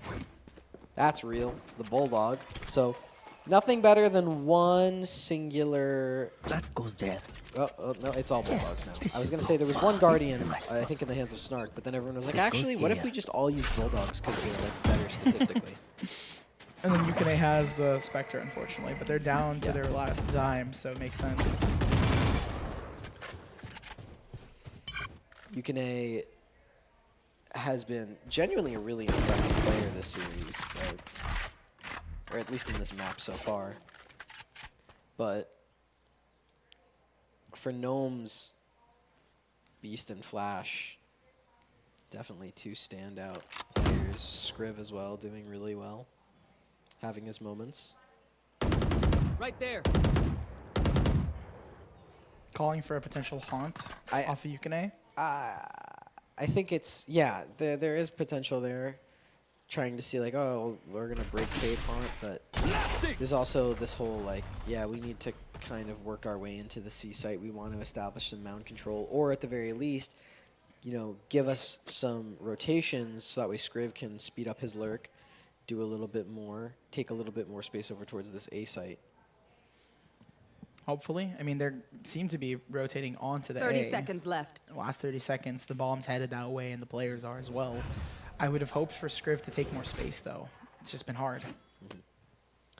Yeah, but ultimately with these kind of last 10 seconds, it's been a really slow round, but they do have that Rolling Thunder to use and commit to the site. So this site completely given up by Event Horizon. There's a really fast flank from Snark, but that's already been kind of discovered and dealt with and delayed. So that spike's going to get planted, and now it's all up to Gnomes to just set up and make sure they can hold out for the next 40 seconds. Yeah, they're pretty spread out. They have a lot of control here, and Event Horizon needs to get a lot of that space with a lackluster set of weapons. I think it's time to push in. Fault line comes through. Fault line for fault line. It's going to not hit Wave, but still rather rough. Snark looking up, but they are down. Shots landing for Snark. The first to start at the timing is rather tight, though. Wave still holding on to it. Picks up a weapon. Wave's going to grab you. Position known, but the player's still on the site. Xander on the defuse gets taken down. The timing is very thin. Yukine is going to need to hold it. We need to keep doing it. No! Yukine was killed by flash to the wall, and it's going to be 7-5 on the half. Gnomes were there. I was really hoping for a ninja defuse. Would have been the first of the event of like diffusing under fire, but would have been the first of the stream. Really? Yeah, it's already happened. It first of the stream. First of the stream. First one for me. Yeah. So, that's a great half from Gnomes. I'm not gonna lie. Considering you lost the pistol, ending that 7-5 at your lead is great. It effectively means that Event Horizon only won 3 gun rounds, and you can see that was from round 5 through round 7. Those are the only gun rounds that Event Horizon won. So Gnomes really kind of putting this strategy to the test, putting the metal on the pedal for Event Horizon. And now, it's this next half, they're on the defense. They're going to try and brawl for this A main space and control. Flash already sending out the relay bolt to apply pressure, dashing through onto these players, finding Tootsie. The trades are there. Snark getting taken down with the Aftershock. Piece of note. And another piece of note is the 2v4 that we are left in on the pistol. And Gnome winning the pistol would essentially lock them in not only 8-5, but even a potential 9-5, which makes it really difficult for Event Horizon to come back, especially on elimination with a really hot start. It would be rather rough for them. Cover going out. Rather difficult. Yeah, it's all in all pretty solid game. Pretty solid game plan so far from Gnomes. I think the success that they had using T's flashes over towards A main allowed them to be in this position to begin with, where they have such an advanced position and honestly such a massive numbers advantage, right? 2v4 normally in rifle rounds, it's like, oh, well, that's still possible. It's difficult, but it's possible. But in pistols, where it's so easy to hold a crossfire and it's very, very difficult to isolate fights, yeah, this is where things start to get scary. This is where those number advantages really start to add up. And now that you have that info, yeah, that Dizzy's going to go out, and it forces the two players to tuck. And while it's a 1-for-1 trade with Jar, Yukine's not going to get the same luxury, meaning 3 players are going to be alive for Gnomes at the end of this first round. And again, like we were talking about in the middle of that, like, pause on both sides there, in the middle of that, like, ceasefire, was the fact that Gnomes set themselves up really well to take that fight in A main. Like, they did a really excellent job. Flash dashing in off the back of the T flashes looks really, really solid. And now he gets rewarded by being able to pick up an Outlaw here in round 2.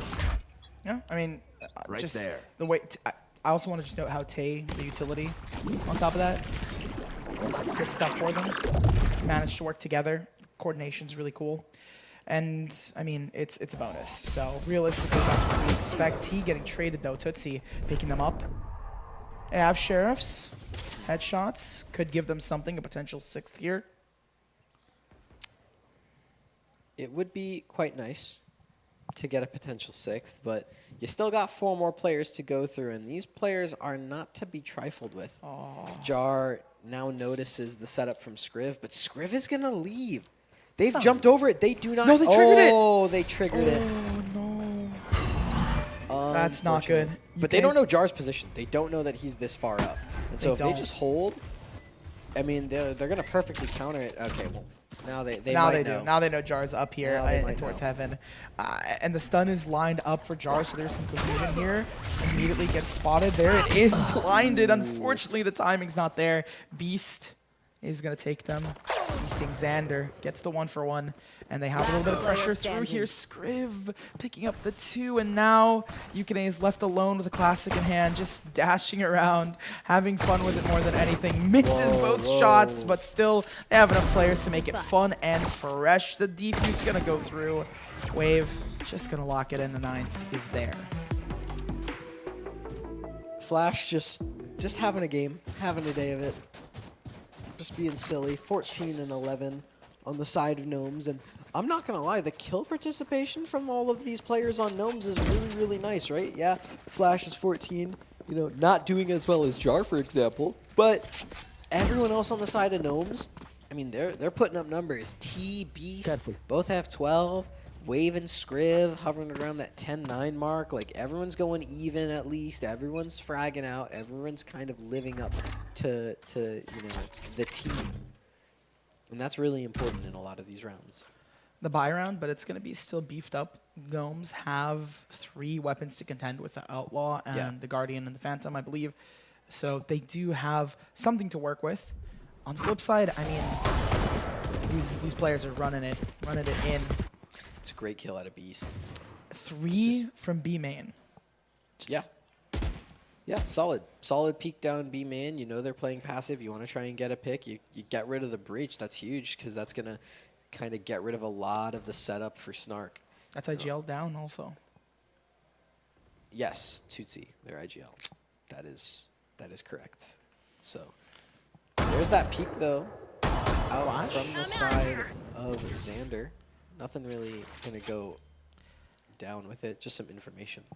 I'd love to see Xander get more active also, because Xander currently hasn't had the best time of it, and the stress is probably mounting for them. But I mean, they have weapons. They should have a little bit of confidence, I would say, as they push into this site. Has been more or less taken. The flash is immediately going to stop at Jar. Find the first onto Skriv. Unfortunately, though, they have the weapons, but so do Gnomes. They double up onto the angle. Yukine taking the fights. 10 seconds imminent. They need to start getting this plant down. And I think they're going to. Yukine planting safe towards backside, but immediately gets countered. They have the time to reposition. Oh, it's the nick of time. You can't get it. You can't get it. Gets the 3-piece. Needs to get the 4th if they want to win. No, they can't. Yeah, that's me too, Wave. At least you win the round. It's a little tough, but I mean, great kills from Yukine at the end. But Gnomes find themselves to double digits. That looks really good from them. You have to give credit where credit is due to Flash. Again, just continuing to be an absolute nuisance to Event Horizon. Skriv also doing some silly little cheeky plays. This is just like an overall solid performance from Gnomes. Yeah, they're really just coming out here, and they're gonna get so aggressive so fast. I'm happy that they're getting aggressive. I wish they got more aggressive for Event Horizon here. Snark just gonna be pushing in, trying to get as active as they can.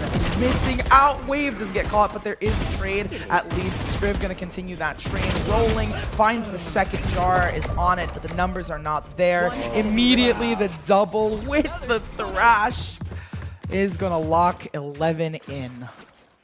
If they mess with one of us, they mess Thrash. with all of us. 9 in a row. Thrash does that. 9 in a row is quite crazy. This is that second timeout coming in for Event Horizon. Because, you know, at this point, you're playing for your tournament life. This is kind of it. You know, you're gonna see a force buy up here. Yukine's probably gonna be on to like a Spectre or a Bulldog or something. But Gnomes, all in all, have played a phenomenal game thus far, and Event Horizon really need to dig deep here. I don't necessarily know if it's a macro problem. It probably is. Like just looking at some of these attacking rounds and where Event Horizon have struggled, it really has been in the rotation game. Gnomes have felt always prepared for these site hits. Not necessarily like they're going to deny the site hit, but they've been prepared to hold it and retake. Event Horizon have never really caught the Gnomes off guard. So, unfortunately, they're looking to play pretty solidly. Coordination is really another thing that I've been seeing, that the Gnomes have, like, just the confidence as well, the emotional side of things. It's not like the Gnomes are like doing like this brilliant macro strategy that we've never seen before. They're just communicating very well, and they're fragging at a high level. And then for Event Horizon, it's been just a lot of like nerves is what it feels like, because like there's a lot of delay in like their game plans and like their mid rounding. Flash has got their ultimate, and they have a lot of pressure. They also have the Cypher ult for info. Just talk about the game state. Gnomes should be pretty comfortable on this as well. It's a buy round for Event Horizon. They do have their ultimates on board. I would hope that they can win out with them. Yukine playing really passive, finding one onto Beast as they push out, getting slightly aggressive. I mean, it's worked for them, for the Gnomes, so it's not even like over-aggressive. It's just it's something that they have been doing. I know exactly where Flash gonna get stunned off that angle. I mean, thankfully for Event Horizon, you have that player advantage. It's a 3v5. You have the ability to work your way back into this. T's going to be able to use that fault line to back off, but he has to do so much on this site. Seems like they were, they got that pick, played for it, and then immediately are getting active off of it. Good execute. Seems like it's a lot more like set play coordination. And they pop this ultimate. Triptay is on the other end, gets the double with 3. This individual outplay has been denying it. Wave gets one more through the storm. Tootsie's there to Skriv to lock it in. What?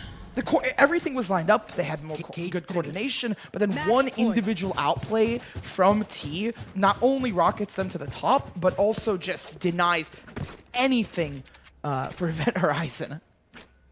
Yeah, Event Horizon. They are now on life point.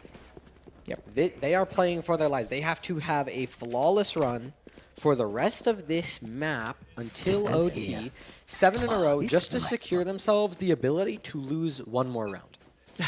So this is so tough from them, and you can see they're just going straight towards this B site, but Flash is already aware, and him and T, they're just running it down. It's that B crunch.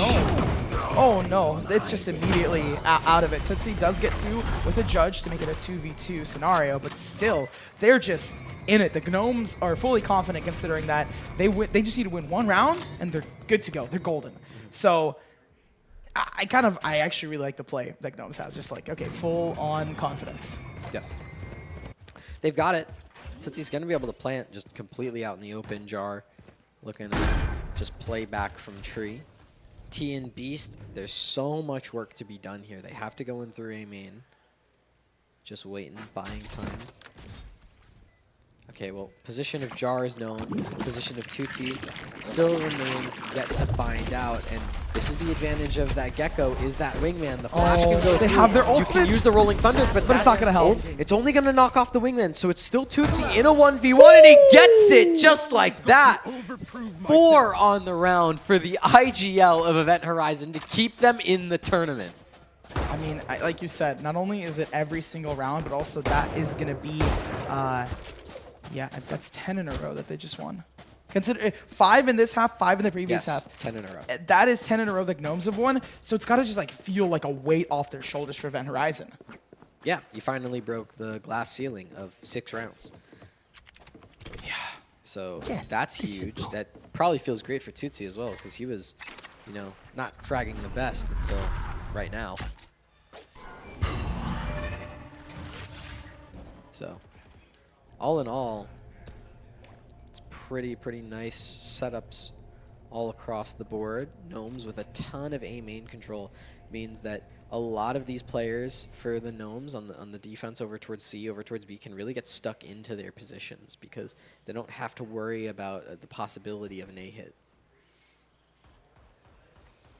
I like how they're playing passive towards A and C because of the space that Gnomes have been taking, and Gnomes react to it by just being more passive themselves, considering that it kind of bit them. Regroup towards C. Cage triggered. Regroup out towards the C site. There's that flash, and there's that teleport in. Supply destroyed. Gonna go for it. Shots come through. Xander wins it out. Getting a bit more active shots again. Xander on the second. I want to see them get some more here. It's a rifle round for both of them. And now Flash forced out of their position. The pressure is on. 30 seconds on the clock. Snark seeing what they can get away with. Yukine through the wall. Bangs them through. Flash has a bit of space on the site, but gets spotted, but not before taking down Snark. No paint shells, no nothing. It's 2 players versus the 4. Yukine gets 1 more, and this is starting to build up.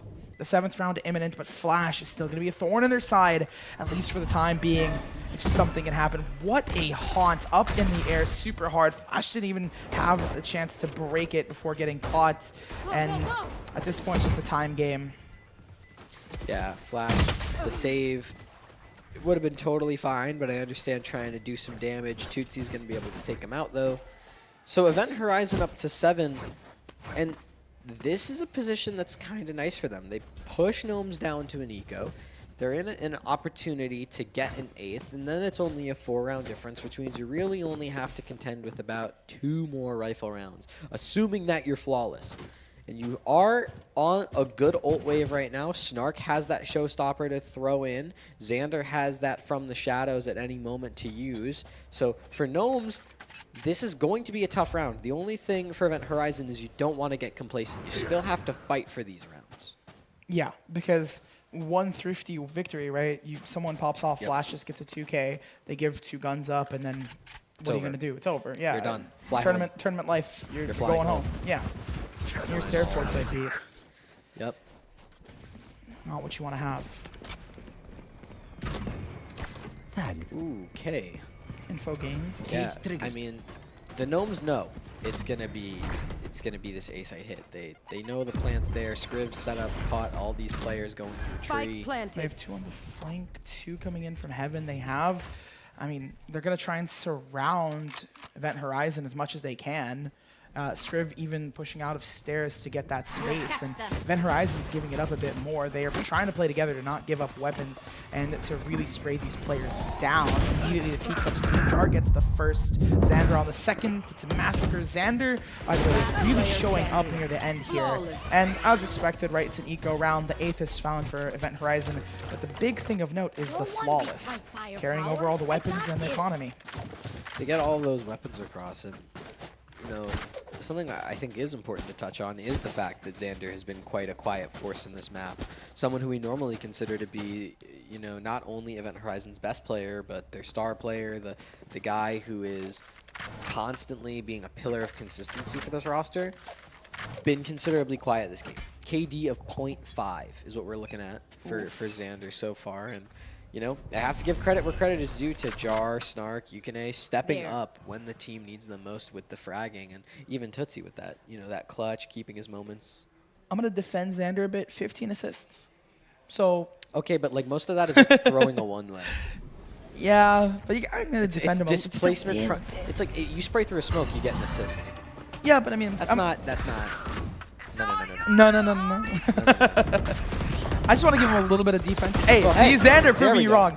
Immediately after Tootsie and Xander fall, and it's now a 2v4 tournament point on the line. It's very possible for them to get locked in. Clocked for it. The trade is there. And as we're waffling about Xander, not only do they fall, but so does Event Horizon. They're out of the tournament here, folks. LCQ, it's the way that it is, and that's the way the play-ins are.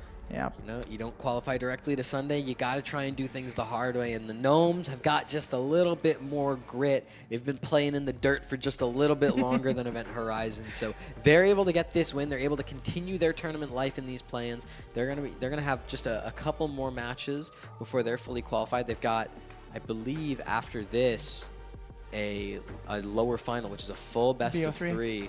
And that's going to be against the winner of the other match, which is the Villains versus F5. So that'll be quite interesting. Ooh. So we're going to see the Gnomes again, regardless. And if you're excited to go see Flash, Scriv, T, and Wave, and everyone else from the other team, you're going to want to stick around. So don't go anywhere. The last of the play-ins will be up right after this.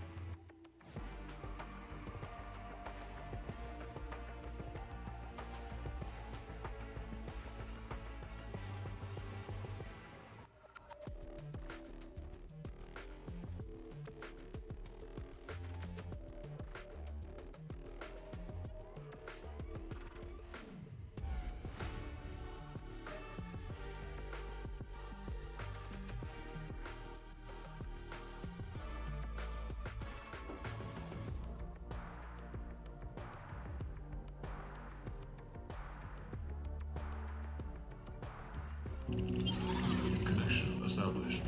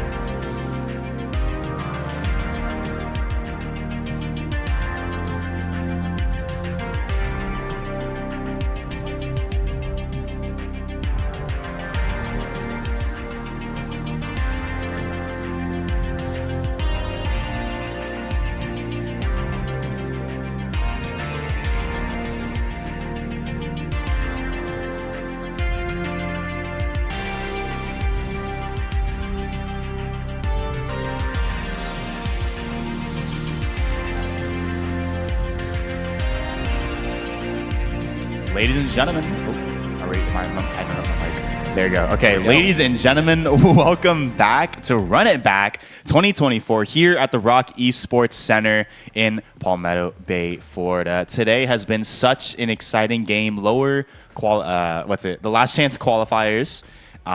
We had 8 teams coming into today, fighting for the last 3 playoff slots. Very true. Yeah. Now, Rain Above surprised us, being the lowest rated team and somehow managing to get there, to find the first qualifying spot right in playoffs. The second team was, remind me? The second team after them was Overloaded. Overloaded, yes, winning against F5. Yeah, 13-11, just barely. It was such a close game, and it happened off stream, unfortunately. No, that was on stream. Stream. I commented that game. I don't know. Yeah, okay. No, that was real. That happened. That was live. So that was a really cool game. But now, finally, for our last slot, we're going to find ourselves into the lower bracket. Yes. The last 2 teams remaining. It's Event Horizon. No, it's not. No, it is Gnomes. Yes. And F5. Yes. Both teams winning their initial games and finding themselves in the upper bracket, then losing their second game, and then going to winning, lowers. going to lowers, and then winning and finding ourselves here. Yeah, so it's really interesting that both of these teams had a very similar path where they had an initial chance to get into playoffs, and that was that second game that they played. Gnomes was playing against Rain Above, and F5 was playing against Overloaded, and they ended up getting knocked down into the lowers. And so this is the last chance, the last match of the last chance bracket. It's right here on your screens. It's a full best of 3. We spared no expense. Oh. We're delivering a full package to you. We're starting off on Lotus. That was F5's pick. They're going to end up starting on defense because Gnomes opted for the attack. Then for Haven, another 3-site map. That was Gnomes' pick, and they're starting on the defense because F5 wanted their turn on the attack. And if we need it, we're getting rid of the concept of 3 sites. I don't know that many letters of the alphabet. I only know A and B is in the word icebox. So that's in our decider. I absolutely love that. Yeah, super exciting maps today. Again, both teams having such fantastic runs throughout the whole afternoon. F5 surprising us. They actually came in as the top seeded team in the LCQ here. Yes. And yet they find themselves having to fight through the lower bracket. That's was really pretty tough for them. Just like their group stage games, a lot of their games today were 11-13.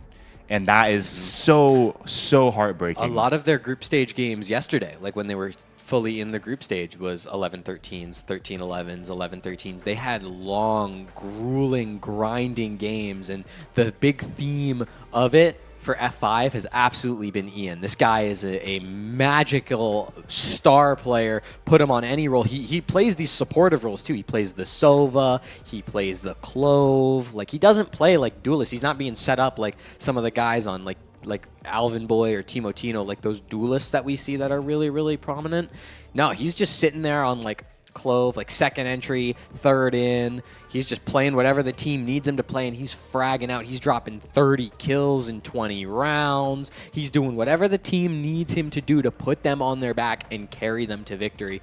And he has been an absolute star so far. And honestly, that's a really, really valuable type of player. The kind of player where you don't need to dedicate a ton of resources to, but they find so much impact anyway. And I've been so impressed with what I've seen so far, and I'm really excited to see if we can carry that moving forward. And for the Gnomes, Gnomes, it's really just been solid fundamental games. You know, we just had them on the stream playing up against Event Horizon in that lower semis match, and we just saw solid fundamental team play that was very, very coordinated from the Gnomes, right? They were willing to just quickly adapt. You know, they used their utility well, played off their teammates well. You could kind of tell that the communications were flowing inside the Gnomes camp. So it's going to be really interesting to see this series start to bubble in. We just saw the Gnomes on Lotus. We already got a kind of sneak peek of what that comp is like. I believe we've seen F5 on Lotus as well today even. Indeed. So we also know what that comp is going to look like. We have a pretty good understanding of both of these teams and what we're about to find. Well, the question is if they have a good understanding of one another, and that's going to be tested here on our Battleground of Lotus. So we're just waiting to get started here. I believe we are almost ready to go, guys, so don't you worry. We're waiting on some fairies, you know, noted, notorious enemies of the Gnomes. So the fairies are currently in the process of slowing us down, preventing the Gnomes from reaching their true destiny of playing F5 in this lower finals. Yeah, and we're actually waiting for F1 races to finish before F5 can start. Actually, F1, F2, F3, and F4 are all concurring. So as soon as those finish, then F5 can begin. My question is, after F5, is there an F6? No, that'd be ridiculous. Okay. Yeah. Yeah, okay. Well, I just wanted to make sure because, you know, you never know how many Fs there are because I don't give an F. But in general, like, you know, there's 5 of them on the screen. Yeah. So, well, a lot of people who don't give Fs are those who, well, unfortunately, we have to say F2 pay our respects because they are out of the tournament. As a reminder, guys, we started today with 8 teams in our LCQ, and we have said goodbye to 4, and we're not done yet. We got 1 more we got to get rid of, unfortunately. We've already said goodbye to ROK, to Event Horizon, the Villains, and to FIU. Yeah. So, again, now just 1 of F5 and of Gnomes get to find themselves on Playoff Sunday. Yeah. And I'm not going to lie. Today, I think coming into today, I had a pretty good idea of what to expect. And then everything just gets blown apart. I don't know what happens in Miami. I don't know what's in the air. But everyone is just wrong. Like, everyone just starts playing out of their minds here. Like, right above came into today, you mentioned it, like the lowest seed, and they were actually tied alongside FIU, right? And so FIU, we were like, oh, well, they're, you know, I actually vaguely remember someone saying that FIU was going to do better than Rain Above.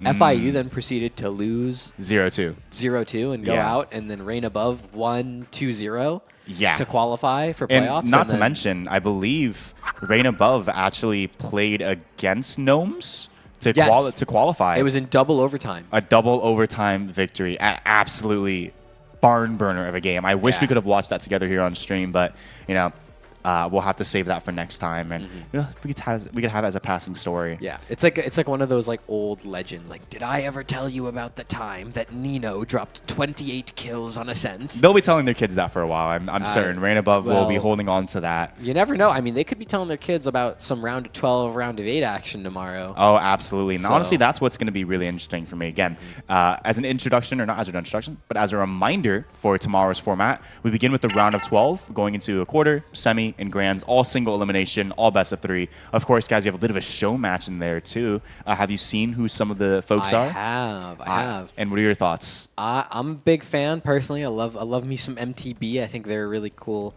really kind of swell person.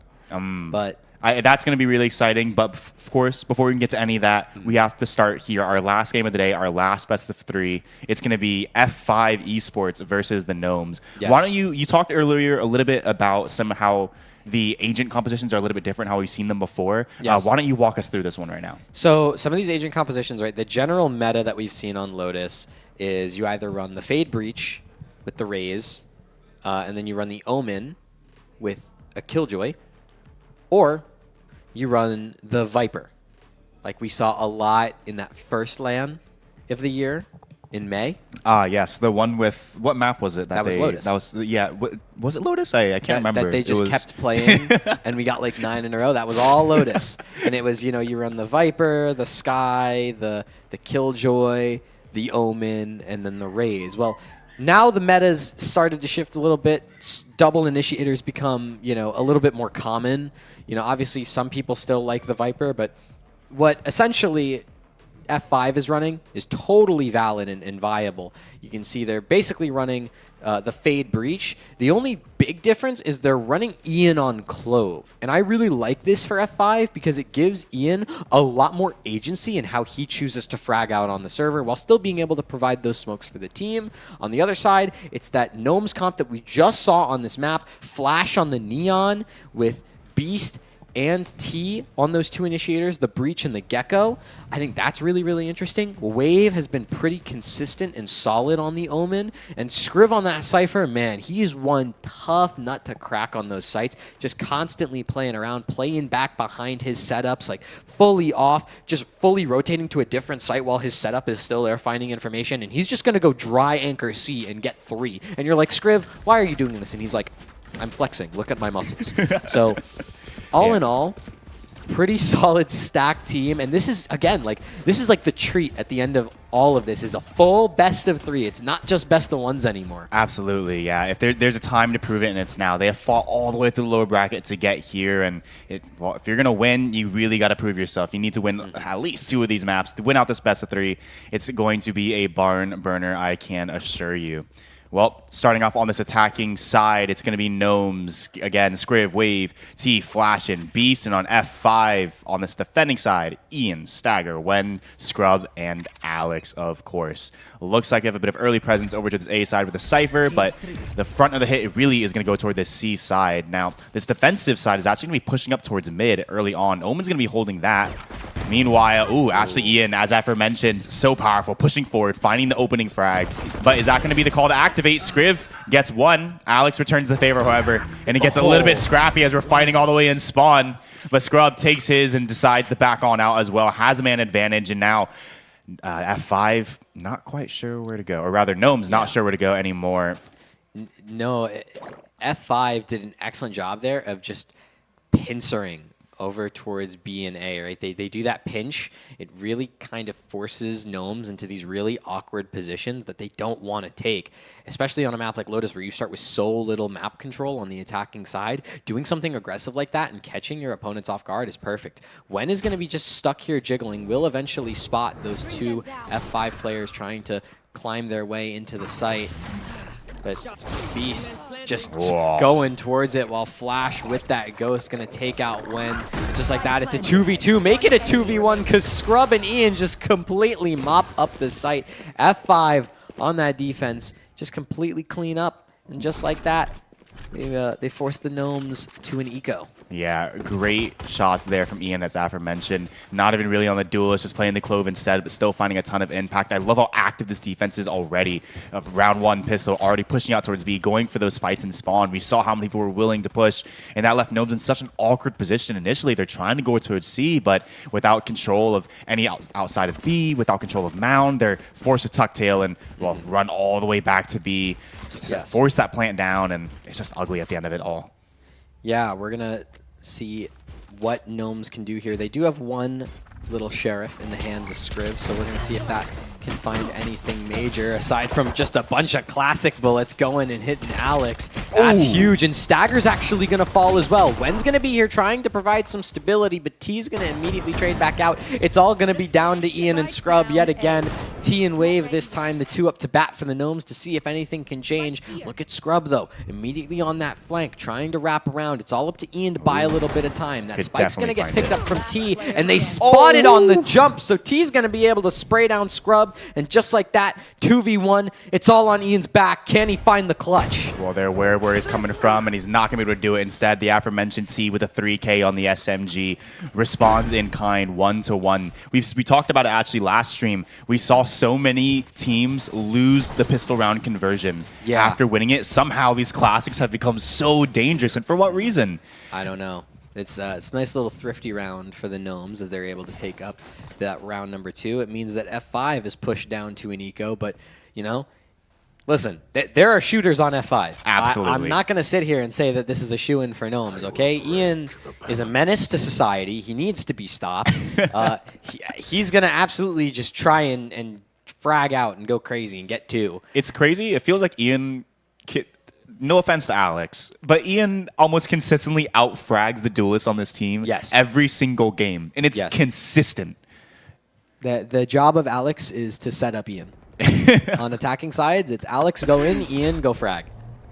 Absolutely, yeah. That second in, that third in, as that we talked about before, just doing a good job of helping out the team, and not just the frag department, but getting those smokes down, getting that control as requisite. And well, this one, let's see what they can do. Gnomes, just sheriffs in hand, but still threatening. A single bullet to the head could, well, send you into the next round.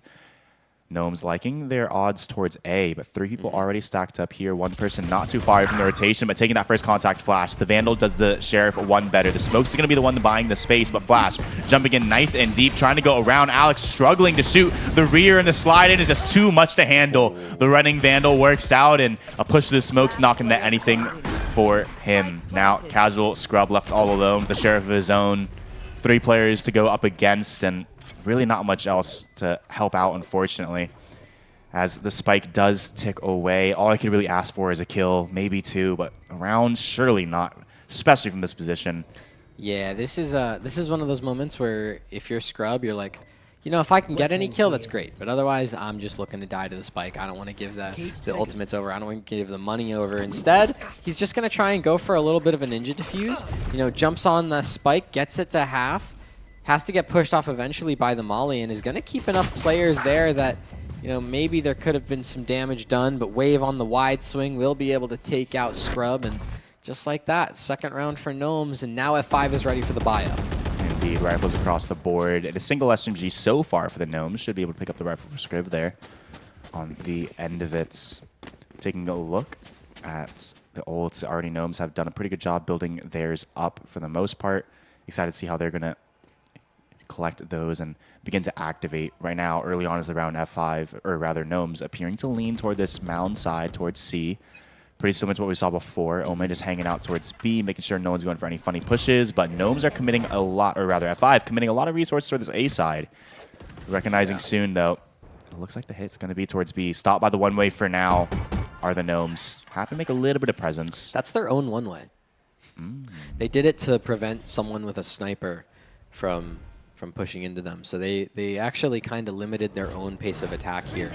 Yeah, they had a very good window, but it's gone, at least for now. So they're going to reconsider, pause for a moment. 2 people on the site defending. Still plenty of bodies on the opposite end for Gnomes to hold back, and it looks like the execute might slowly be coming to fruition. That's a As fake. I say that, it's a fake, It's indeed. a great fake. It pulls 2 players over. The advantage from that smoke right there out of Gnomes is that's huge information. That fade eye from F5, that's going to start to possibly draw some rotations back over towards this A site. You can see Gnomes looking to recommit to C, but F5 actually call the read. Yeah, Ian pushed all the way up, has all the information in the world, and now the execution come to fruition. Immediately, Breach goes in, and with that, the remainder of the Gnomes do as well. Smokes allow for a free plant, at least for now, but Scrub, thinking better of this fight, will back up and wait for the remaining of the team. Alex, though, wants to go in. Flash in deep with lots of players jump through these smokes. Flashes, stuns all across the board. Wave and Wen trade back and forth for the time being, but as we go into this 4v4, the low HP player and Alex swings out and finds one, but Casual's left alone. Blink and you miss it, and the Thresher gets him. Suddenly, Gnomes find their second rounds. Not yet. No, Ian's still alive. What? Yeah. That's that Clovolt. Oh, I missed it. I'm the one who blinked and missed it. You literally blinked and missed the Clovolt from Ian. It was really, really solid. You thought for a second, oh, Gnomes got their third. No. Ian was not dead yet. They eventually did get him. They got him with that after the dismiss from the not dead yet ended. But apologies. It's the fairies on the Gnome side. Kind of being a little distracting. Well, again. no, I mean, Clove is kind of like a fairy. So, well, as I said. Yeah. So, it does work. Once again, just the pistols for F5 here. Playing pretty far back are the Gnomes just waiting for some sort of aggression. They do spot it, but no kill to be rewarded. Right now, a pretty heavy A setup for the time being. Even Cypher beginning to rotate through that CT spawn. Lots of deagles. We've seen how dangerous these pistols could be, especially in numbers, to swarm out these players. Flash spotted out for the time being. And ooh, there it is. The quick headshot. Tay will find Alex on the other end of it, though. T, rather. And with that, the remainder of Gnomes are going to regroup and hit toward this C site. completely open, Clove behind the door, not much to do. And the rotations, well, they're on the other end of the map. Yeah, that's a really solid call from Gnomes. They get that first kill. It pulls a bunch of rotations over. They opt to go for C. But Ian, of course, still has a gun in his hand, so he's still ready to kill like 4 people. He's over towards Mound, out from that door, ready to start this retake alongside his teammate of Scrub. As these other 2 players for F5 are actually going towards Waterfall, a lot of space has been taken by Gnomes over towards the CT area. So Ian, with that Vandal, gonna try and now frag out, accelerates the pace a bit, smokes off the defenders, or actually the attackers from their own defense trying to defend that bomb. Stagger's trying to try and just stick this defuse, but Wave on that reflank, gonna be able to find so much alongside Scriv's spam, and just like that, it's up to Scrub versus Scriv over towards this defender spawn. The mosh pit's gonna come in, and there's the stick, and there's the swing. Scriv kills Scrub, and Gnomes find themselves a 4th. Indeed, success in a massacre on the C site. The Sheriff's not able to convert, unfortunately, and Gnomes again on 4. But now the gun round comes to fruition when Alec, both ults in hand, similarly Scriv and Flash ready to go. Curious to see how they're going to use those coming into this round, or going to hold on to them for something special to plan down the line. Nevertheless, Alex ready to go. Stagger with a slow start, actually. 0-5 for the time being for F5, for the F5 player. If I remember correctly, I believe Stagger's their defense caller. So, well, he's just trying. It's not working so far. He's just trying to focus on setting up the team. You know, he's playing that initiator. You know, it's not about his frags; it's about his team's frags. And of for course. Ian, I mean, looking phenomenal. Oh, just like you. Just like me? Just like you. I'm not Ian. I could never be Ian. Well, what Ian's doing is pretty disgusting, pretty close behind the smoke already. The question, I don't think Scriv knows how close this threat is just yet. And yeah, not ready. Already around. Alec on the other end of the map will pick up one as well. So that's a 1-man advantage picked up for F5 already. A minute left on the clock, and Gnomes are going to look to regroup. Instead, leaving Flash over toward this A side to maintain the distraction. In fact, all 4 players for F5 out here. And they begin to shift back towards A as well. That door is not broken, so there is no way for Flash to quietly rotate to B from this position. It's going to be a recommit over towards A. The question is for Scrub, how much can you find here? Because your teammates have left you alone on an island. You're able to find Flash, but you need to find 2 more. Oh, those are close to the smoke. Behind the cage, locked behind are the remaining 2 players, Wave and T, and just more util to keep them locked out. But Tay, once hit, and he's going to get it. It's a bullet to the head from Scrub. And now left alone, Wave, and might have to wave goodbye to this round. Drops down from the heaven, is able to pick up when. But the question is where, and it's Stagger, or rather who, and it's Stagger. Wave, where, when, who. Hey, Stagger got a kill. Look at that. Hey, you see, you just got to apply a little bit of pressure. Yep, just like that. That's a good round from F5, and you have to give credit where credit is due to Ian for being able to find that kill onto Scriv. You have to give credit where credit is due to Alex with that Odin being able to find a kill, and also to Scrub for a phenomenal site hold over by that A site, allowing his teammates to come back in without giving up the site, making Gnomes really, really fight for it. Got a little bit of a tech pause. That's why the timer's stuck. So, of course, it wouldn't be... Well, I hope they get it unstuck. Well, it's the fairies. Not Ian fairies, but other fairies. You know, unspoken fairies. Unspoken. There's tech fairies too, Yeah, is what you're saying? Well, there's technies, so there's tech fairies. Ah. So, yeah. He just pointed to his knee. That's what that was. And you had to say it. Yeah. I mean, it's not like the camera's there, so... Well, in any case, while we have a moment, I do want to talk to you quickly about your prediction for this game. That's something that I wanted to talk to you about. For the series? Yeah, for this series. I mean, F5, Gnomes, again, 2 teams who kind of came into this bracket looking pretty strong for the most part, into this LCQ looking pretty strong. F5, one of the top teams in this lower bracket, having to now fight through the lower bracket. What are your thoughts? Who's going to win this? Okay. I can't say for certain who's going to win. I think the actual winner of this game is a 50-50. It's a coin flip. The real audience is the winner. The real winner is the audience at home. I can tell you, and this is what I believe. I can tell you that the only way that F5 wins is if Ian drops 30 every map. However, if Ian doesn't drop 30, every then map. Gnomes win. Well, starting off, it's not a great look. Wave already 9-3, doing him one better on the Omen. So T already matching up with 6 frags as well. Something as well about Ian.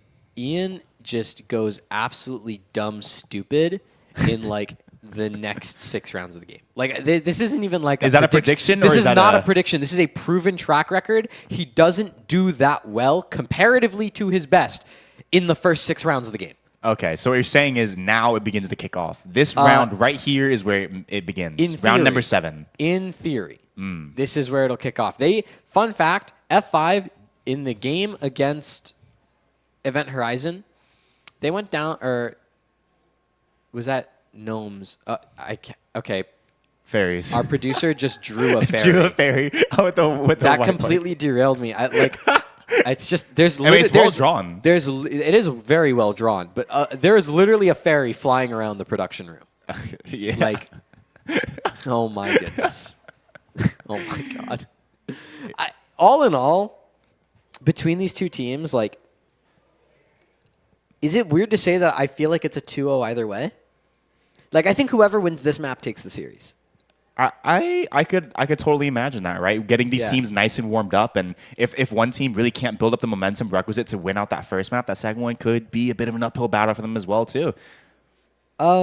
Yeah, I don't know. I want to believe that we're going to go to Icebox because both these teams have given us so much so far in this tournament. Like, between the group stage and now, going through that entire lower bracket, they've done excellent jobs. But there's just like this deep part of me that's like, Lotus and Haven, both 3-site maps. Yes, they play a bit different because of how much control you get on the attack as the barriers drop. But, you know, ultimately, the way that you play it is fundamentally similar enough to where, like, yeah, you know, on one side you're fighting for A control, on the other you're fighting for mound control, so that way you can quick rotate to B, like, you know. And then for, like, the side of Haven, it's like, you're fighting for, like, the mid control, so you can go garage split C, and you're also fighting for that A control, so that way you can insert one in sewer or insert one long. Like, all in all, I don't know. I feel like I've just said a lot of nothing, but that's like so genuinely what any prediction for this series is. If you can confidently sit here and tell me why either of these teams is going to beat the other, I could probably believe you just as much as I wouldn't. Well, the Gnomes, a bit of a local favorite here, not too far. I believe they're actually from just in a couple hours north, I believe they're from. They're often coming out to these lands and putting up pretty good numbers. Flash and Skriv, always just really reliable players. So they're surrounded by these other 3. And T. Well, T isn't normally, I believe he's like a newer addition to this roster. That's my understanding. Skriv and Flash, though, definitely have a whole lot of history here at the ROK Esports Center. Skriv and Flash have played together a bunch of times. T was with Flash at the last Heat Wave. So there is that. Okay. Yeah. Flash and T were working together. That was a really cool roster to see. I think Wave was with them. I think Wave, T, and Flash were all on that roster together. Skriv was with ROK alongside Jovi and Exalt. Who we unfortunately said goodbye to earlier today. Who, Exalt? No, ROK. Oh, yeah. Yeah. I was going to say, Exalt went to Korea. Really? I believe so. To go do watch parties for Talon. Oh, wow. Yeah. Well, a man of talent indeed. Talon, but talented. That's what that was the joke. Oh, is it? Well, not anymore. I'm sorry. No, I just said it for fun, mostly. The fairy dust got in my eyes, and I lost ability of hearing. Yeah, the issue is with production, they're just drawing too many fairies on the walls, and the expo marker is kind of getting in the air a little bit. Well, no, it's weird, because like the fairies are like popping off the walls. Like, these expo marker drawings are like popping off the walls. Like Doodle Bob. Yes.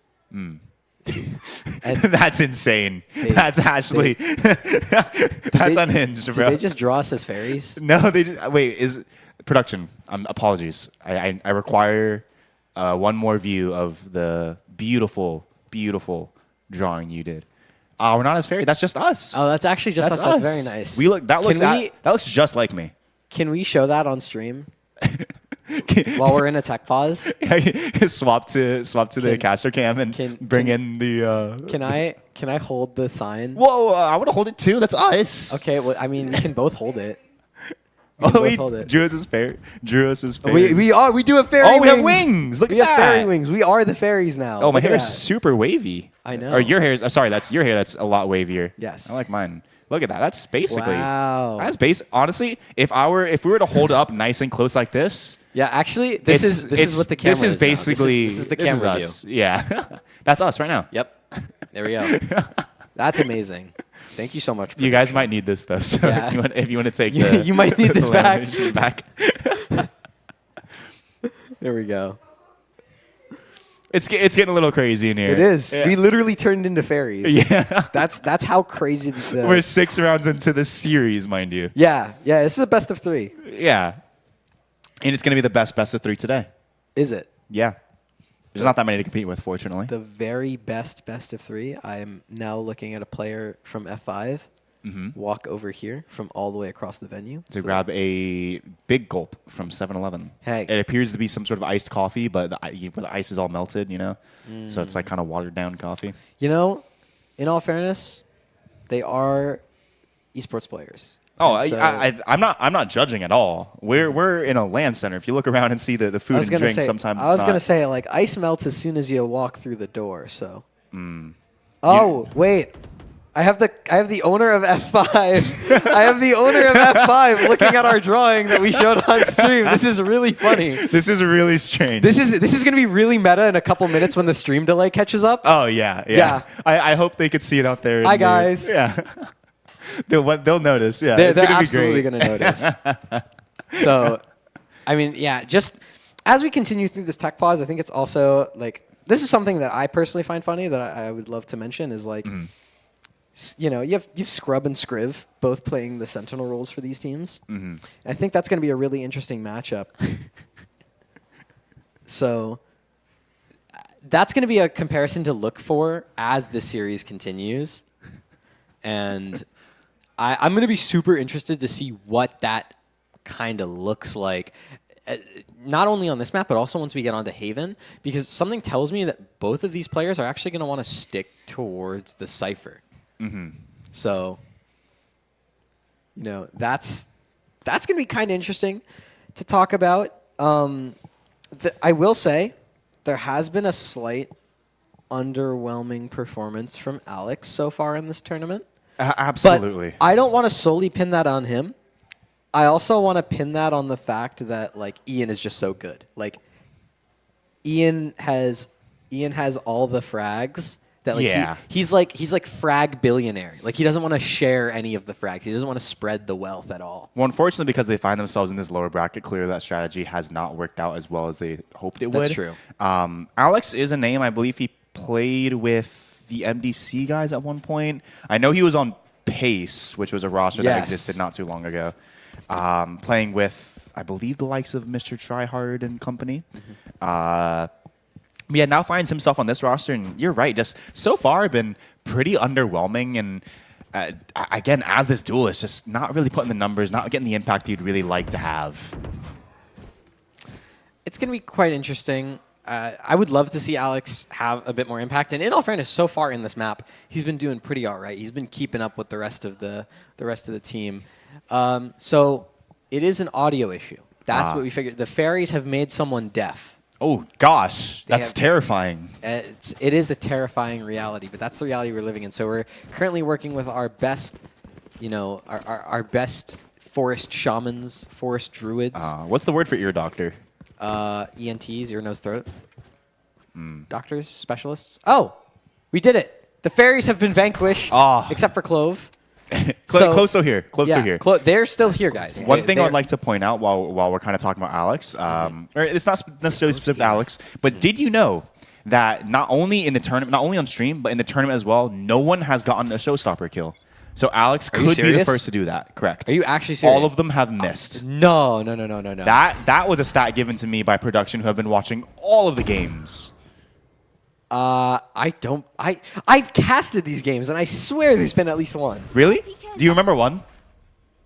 Okay, you're gaslighting. You're doing the gaslighter trick right now. Well, Ian is going to be the one who might light things up playing behind this mound. Lots of players for the Gnomes grouped up, just waiting for their timing, potentially waiting for some sort of aggression outside of this B side. And you can see those pings out there might indicate that they believe someone could be pushed up.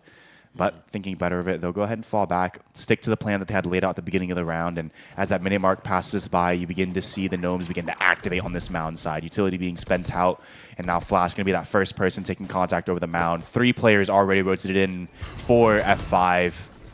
And the hold will go through. Ian, the man called upon, the myth, the legend, flashed on through, and it's him and Alex to double up. The showstopper hits indeed. Yep. I was like, man. There's got to be at least one so far. So there's at least one. Alex has gotten it. If that is the first, actually let me know on Twitter. Someone go scrub through the VODs and please let me know. I will follow you back in all 16 hours of yesterday, and I'll PayPal you $5 or something. Lovely. If that is proven correct. So. Okay, well let's see how the rest of this round plays out. Ian doing so good to play around the cage. Alex goes around and finds Wave, leaving Scriv all alone. That's a save. Being chased down. 11 seconds to stay alive, and then a bit of the after round timer, but. Look at this. F5 looking pretty hungry for the most part. Folks chasing around, but it doesn't appear that Scriv has any real threat just yet. May be able to save this Vandal should he not peek. And yeah, saves it indeed. Never left the spawn. Scriv is a good boy. He's not going to peek that. He wants to keep his Vandal into the next round. Does exactly that. It's a really good hold by F5 to win them that round, right? Completely shut down the incoming push. You have to give credit to Alex for shutting down the entire execute with the showstopper. And also just some really good positioning, right? F5 kind of called the stack over to use all that utility to their advantage to prevent Gnomes from getting on the site. And it gives them their third. And just like that, Flash has answered back by just completely getting rid of Alex. Says, you killed me, I kill you back. I don't even need an ult. A really early opening frag into the round, but still not scared of F5. They're going to push forward, recognize they have a man advantage, decide to take some initiative, but Flash spotted him out. Yep, spots his shoulder, swings out, but Stagger, good for 1, good for 2, but T trades back and retains that advantage. Gnomes now, knowing that both players from the C side have fallen, it's only going to be Wen for now who's going to be rotating in, falling back, thinking better of the utility. They're going to wait for Casual Scrub to find a better flank, find a better timing to get into position. Plenty of time to do so as well. So sandwich through, Fade ult to go out as well, the Nightmare. And now the retake will commence. Casual Scrub being no secret, will be heard. T turns just in time, and well, that leaves Wen all alone. Full HP, but really not much else to work with. Stuck between a rock and a hard place. 2 players on one side, 1 on another, and a vertical head stack as well to deal with. Yep, no chance. Instead, T of the 3K finds the 3rd round, or rather the 5th round for Gnomes. Yeah, 5th round overall for Gnomes, 8th round overall in the game. Now coming into round number 9. The economics still looking pretty decent for the side of Gnomes. And for the side of F5. It's F5's economy that's more in shambles, and that's a pause. These fairies, dude. These silly little fairies. We got 2 rounds before. Okay, so that gives us time to kind of break down your hypothesis, right? Okay. So it's been 2 rounds since round 6. Ian has found 1 kill per round. Do you think he can maintain that kind of pace? 1 KPR is pretty high. I don't want to say it, but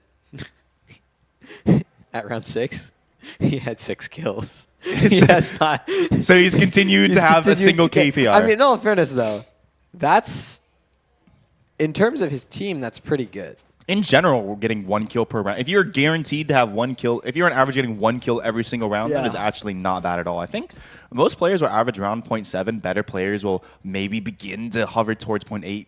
Amazing players going 0.9 to 1+. That's assuming that saving is fairly common in Valorant. It's like maybe you're going to get 1 or 2 saves per player per half. So like 10 saves total. It's not like in Counter-Strike where it's like a 3v5, so we're gonna save. You know, like they're gonna go for that in the 3v4. Oh, it's even then still 1 KPR is still would be pretty astonishing. Yeah, 1 KPR especially, I would agree. But yeah, exactly. So being able to maintain that pace for a map would not be bad at all. Yep. The unfortunate part, however, is still a lot of his teammates feeling a little bit slower comparatively, at least to begin with. Again, only 8 rounds into the map, but.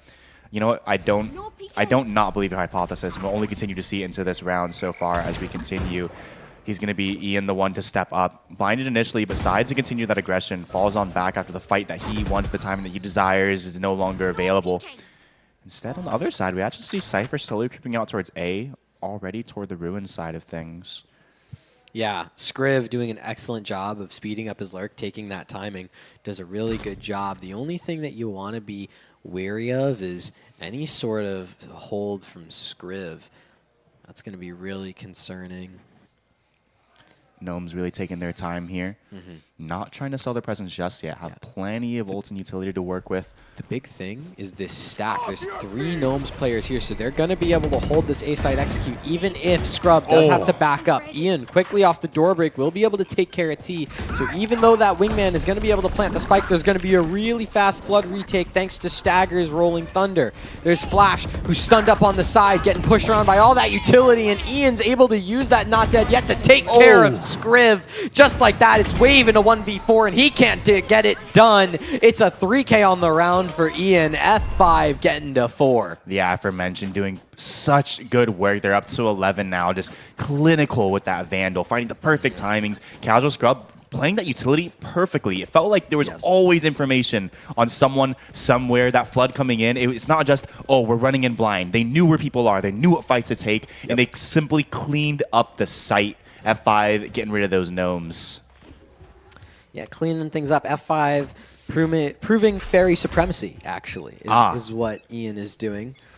Showing that they can do their job. But Gnomes now trying to fight back. They want their turf, and they want B all to themselves. They are using that overdrive on the back of Flash to try and take all this space. Ian's there, quick on the flank. We'll just kind of play some time around that door as that wingman will die, so not be able to get the plant. The post plant's going to be a little bit tricky here. Coming in from almost every direction are the Gnomes, but holding them off for the time being. Not a whole lot of space for the F5 squad to start working their way in. In fact, there was all a bit of a ruse. They take the B-side control, and now they're working towards A immediately. Stagger, though, it might be a bit of a mistake. Casual Scrub gets one and gets away as well. Maintains that man advantage with a minute on the clock. Scriv, though, turns around. Neural Theft activated. We'll have the information of where to go. And it appears like they want to work towards B. Alex, though, we saw the op earlier, but wasn't able to use it. Now, finally, gets to put into action and secures another man advantage. 2 versus 4 now. And as the spike goes down, they actually opt to slow down a little bit. Flash going to try to take some initiative. Could potentially find out this op, but the problem is you have 3 players coming in from this mound side. Even if you deal with Alex, the pressure from the other side is simply overwhelming.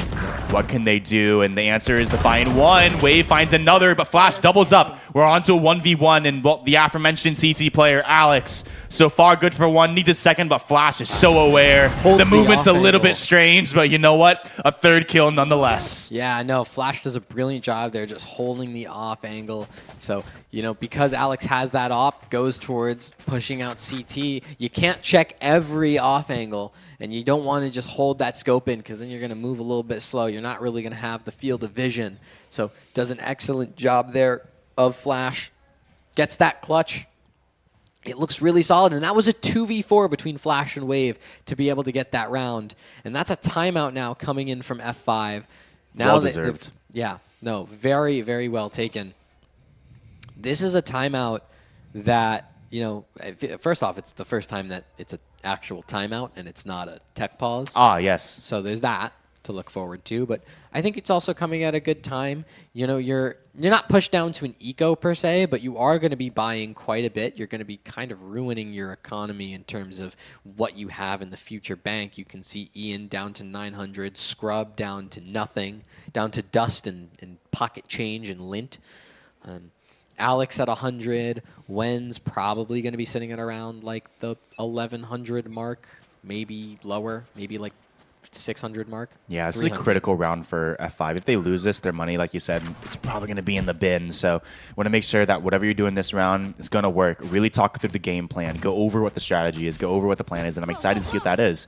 6 seconds until this round begins. They're grouping up outside towards B early on. But similarly, Gnomes, or rather similarly F5, yes, grouping up outside as well. 2 players going through. The U2 will push them back, but the counter breach slows things down for everyone. 6 players in the center of the map for the time being. And it's a bit of a stalemate, a pause. The smoke goes down, prevents any further push for information.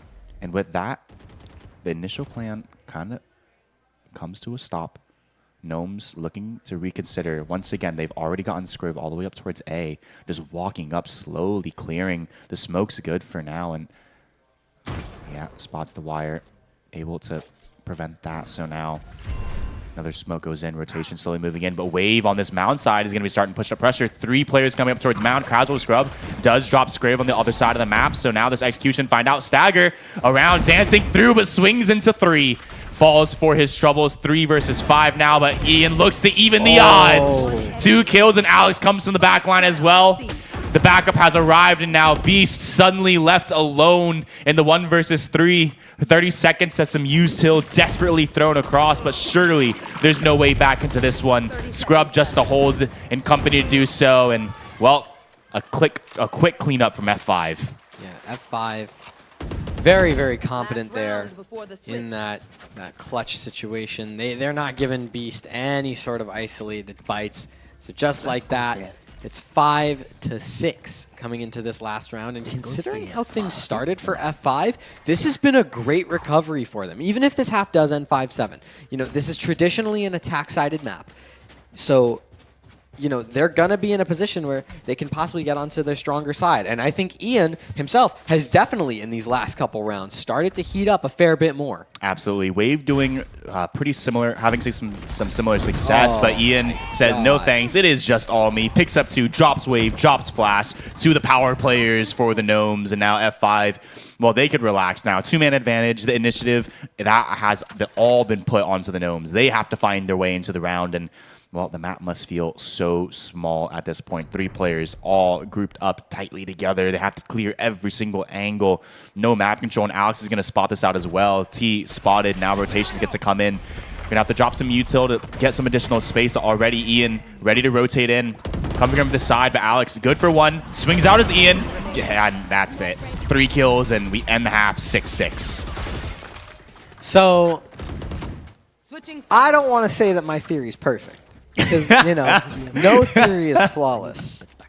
But the Ian 6-round theory might have a little bit of merit to it. Something, now, you know, there's probably some sort of logic behind it. I'm not going to delve into it at this point. Instead, it's probably more pertinent to talk about the fact that this is an attacker-sided map, and this half ended 6-6. So now for F5, running with that double initiator comp, a comp where it is generally more comfortable on the attacking side, combined with the fact that Ian generally seems to be more comfortable on the attacking side, combined with the fact that F5 are now moving to their primary caller on the attacking side of Wen, makes me think that they might end up being a little bit more comfortable here. We'll have to see. Well, it's all going to start with this pistol round. All 5 players for F5 grouped up toward this A side, but decide against it. 4 players for Gnomes as well as they begin to sprint over to this mound side. It's up to Scriv to buy time for the rest of his team. He's going to hear the rest of this. He's going to hear all these footsteps going on through. A little bit of shake and dance from Ian there to make sure no headshot available, but rotation still coming in. 2 from the waterfall side, 2 from CT, already having a little bit of space. They haven't been able to make it to site just yet. Only now the Breach kind of making presence, but Flash to be the first to find the frag. And Stagger through the smoke. It's a bit of a song and dance for these teams as they jump around and lots of swings. Ian, oh my gosh, good for 2. He always is. And now sprinting toward this B side, it's up to Flash. Backing up, going to try to retain this 3v3, go for the retake with this team. And as the plant goes down, the round continues. This position from Alex is huge. If he and Wen are able to catch out Flash here, turn things into even a 2v2, things start to get really, really difficult for F5. Flash is going to slide on in. It's going to be 2 players taking that 2v1. Stagger's going to be able to trade out 1 for 1, and it's Wave! Oh my god! Out of C-Link, 4 kills on the round! He gets it done for Gnomes! Perfectly goes about peeking those angles. Every single fight isolated. By the time he's peeking you, he's already killed your teammate. There is no such thing as a double peek there, and, well, he makes it work out. Wave, just not impressed with what Ian's showing. Instead, trying to prove out himself. I believe that was a 3K or 4K. That's 4. Yeah, 4 into the round of the pistol, and an impactful one at that. Again, we talked about this being an attacker-sided map. Well, Gnome's starting out with the defense-side pistol. That is important. But the question, well, if you look at the rounds right now, you see they haven't quite made... F5 wasn't able to make the conversion. The question is if Gnomes will be able to. I don't know, but with the way that Gnomes play, they've been pretty good for it. So it's really going to be on F5 to try and conjure up a play that's going to catch them off guard. All those players on the currently for F5 are all looking towards that B area, and that wouldn't make sense considering the weapon disadvantages. But look at that utility combo again from T, using that classic stun and aftershock to take care of Alex and force a 5v4 on his opponents. That is just oppressive. You don't even get to see anyone you're out of the round. You bought that Sheriff looking to pop some heads. You couldn't even see an arm to shoot at. Nope. Don't even get a little foot. Instead, you just get a bullet to the head like Flash just did the stagger. Indeed. Well, they do have a bit of space towards A, but that's about it. And as I say that, it's going to be the Gnomes be rotating 3 players over, ready to respond should any funny business happen. Ian on the other side, not going to make much use of the Sheriff that he purchased into this round. So now going up, Scrub. On the edge, yeah, and Flash didn't even move, just continues to hold the same angle, and Wen appears like going to walk right to the same one. Instead, Flash jumps over, Goomba Stomps, find the 3rd kill, and Wen didn't even know where. Or how. Or really why. Yeah, or what. But, well, the what was the kill. The when was in that round. The why was because Gnomes wanted to win. And then the how was... And then the how was Flash sliding off of heaven. So I feel like we got most of those, if not all of those questions answered. But the new question that's arisen is, what is the gun rounds going to look like from F5? What is the look that they're going to give? They've been pretty solid with these defaults and trying to take mound control to force rotations over towards C and trying to give space for Scrub to lurk over towards A. But the question is there going to be a response from the Gnomes to try and counteract that? And with low HP, Neon's actually running around, and Ian's looking to cover this. It gets a little bit scrappy. Ian finds one. Hype, though, does drop Scrub on the other side of things. Still chasing this down, though. 2 players, low HP, but still pushing through. It's not enough. Scriv instead with the scope shotgun picks up one, Wave yet another, and Wen and Stagger now going to have to be flanked on through. They're sprayed on both sides, and the HP, well, that drops to 0. 6-9 now for the Gnomes. It's a great position to be in for the Gnomes, right? You win that 3rd in a row. F5's forced to another eco. Staggers on a stinger. Wen's on a stinger. This is mostly stingers, and that makes me believe they're going to try and do something real quick. Possibly going like the baby door to B would be my thought for the post plant. But Ian's got that Sheriff, and again, unless I see Ian on a Classic, I'm not counting him out of a round. Right there. It's a bit of a head-to-head now. Wave and Ian both on 19 kills. First to 20. But all that matters at the end of the day is that first to 13, and Gnomes are a bit closer than F5 now. And while I imagine they'll get to double digits first as well, these Sheriffs, these Stingers can be hard to win the battles against the rifles on the other side. But plenty of space already granted, though. Alex, so far up in a very advanced position. However, unlike previous rounds, Gnomes committing 2 players to hold this side of the map entirely. Additionally, a good call to have 2 towards B as well, fully committed. Yeah, no, this is a really good, solid play from Gnomes because they know that F5 is going to be on somewhat of an eco. So ecos, be they you having the weapon advantage or you having the weapon disadvantage, you're always going to want to try and tend towards B because it's just a smaller site to take. So you have to use less utility to actually get the spike down and planted. So it's really solid, especially if that is the case and F5 were to try and take B, to just keep 2 players there. And you can see there's that execute starting to come in. Alex all the way on the site at this point. There's that spike plant from Wen, but there's that quick response from T. He's going to be trying to fight for this. It's going to be a really fast retake from Gnomes. Yeah, lots of players already grouped in position. Yuto going to push Alex back, but still, again, these pistols, these SMGs, close range, this is where they thrive. Alex, who's going to be the first one to make a move? Flash will be the first to find the first kill. Oh, and the barrel just barely spotted, getting greedy for the gun. Fortunately, though, Wen could trade it back. Wave and T do just the same, but now it's all up to Beast in the 1 versus 2. Phantom in hand, does tap the spike in the location. Dart, but oh, you take it out, you get shot. It is not a very pretty position to be in. And once again, the SMGs, you talk about how powerful these small guns can be in the small sight. And, well, they make those guns sing. 7-9 now for F5, the first response this half. It's a great response in this half for F5. They look really, really solid in that eco round, right? Like I was talking about, you get those stingers, you decide, you know what, we're going to take fast control of A. Alex is just going to satchel in, and then we're just going to go to B. It's a smaller site. We can go through the baby door into the A link. It's a smaller site. We don't have to use that much to take it. Gnomes are going to be a little uncomfortable on the flood. There were a couple small missteps, micro-positioning errors, and all of a sudden we can capitalize, we can take the round, and now we've got full guns again. And it's actually Gnomes in a bit of an economically precarious position.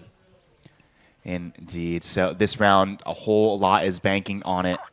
Skriv relegated just the Deagle. Everyone else, though, fortunately able to get rifles. But Skriv, as a solo A player now, has a lot of pressure. As I say that, though, F5 thinks better of it. They grab control all the way up to just outside the A site. But they're going to take the bomb elsewhere instead. It appears to be a pretty similar setup as we've seen before. 2 players outside towards A, 3 walking up towards B, but TenT spots it. And a quick little shot, a quick little headshot from the Vandal will open up the rounds. Suddenly, that Deagle's not looking so bad anymore. 5 versus 4 as F5 begin to reconsider once again, and probably for the better. 3 players grouped up towards B. They're pretty scared of this B split, especially not having the A side control. Skriv will spot these 2 players walking into the site and call over for a little bit of backup. In the meantime, though, the bomb will be slowly making its way to the site through the Chi room. Alex to the smoke. Good for 1. Pulls out the showstopper, gets another from long range. That drops Beast. He's barely had time to breathe this game, but still, Alex is finding impact, drops an 8 behind the smoke as well, forces these players back and re-aggresses.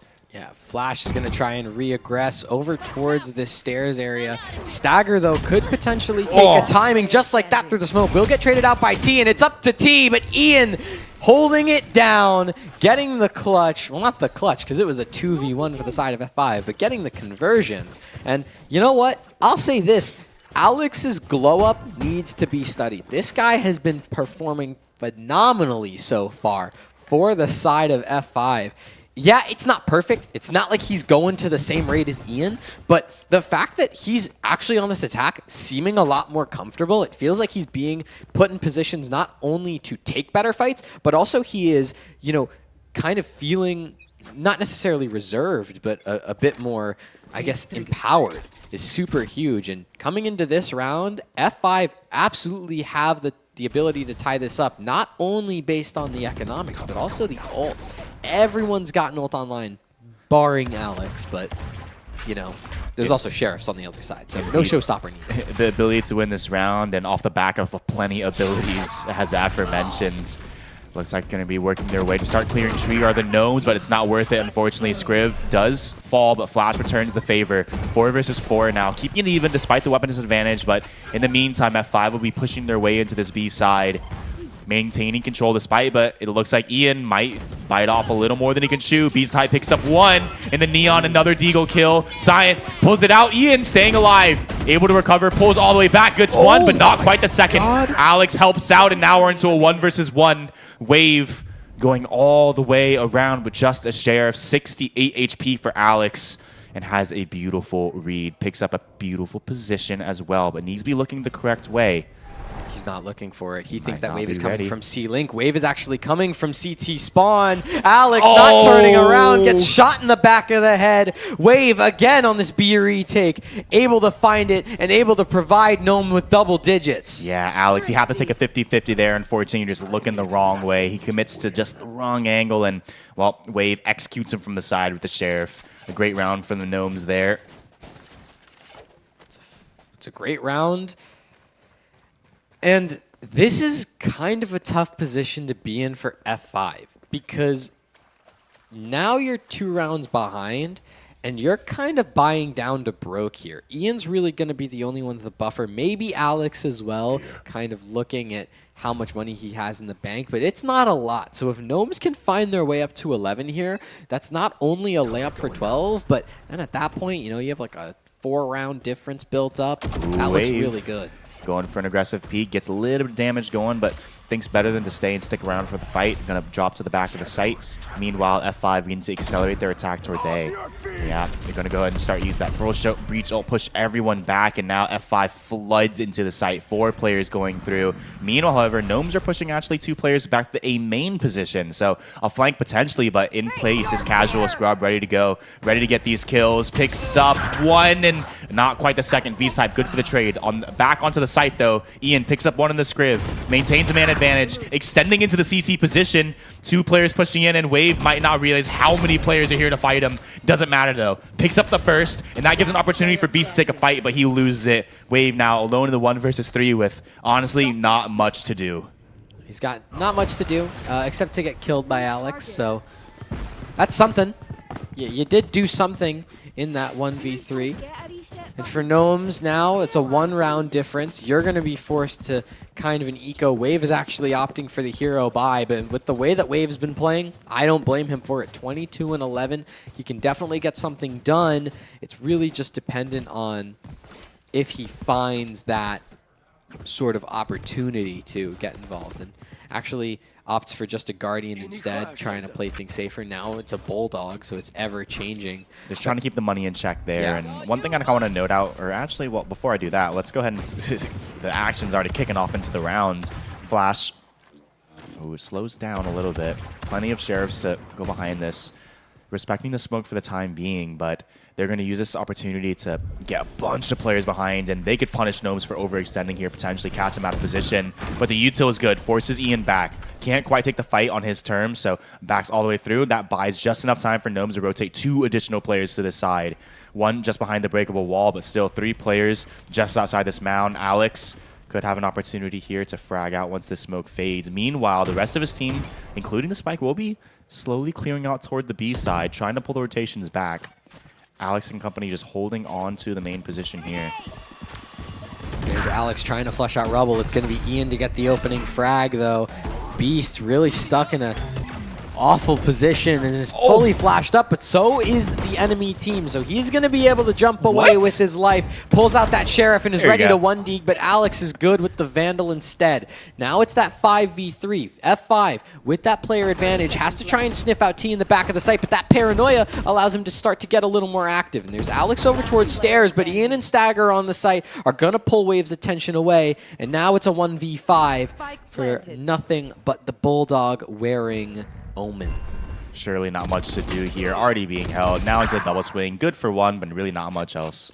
One thing I kind of wanted to note, well, at least before this round, I have to take a look at the scoreboard now, but I wanted to comment how similar the kill distributions are. I mean, you have 2 players that are plus 20, 2 that are just hovering near 20, you know, 16 and 17 on Alex and T respectively, 13, 15 and 14 kills, 11 and 9 kills, 8, and then you have Scriv and Stagger both kind of struggling to find an impact. Actually, I didn't notice how hard Scriv was having in this game, how hard of a time he was having, how much he's struggling. 8 and 17, that's not what I'm used to seeing from Scriv. No, it's because on that attacking side, Scriv really didn't, you know, the Gnomes, give credit to them, when they took all that space and they tried playing a bit more aggressive, you know, it didn't really find an opportunity for Scriv to upgrade his lurks. And just like how Casual Scrub goes down to Flash there from that aggressive play from the Gnomes, it was kind of a similar story for Scriv when he was on the attacking side. So Ian, though, on that flank watch, going to be able to take Flash. And it's going to probably start to try and fight for another. We'll use that Not Dead Yet, that Clove ultimate, to run it back, try and force another fight, and we'll find a second. And it's going to be Alex over towards the defender spawn to find Wave, which means it's all up to Beast and Scriv. They're going to try and use those cages, use that Cypher utility to scale their way onto the site. As Stagger has to try and reposition. Over towards Heaven is When, and he's not going to find a shot. It's going to be over towards drop of Alex, but that Wingman is sticking. Now it's off, and Scriv is going to be able to find Alex. That bomb, it's a 1v1. Scriv versus Stagger. The time ticks down ever further, and Stagger plays it perfectly. There's just no time. Well played to F5. They find an 11th. Indeed, 11-10 now, and well, we said it was going to be close, and it couldn't be closer at all. Absolutely astonishing. And what I really loved from F5 there was their ability to kind of take the space, knowing what Gnome's doing. Gnome set up with 3 players towards Mound, pushing out immediately. What did F5 do? They accelerated towards A, and not only that, they took a ton of control CT. So even when Gnomes were really gathering up on this big flank, they broke up the wall towards B and started taking out toward the ruins, taking tree room, taking the A site. They had CT control. They cut off that rotation. They were in so deep that we saw their stagger all the way back, came through the drop down, able to get the last kill.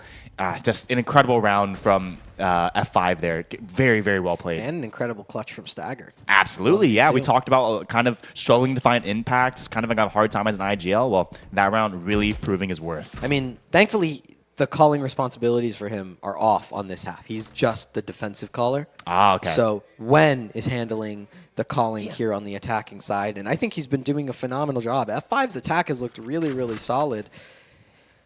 So we're going to see what F5 are looking to do in these last couple rounds here as the game begins to draw to a close.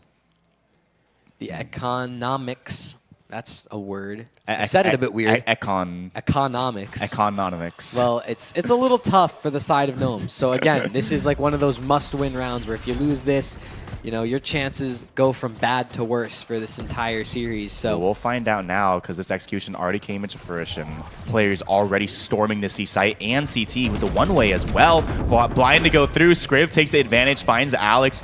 No trade available, and the util spams out. A bit of an overextension from Scriv, heating up a little bit too much. It's Scrub to find it, but the trades continue. The fight for CT goes, and the detain, the Thresher, it's good. Flash and Wave go in, and it's a cleanup. Gnomes just remove F5 from the C site. They say, by the way, we're taking this back. And they go in, defuse, and now we're tied up once again at 11. What a coordinated retake from the Gnomes. Flash on the flank through the door was beautifully done. Oh my goodness, that's a timeout from F5 well taken. You need to take a timeout at that point. Just calm yourselves down, figure things out. You've been in this position so many times in this tournament. 11-11, you're on the back foot. You don't want to lose this map 11-13 again. It's going to be such a tilter. So I bet they will. You have to focus up here. You have to just calm down, listen to yourselves, and just trust the communications. Wen is going to be on kind of a rough bye here. You know, Stagger's going to be able to get up to full. All in all, for both of these teams, like this just went from, oh, F5 have a good advantage to no one knows what's going to happen anymore. Absolutely. Right now for F5, the Stars have aligned once again. The win conditions are all in order. They're having a very good attacking side. Alex is popping off in tandem with Ian. Ian's doing his magical post-6th round hype up, dropping those numbers. But on the other side of it, Wave having so much impact. Flash doing such a good job as well. So it's a bit of a mystery who's going to be able to close this one out. 28 frags. You said it. 30 is the win condition, and honestly, it's going to happen. Don't jinx it now. Oh, I am trying to jinx it. I am actively trying to jinx it. You're an F5 hater. That's what I'm hearing. Yeah. You know what? There is something here. Let me show you, okay? C is completely open right now, and I think Gnomes have started to realize that as they're really quickly rotating over. You can see Flash running all the way through the defender spawn. This is where F5 are going to start things out. They're going to try and possibly get that ult orb over towards that C site, or at the very least just get Stagger to plant the bomb and use that ult for the post plant. But here's all that utility. It's going in, but there's 4 players from the Gnomes here. So they're all stuck in this position, but Flash is able to find 2. And just like that, this is a 3v5, but Ian's still alive, still on the site, still ready to frag, finds a 3rd, on for the ace at this point. Wave on the site still, just trying to stop the juggernaut that is Ian as he's just jiggling about. But this A site has been left completely open. Scriv is just leaving it to his utility, but that just means that Stagger, all he has to deal with is a trip and a cam, and he gets the plant down for free. Wave is going to do that quick teleport over. It's going to be a 2v3 retake. Absolutely. Incredible heroics from Ian there. Like I said, already on a 31 now, but Scriv and Wave have it all to do. Spike goes down. It's 3 players to find. Hiding in the smoke right now are these players as they rotate around back to the tree room. Smoke onto the bomb is going to allow Wave to potentially tap this, and that's going to force the hand. Immediately breach. Oh, and Scrub's going to find Scriv, and now Wave with it all to do. He's had such a great game, but instead Ian's has a better one. 4 into the round and 12 rounds found. 32 kills from Ian. 32 and 16 is what this guy is on at this point. This kid is insane. 12 and 11. We are 23 rounds in the game, and he has 32 kills. The 30 bomb is achieved. At this point, this is unstoppable. F5, they don't want to lose again 13-11. They're getting that 12th. At the very least, this is going to OT. At the very least, they found a 12th. It's all up to Gnomes at this point on a broken bye with Beast on a Spectre to try and bring things into overtime. And who better to attempt to close it out, though, than Ian. Already going in, but Wave wants this overtime. Taking initiative toward the True Room already.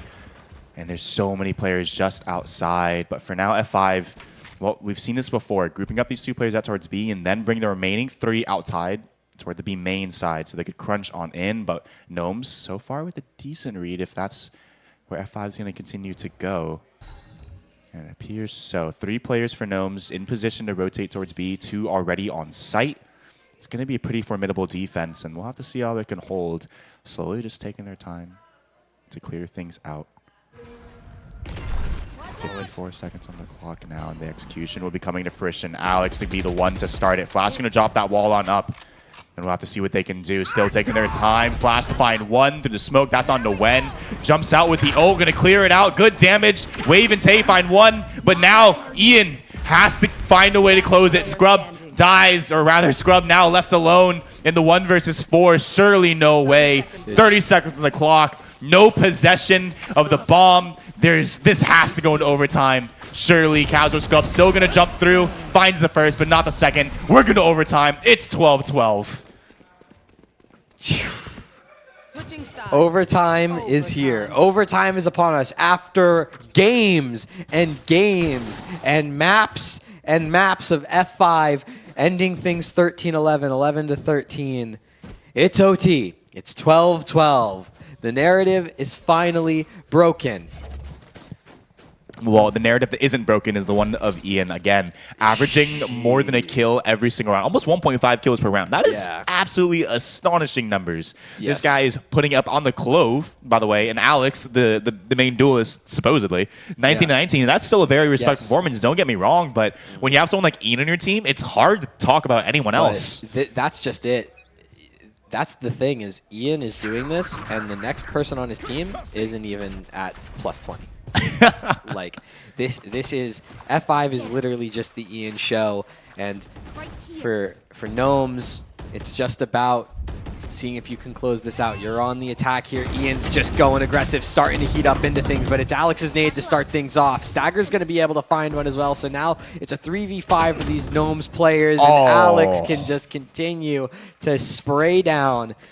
I talked about how no one was +20. Alex is just here to prove me wrong, but that lurk from Scriv is finally starting to get active in OT. They have that A site. That plant's going to go down from Wave. And Scriv good for 1, but not quite the second just yet. Gets shot from behind by Casual Scrub, and now Wave left alone in the 1 versus 4. Not even able to get the spike down, but that does allow him to reposition. We'll break the door. That will make a lot of noise, use a lot of bullets, and now, well, who other than Alex pulls out the showstopper to try to stop this show, but unfortunately it misses. A good little shot in the Wave, but he takes a ton of damage for that frag. And, well, Ian going to close out the round. Who else to close it out? Who else but Ian? It's a great round from F5, and it was actually on the half that I felt that F5 struggled with a bit more. It felt like their defense was just a little bit more limited in how they wanted to play, but now it looks beautiful. They're able to get that round, and now they've put their opponents on the back foot. They're back to that match point scenario. They're back to this map point where they can go up 1 in the series. Ian, 34 and 18 with 12 assists, the most kills in the server, and the most assists for his team. Well, a quick round to start, and a beautiful headshot on the Beast. You don't get to play this round. You have to wait for the next if there is one. Still have that chance to close out this map. 3 players now for Gnomes, grouped up towards A and thinking better of it. They have the control now, and F5 immediately backing on out, reconsidering, and it looks like they're going to be going toward this mountain side. Flash taking a lot of initiative and going forward. Wave similarly going to be clearing things out. 2 players here outside of B, but it appears that they'll be working onto the C site. Gnomes similarly will be doing just the same. 3 players here to hold the entire offensive F5, but look at this advanced position from Flash. Could get the kill, but instead spotted on out. Now Casual scrub. Flash really desperate to try to claw back this man disadvantage, but so far no dice. It's no dice, and for F5, it's actually been a really limited attack. They do have that player advantage, so a B-site hit isn't off the cards. You can see they're grouping up for it. Skriv gonna have to try and do a lot here in the smoke as that B-site goes and gets taken, goes and gets wrapped. Oh. Flash is able to find 2 towards the baby door, and Skriv pops out the smoke, and that means Wave on the backstab can get the kill again. Guess what? This map's not over, Techni. We get to go again. And you know what? You cannot... this is insane. This is insane. I'm really enjoying this. It's a masterclass of both teams really trying their absolute hardest out. They know this first map is important. You said it yourself earlier. You think whoever wins it, I don't know who's going to win it, but it's going to be 2-0. And you know what that means? The other team's going to go home. This could be their last day. So everything to fight for on this map, everything to fight for in this series. And, well, double overtime really just shows you how important this is to these teams. Oh, yeah. No, this is huge. This is crucial for Gnomes. They're just fully running it out A. Casual scrub just running back. Doesn't even want to give up his life. They're afraid at this point. Just trying to spam through the smoke with that Phantom. Just going to run away, wait for those rotations. That means it's going to be a flood retake from F5 as they're all grouped up towards this heaven position, barring just Alex. There is a lurk from Skriv available on the backstab, but this retake starting now, and it starts with Ian getting that kill onto Flash. Yeah, it's lots of players still remaining in the site, though. It's going to be Beast to finally get the refrag. Casual, once again, trading back and forth, keeping the man advantage in the favor of Gnomes as his retake commences. But one player still hiding in the site, spotted out by Stagger. The spray to the box is going to be good enough, and Stagger potentially trying to have this defuse, but Wave and Skriv getting the kills, and Stagger's taking it! He actually gets it! The ninja defuse in the smoke! Are you kidding me? Underneath the noses of Gnomes! Somehow F5 find a 14th. Stagger pulls the hat trick on Gnomes, gets the defuse. F5, they've once again magicked their way into this match point position. All they need is one more once again. And it comes off the back of a beautifully called play. It comes off the back of Ian finding yet another first pick. It comes off the back of another flood retake from F5. This is all they need, and they're starting with some A control. Indeed, a quick round to start us off. Flash getting this A main control. 4 players for Gnomes, grouped up outside towards A, but the real hit, well, it's going to be towards B, and Gnomes already preparing. T's going to be the one to spot the first player out. Wave also there to drop some util towards that C side so they could commit more players. Allows Skriv to play a little more back. Gets him in position to rotate should they need it, but the reality is F5 now grouping up toward this B side. F5, yeah. You can see that B-side group up. They actually were trying to do maybe a play where they rotate from B to C using that door, but you can see, based on the way that Scrub has been, the shot from Alex is good. What a first blood. That's going to pull Beast over. He's going to have to try and play the defense here as Wave starts to rush over. F5, yeah, they're going to want to just commit to A off of that. And Ian, on this backstab on the slur, can find so much, but it all predicates on F5 being able to get to the site and planting in the first place. This could be a very, very scary round for the Gnomes. Already a man down. Ian in a power position to not only cut off rotations, but go on a huge flank. Spotted out by T, though. So position known, decides to fall on back. Meanwhile, though, Wave trying to make a play through smoke will be found by Wen. 3 players remain. That 3 players separate F5 from, well, picking up this map number 1. Wen's going for the plant, and the spray through smoke's not good, but he cleans it up. Finds Stagger, finds Wen, but the spike still goes down. Alex jumping out, finds 1. Skriv picks it back, and we're into a 2 versus 2. Trying to defuse Alex for 3, but Skriv with 3 in his own. We're going to triple overtime. We're in 14-14, and this is map number 1. 30 round minimum, map 1, F5 versus Gnomes. This is ridiculous. It's clutch on clutch. It's multi-frag on multi-frag. It's players popping off. We talked about Scriv, how he had a quiet game. Now he's 22 and 20. We talked about how, oh, we needed to see someone step up on F5 so it's not just the Ian show. And Alex has been consistently performing well. This game is the pinnacle for both of these two players. This is what shows when both of these teams are playing at 110. This is absolutely incredible. We even talked about how Stagger is struggling previous into the round. Well, he gets that ninja defuse to win that round, to keep this overtime going. And, well, we're going to have to see what they have to offer this time around. Gnomes on the attacking side this time, and they're accelerating quickly towards A. It's Neon in the form of Flash to start taking this initiative. Alex, though, the man called upon to start bringing more frag to the table. He's on this site to defend. Wen's going to go ahead and drop that from the Fade side, and that's going to slow down Gnomes at least for a little bit. But lots of defense, and Ian ready to receive 3 players. Sprays down 2. TNT's going to find it, but a 3K from Ian. He wants out of this. A bit of a scrappy spray from Scriv, but who else to receive again? Ian overhealed, ready to go. 1 versus 3 now. All for Scriv. Tries to dash out of that smoke and is able to find Ian, but it doesn't matter. Just like that, F5 back to their defensive winning ways, and we have yet to see an attacker win in overtime. Ian has 39 kills. He's actually about to drop 40. This is ridiculous. Wave is about to hit 30. Hitting 29 is impressive. Yeah. But you would normally congratulate someone like Wave for having a performance of 29 and 17. Yes. That is a very, very good performance. But it is nothing compared to 39 and 23. Ian. What an insane game this has become. Who would have thought that map number 1 of this series could have gone this far? Well, right now, F5 on this attacking side will be accelerating quickly towards A. Only 1 player on Gnomes ready in rotation. No, they've done such an excellent job. Gnomes tried to gamble stack a bit towards C. You can see that fast flank coming through, but that means that it's all up to T alone on this A side of the map. Alex could potentially go looking in towards stairs here, but they just want to play it safe. They just want to play off the plant and play for that post. Scrub. Yeah, you're going to get that noted out. You're going to get dropped by T. There's that crunch coming in. So for these F5 players, the space is really limited, but the kills from Stagger are good. It's now that 4v4, and Alex continuing to frag out. Ian finds that kill onto T on the site, and it's even more limited for Gnomes. Scriv and Flash trying to find their way in.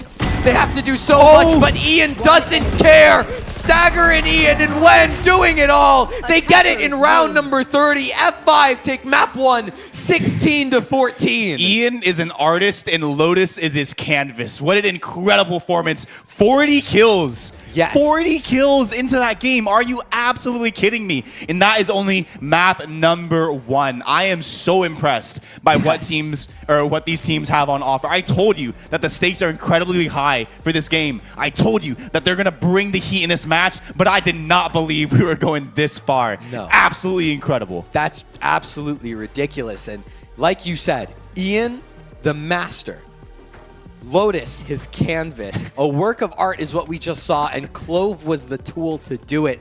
Ian did an amazing job on that map. And you also have to give credit, like we were talking about, to players like Stagger and Wen for having their moments, to Alex for having an absolute night and day step up coming into this map.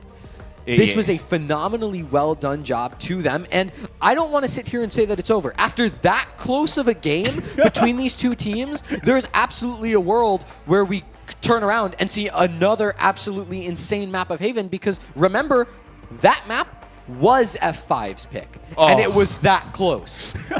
Well, we'll just have to see. Again, that was map number 1, guys. We'll be back with map number 2 in just a few moments. Don't you go anywhere. Another exciting map is on the way. See you guys soon.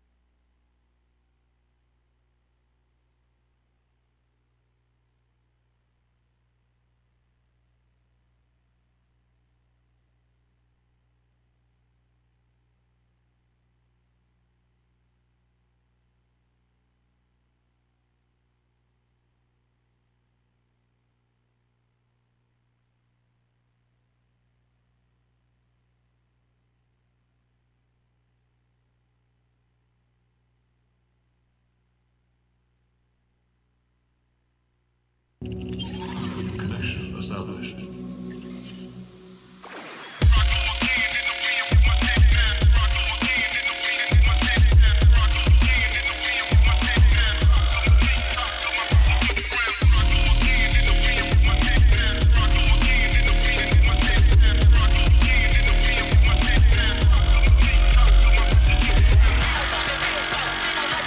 Welcome back, everyone, to Run It Back 2024 here at the ROK Esports Arena in Palmetto Bay, Florida. My name is Ancient Angel. With me is Techni, and we just came off the back of a 30-round clutch fest, scrappy game, as just deranged as you could imagine, of Lotus between F5 and the Gnomes. What an incredible game that was. And of course, that is only our first map. We have a whole nother one coming up, but let's talk about it real quick, right? Yeah. Before we jump into it. There's one name. Yep. It begins with an E. Yes. Ends with a yen. Yes. Ian. This guy dropped 41 kills. Sure, it went double overtime, but that doesn't matter. No. 41 kills and I believe 26 deaths. That is a ridiculous stat line. Let's talk about some of these stats because these were ridiculous. I had to memorize a lot of them. 9 first bloods. So got one in 1/3 of every single round. He got an opening kill.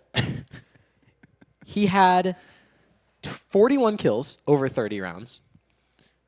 He had 12 assists, which was the most amount of assists on his team. 245 ADR. Oh my god. It's like and 386 ACS across a 30-round game where you win by 2 rounds. This guy put the team on his back. To say the very least. Geez, those are some nauseating stats. That is disgusting. Yes. To say there's no world where none of those, every single one of those 41 frags was highly impactful. It's not just, oh yeah, I'm catching rotation or like, oh yeah, I'm mopping up ecos. No, there are clutches. There are multi-frag rounds. Yep. He is the absolute win condition. You talked about how after 6 rounds, we tends to warm up a little bit. I was not ready at all for what was going to be delivered to us on this screen. Yeah, normally about 6. So 6 rounds is normally about a quarter way through the game. For that map, it was a 5th way through the game. And that was significantly different because that means we had 6 little bonus rounds of just peak Ian performance. Just, again, an absolutely incredible performance. And honestly, on the other side, on the other team, right, for the Gnomes, they had some pretty good performers, right? We talked about Wave dropping 30 of his own. I believe it was like 30 and 20 at the end of the series on the Omen. And that's a pretty good scoreline, right? People on both sides actually did pretty well, all things considered, right? Everyone had their moments. But again, like, it doesn't matter because Ian dropped 40 kills in double overtime on a Clove. Yeah, it's on the Clove. On Clove. he did it on Clove. And that's like the other ridiculous part. It wasn't on Duelist. It was on Clove. He plays it like a Duelist. He will just go and wide swing you and find 2 and then run back. But he's on Clove. He's the smokes player. He needs to stay alive, and he was doing that for the most part. Haven's next up. And unfortunately, we're not going to see the Clove again. I know. Tragedy. Instead, we get to see a little bit of a role swap, and most likely we're going to see Ian on the Sova, which, little bit of a different role, but fun fact, he used to be the flashing initiator player. He used to be the guy who was running the Sky, the KO, the Breach. A little bit less Breach, more Sky and KO, because again, like the agency to self-frag. So this is actually just a little bit closer to the, normal roles that he would have back when, he was like first coming up in some other teams like First Class and. Absolutely, absolutely. And also, again, another player we want to talk about, Alex, did such a fantastic job on the Raze. Yes. I mean, you forget, but he is the Duelist on this team. Yes, right? He's filling in. Filling in for the Duelist. One thing I did want to know, F5, I mean, we talked about it a little bit during the break, and we learned about this. F5's main Duelist, apparently, is just as good, if not better, than Ian. That... I would hate to be on the opposite end of a fully powered up F5. If that was the case, I feel like they would have been in playoffs already. Oh, absolutely. Because one Ian is already terrorizing the tournament. I could not imagine what two Ians would look like. That would scare me to death. Absolutely. Absolutely. Well, I'm excited to see what they're going to bring on both sides. I mean, obviously, still, it was a very close game at the end of it. It went into those overtimes for a reason, right? Both teams had a whole lot to bring to the table. One of them was just a 40 frag player. That's a little impressive. But also one thing, we kind of come back to reality a little bit here, right?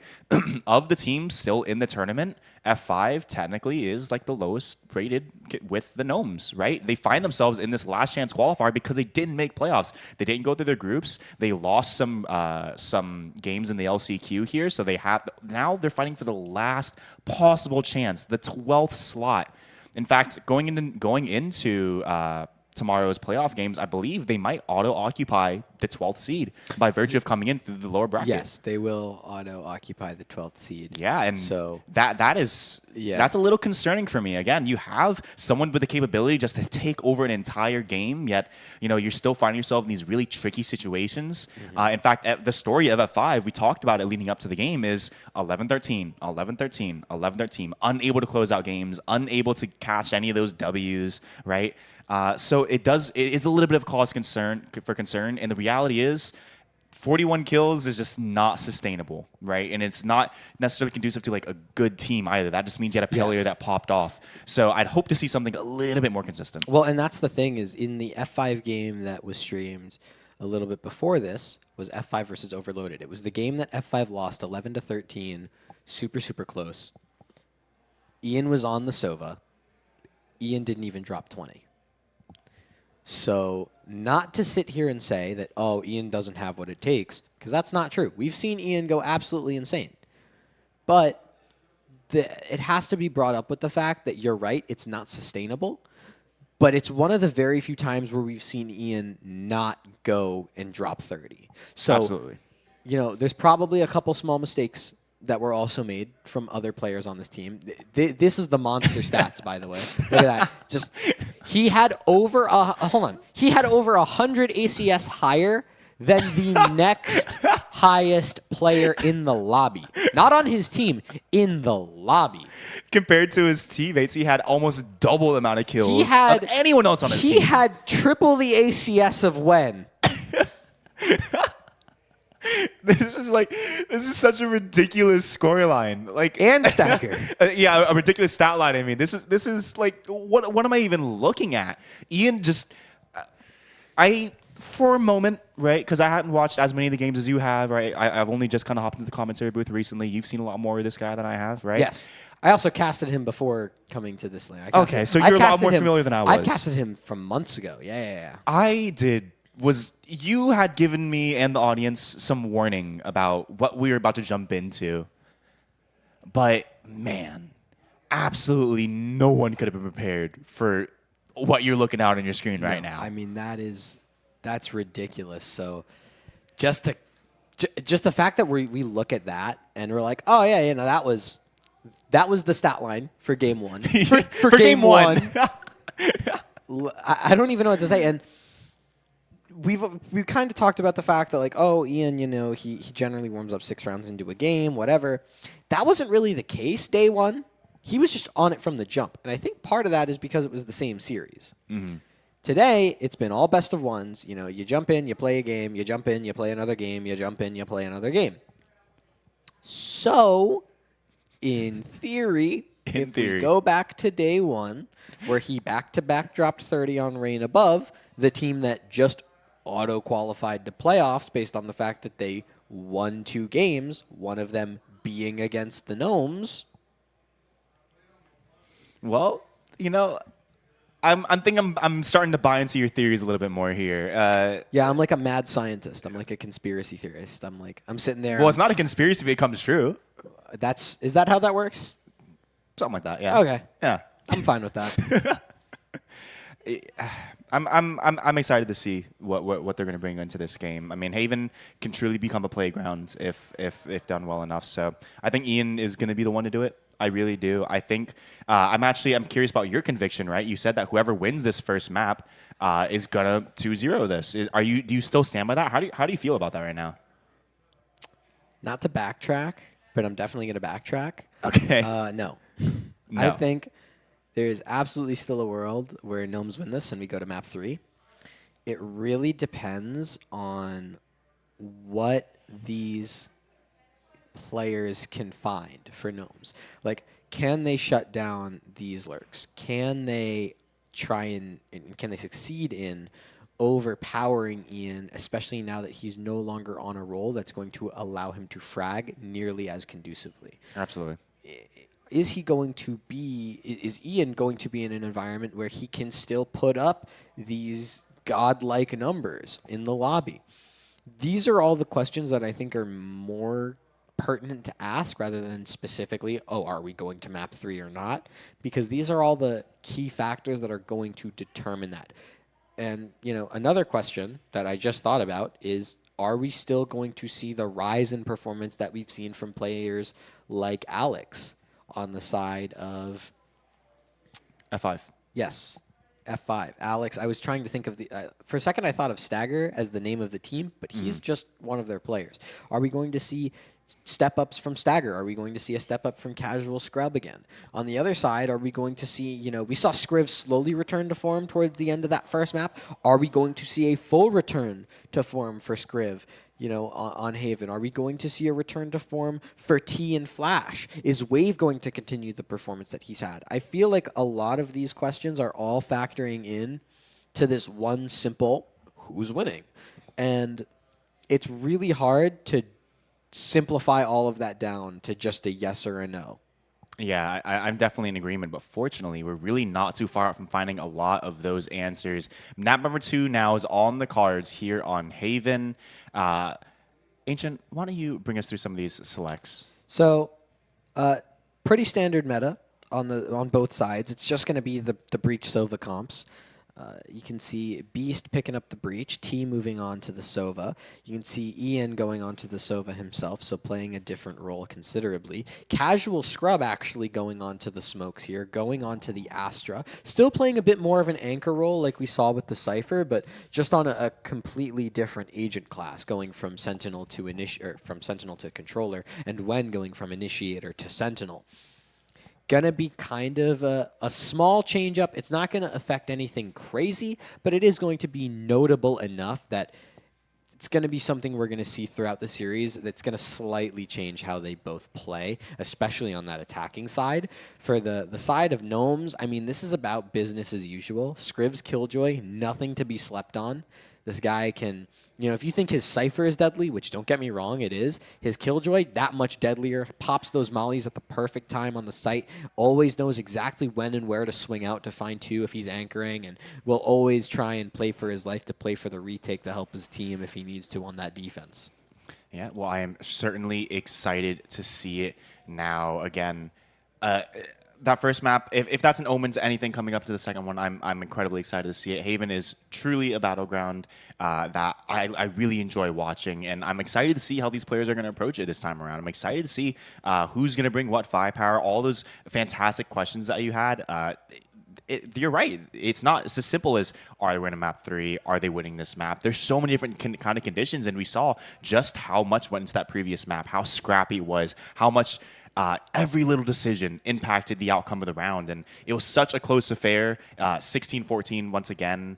But hopefully we could see something just as epic here on Haven, bringing us into the pistol round. Gnomes will be on this defending side. F5 starting out attacking, and it appears that the spike is going to be leaning early on to this A side. It's leaning on towards that A side. Scriv is going to be the kind of first point of contact, assuming that there is a commitment there. But for the side of Gnomes, it's all just about who can do what, where, and when. Is that push back over towards C as 2 of those players, more specifically Flash and Beast, moving down towards the bottom of ceiling. Flash is able to open up the round, takes out Scrub, and just like that, 5v4 secured. Yeah, backs on out, drops the smoke, maintains that man advantage in the middle of the round, and now F5 needs to find another way into it at this point. And at this point in the round, look at this. Wave already tucked into the corner onto the B site. Alex similarly so. You're going to find Wave opening it up. Doubles up as well. The Duelist doing well, bringing us back to the 3-on-3. And with 50 seconds remaining, F5 going to start running toward this A site. Skriv out of position a little bit, but still has that util down. Could potentially still find impact, but when holds rotation as a spike goes down, the remaining players now coming in from the A planted. It's going to be a 3v3 on the retake. Flash T and Skriv looking to try and do everything, all from the CT angle. Stagger there, holding with that stun. Going to be ready and priming Alex and Wen to swing off the back of it. All 3 players stunned up, no swings taken. So it's going to be this recommitment from Flash T and Skriv. Here they go, waiting off the flash. It gets dodged. They're all antied, but it doesn't matter. They all lined up just like that. Wen and Stagger completely dominate in that pistol round, keeping 2 alive. F5 do it, dare I say, easily. It was I shouldn't say easily, but, you know, easily. Indeed, clean that one up. But again, the challenge is going to be, can they ward off these pistols? These sheriffs are always so dangerous. Even just the classics, we've seen them been able to frag out. So let's see if potentially Gnomes could do a correct gamble stack. For now, it's going to be 3 leaning toward the C side, 1 toward the B mid position. F5 though, going to play this one nice and back. We've seen this before, just playing all the way back in the spawn. Meanwhile, Gnomes going for a double long push. Astro, however, Casual Strub is holding ready. Just behind the smoke now, 2 players towards long. Skriv pushing up towards mid now. Does have an opportunity to go into the window, but first point of contact is going to be Scrub, it appears. Ian's going to start using this utility to start clearing this out. The drone goes in, doesn't spot any drone to be initially. Alex dropping the smoke, preventing Tay from pushing up as well. But again, this tension just building up. Enemies staring each other down through the wall, knowing that they could be there. A little bit of a bait and switch from Flash and company. Stagger will find one. Will they clear out the breach? The answer is yes, but still good for 1. The trade back, Stagger doubles up, and now a pretty clean round so far. Skriv, though, on the site, looking to try and anchor alongside Wave. The step out of the smoke. Skriv's going to be good for the shots, though. Make it 3 on the round. He's on for 4. Scrub, the anchor, over towards that C-mount at the very beginning of this game, at the very beginning of this round. 30 seconds left. It's all on to Scrub versus Skrib. These 2 passive players lurking around, trying to find each other. Skrib's going to start on this flank as all of this Killjoy utility has been down. He's going to move towards Garage. Actually, just completely forgoes it. Wants to fully complete the loop. Go full 24/7 on him. The Casuals, or rather, Casual was ready for it. Now rotating all the way to the ground, aware that this could be a possibility. Skriv slowly working up on this long side. With just SMG, this fight that Casual Scrub is forcing could be a pretty dangerous one to take, and a hard one at that as well. Time slowly ticks away, so much to clear. Does upgrade to the Guardian there, so that becomes a little more fair. Taps the bomb and now forces the fight. Slowly time its way. Skriv gonna go ahead and try to get the half in. Does just that, but swinging out. Oh! A labor tap, but still the last bullet headshot secures the 2nd round for F5. Okay, the jump there got me kind of scared. Okay, mouse wheel jump, right? Yeah. M wheel jump, scroll down, presumably, because that it feels like that's only a scroll wheel down thing, but some people scroll wheel up potentially. I don't know. Yeah, I don't know. I know people. Well, no. I mean, like, to accidentally trigger it. But I see what you're saying. Honestly, a bit closer than I think F5 would have liked. You have to really give credit, again, to Skriv on that Killjoy. Lurking, you know, takes a really good time to pop out of the smoke. Really good shots to get 3. It's all going to be on F5 to look towards damage in this round. Hey, if you've got Ian hitting shots like that to start you off, that's going to be a really good look. Beast is going to hop off the site, so it's just going to be 3 players alive for Gnomes, and they're going to have to try and retake this A site while dealing with this lurk from Scrub, which they do end up succeeding. Spike planted. Indeed, 4 versus 3, though, so Gnomes' options limited. Deciding to regroup around instead. I think this is going to save. Yeah. No, I think this is a save. Look at the way that Beast is moving. Yeah, no, that's a save kind of confirmed here. F5, just an excellent job kind of snowballing, using that momentum to their advantage over towards A, trading out 2 for 1, taking care of Flash and T both very, very easily. That kind of power duo that I think of so often on this Gnomes roster. Yeah. Just out of commission. And they're actually going to go hunting a little bit here, or just a smidge as the spike will go down. Wave thinks better than to take that fight, going to fall all the way back, but the fight might be forced if he's not careful. A couple players going in, should be able to find one on the exit. There you go, drop stagger on the way out. Not going to get anything else for his troubles, but keeps 3 guns into the round, and that's going to allow for another reinvestment coming into this one for the Gnomes. F5 up to 3 rounds now, and, well, a pretty good 3rd round at that. The bonus still have the SMG onto Wen. Alex gets the upgrade onto the Vandal, but let's see what Gnomes have on stock this time. 2 Guardians, 2 Phantoms, and a Vandal. It's enough. It's enough to make this round work. F5 do have, you know, pretty much the same buy. Bearing in mind, you remove a Guardian and put in a Stinger. But that Stinger's on Wen, and Wen in general kind of... Dangerous. Wait. T's tucked into this corner here. It's going to be hard for T to get out. Will eventually be able to do it off the back of the Cloudburst, and Flash is actually able to find Alex in the meantime. So, and puts Stagger at quite a low bit of HP remaining, meaning that for F5, it's really going to be about this 4v5. How much can you find back? Casual Scrub, though, able to find 2, brings things into a 4v3. F5, this is a great position to be in now into the mid-round. Yeah, able to open up this C side. The flank simply not ready for it when, even though not securing the kill, does force the fight, the engagement towards long, and teammates easily clean that one up. Smoke now gone, and Astro Wall goes up as well. That's going to make things extraordinarily tough for the Gnomes if it wasn't already. And, well, it looks like it might be a similar play from the previous, at least to begin with. No, it looks like Flash and Beast are going to be the one, or Flash and T are going to be the one to work their way towards Garage together. The Guardians in hands. He's on the other end of it, though. This is going to be a tricky wall to go through. There are a lot of players, but now just as it goes down, Wen's going to drop the only other flanking players, the last 2 remaining players coming together, trying to go through long, but there's simply so much to clear. Surely there's no way back into this one. Going up top, they'll be ready for that peek. Ian, who else? Yeah, holding it down. They don't even need to peek, and they know it's over. Gnomes tuck tail and run. This has been a great attacking side from F5 so far, I can tell you that. Flawless so far for the 4th, looking to get a 5th. Sure, 2 of the players on the side of Gnomes continuing to save rifles into these upcoming rounds, but ultimately, when you look at what the economy kind of looks like for both of these squads, this kind of just feels like a standard round 5. Right? You have those buys coming through across all the players. It's rifles in basically everyone's hands. Literally everyone's hands. Yeah. And, you know, aside from a couple differences in light shields and utility, like this is even weaponry, this is even arsenals. So it's all about just what this A default continues to look like for F5. Well, this time for the Gnomes, they're going to go for a very aggressive mid play. 3 players committed. We saw Alex, or we saw Flash now going in, and as I say that, actually, it's going to be a bit of an A execute going on out the back about. The question is if F5 is going to be ready for the big flank. A very proactive defense this time around. 2 players just to hold it down, prevent them from pushing into the CT, preventing them from getting into Link at all, make sure they're trapped into the site. But now, Ian might have a feast on his hands here, but decides to back on out. Might not be ready. He doesn't check turn for it. Just the time. The Dink's good. Gets the kill. Gets the second as well. And with that, F5 has only Casual Scrub remaining. Has to come into the Link on the flank of his own. And there's simply too many players. Scriv turns around and executes. That is almost a flawless. If the bomb wasn't planted, it would be a flawless. But because F5 were able to get the plant down, it's not considered a flawless. Just listen to the announcer lady. Wait 1 second.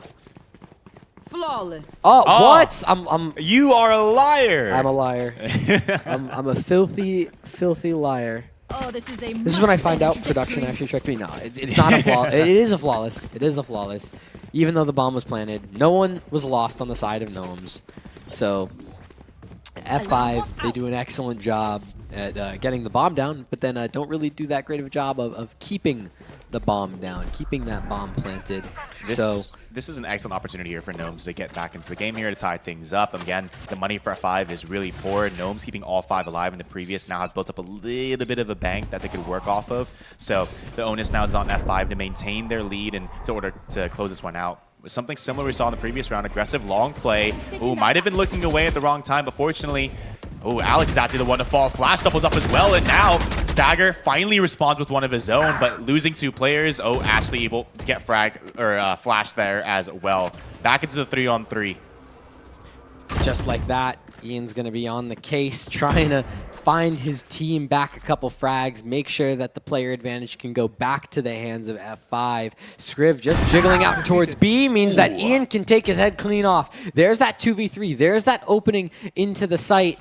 You can see some utility starting to get used as T just starts to go on this flank. Recon Dart comes in, doesn't scan a thing.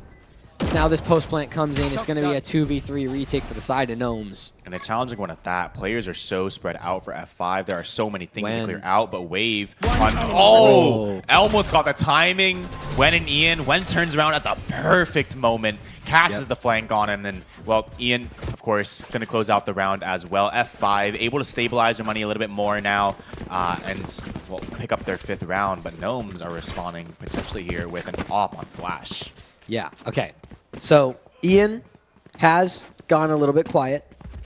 3-3. Whoa. We're going into round number 7. Exactly. But we're now past the first 6 rounds. So we have to see what if it's just a Clove thing or if it's just an Ian thing.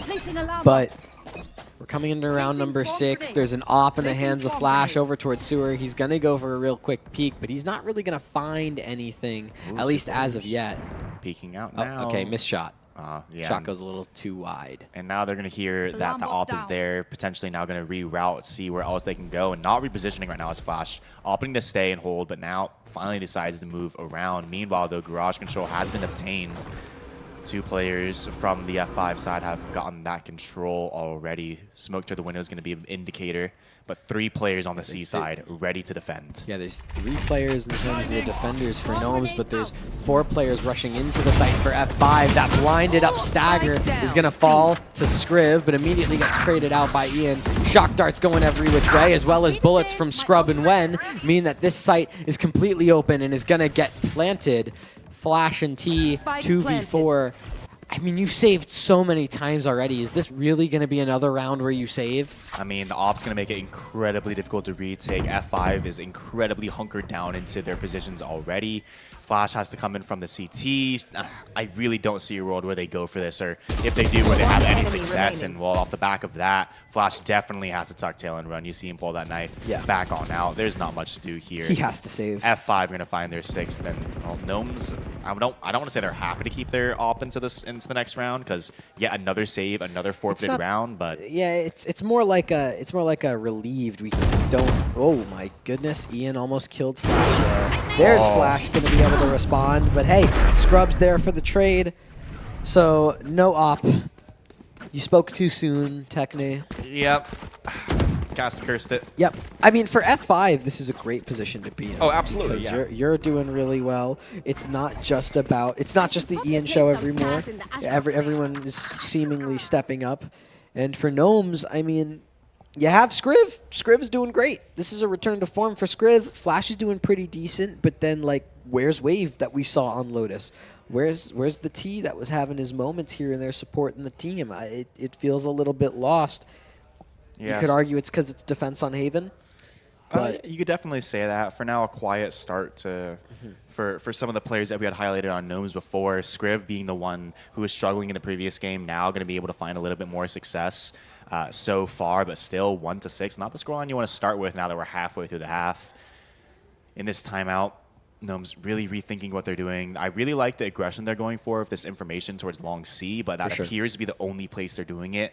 I'm not sure what that reason might be. Maybe they have that hunch towards there. I think they tried doing it over towards A when Flash had the op, but the problem was when the shots went a little bit wide, he didn't really have any support to allow him to repeak, so he just fell off the angle, and then they lost the information, like the deep info A.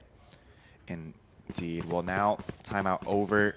Let's see what they're going to talk about. Again, both teams now with 3 ults in the back pocket ready to be used. And, well, Beast just 1 point off from getting one of his own. Got your target, stop obscuring, recovering it. Now, the aforementioned aggressive plays. 3 players now working their way up towards A. 4 with the Omen. Smoke goes deep. They get all of A control so deep, but really for what? It's just pistols going into this. Wave does have no, they want to go through this. They want to burst through this play. They want to go through that smoke, and it's just going to result in a mowdown. Sure, there's a couple kills. 3 kills for Beast on the Sheriff, and Scriv's going to be able to capitalize with a 4th in the chaos. It's all up to Alex in a 1v2. Sure, there's no weapons on the other side. There's just a Marshall in the hands of Wave, but you don't have the bomb, and you've only got a minute to find these 2 players. Again, Alex was in the shadow of Ian in the previous game, but now a moment for him to shine into this one. The substitute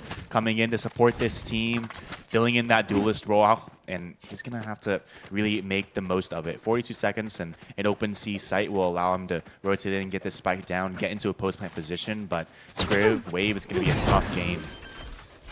Yeah, they went over towards A, but that turret was still watching over towards C, so Alex going to be able to plant that spike. Now going to be stuck in the 1-on-2, and you can see Scriv and Wave. They've opted to go pick up those rifles because now they can just play it like a normal 1v2. What do you mean there's economics? What do you mean there's all that involved? It's just Alex in a clutch now. It's just about how well Alex can isolate the fights. But with Scriv and Wave playing as close together as they are, it's going to be really difficult to do that. Fortunately for Alex, no armor behind it. And they're going to have to make a bit of presence known as they walk through smoke. Oh, no. That is not what you want to be seeing. A really tough spray there, a really tough shot, I suppose, and just whiffs it. And off the back of Classics and Deagles, Gnomes pick up their 2nd rounds. We talked about how dangerous those pistols could be, and yeah, I'm pretty disappointed too. Huh, indeed. I mean, Ian's looking pretty good. Actually, Casual Scrub looking quite good. I'm really enjoying the reign of Astra players that we're seeing on this entire tournament. Like, everyone in this building. Like, Redo's had his moments on the Astra. Casual Scrub's looking really good right now. One thing I want to talk about is actually that we didn't highlight is Beast's 3K there. Yeah, that was huge. Yeah, and Beast is someone who's been pretty quiet in the previous game, so happy to see some damage being dealt. But this time it's Flash with the operator is going to find the first bit of damage. Drops Casual Scrub at the very start. The Astra gone, but still now F5 determined to hit this A side. But Gnomes, 2 players here to hold now in this position. Yeah, just thinking about that, the quietness that we were talking about. Beasts is like such a quiet presence on the server. I completely forgot he did that 3K, but instead, I'm gonna remember that one though. You will not forget. I'm not. Beast said, "Remember my name," and he does it just like that. Ian trying to make a splash in the 1v5, can't do a thing. The Beast has been awakened. That's what's going on. A 4K to that one, on to 10 and 6 now, and yeah, a timeout. Let's take this. Let's take a moment to breathe. This guy's heating up a little too much. Cool him off. Yeah. No, that was ridiculous. And F5, this is a timeout well taken. You had like a 5-0 lead, or a 4-0 lead, and then you were 6-1.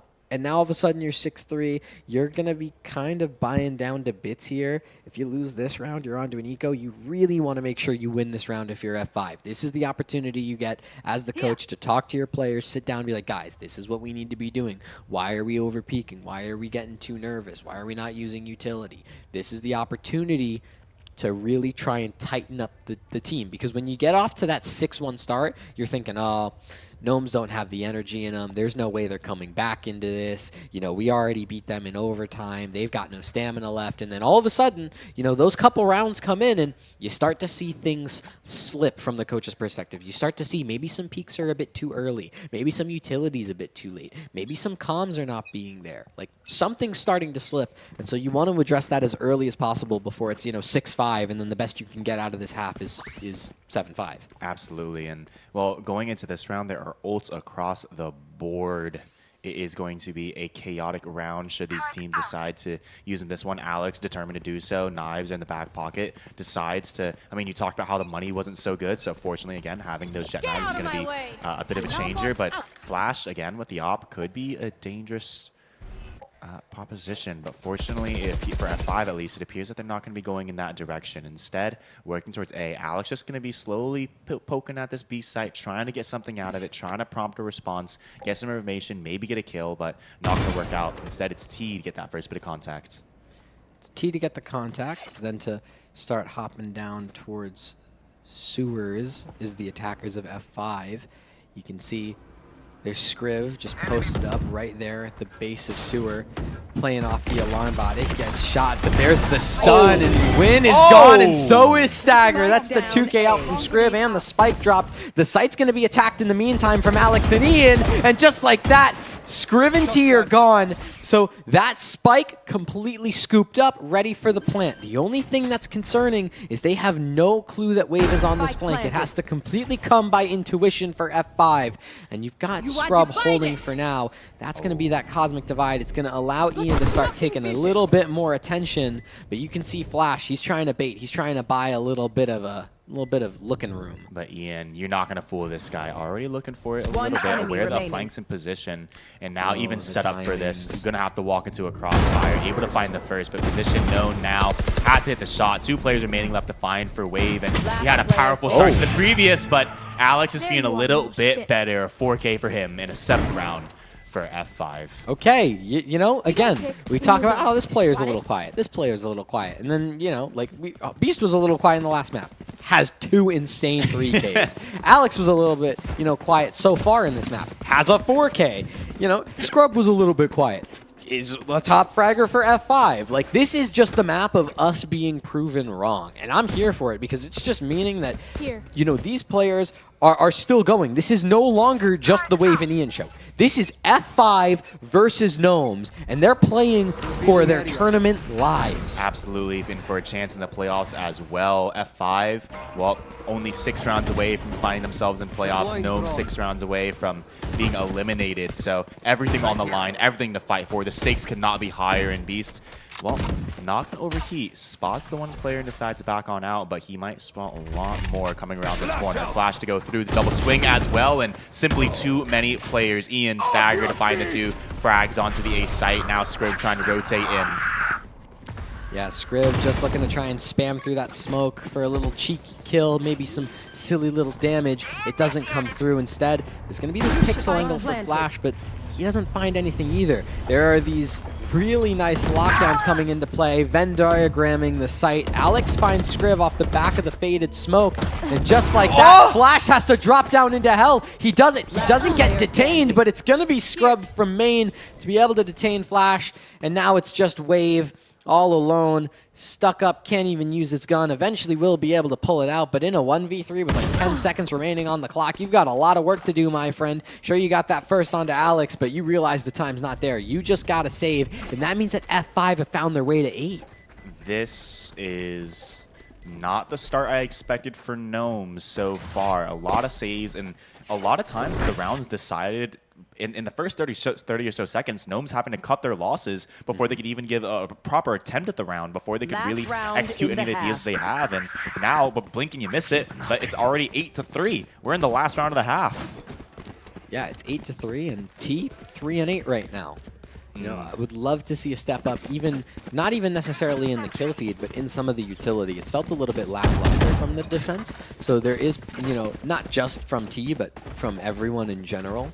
So I think there is an opportunity for, you know, the step up here to try and get things to 8-4. You know, that feels like a pretty decent half, especially considering the attack-sided nature of the 3 site maps of Haven specifically. That's totally fine, but you can see, you know, in terms of ultimates, in terms of utility, Ian trying to use that Hunter's Fury to his advantage will be able to find Wave and take out that anchor player on the C site. That means that this plant is going to go down, and it's going to be a 4v5 retake for Gnomes. Indeed. Additionally, F5 has a player on the flank as well.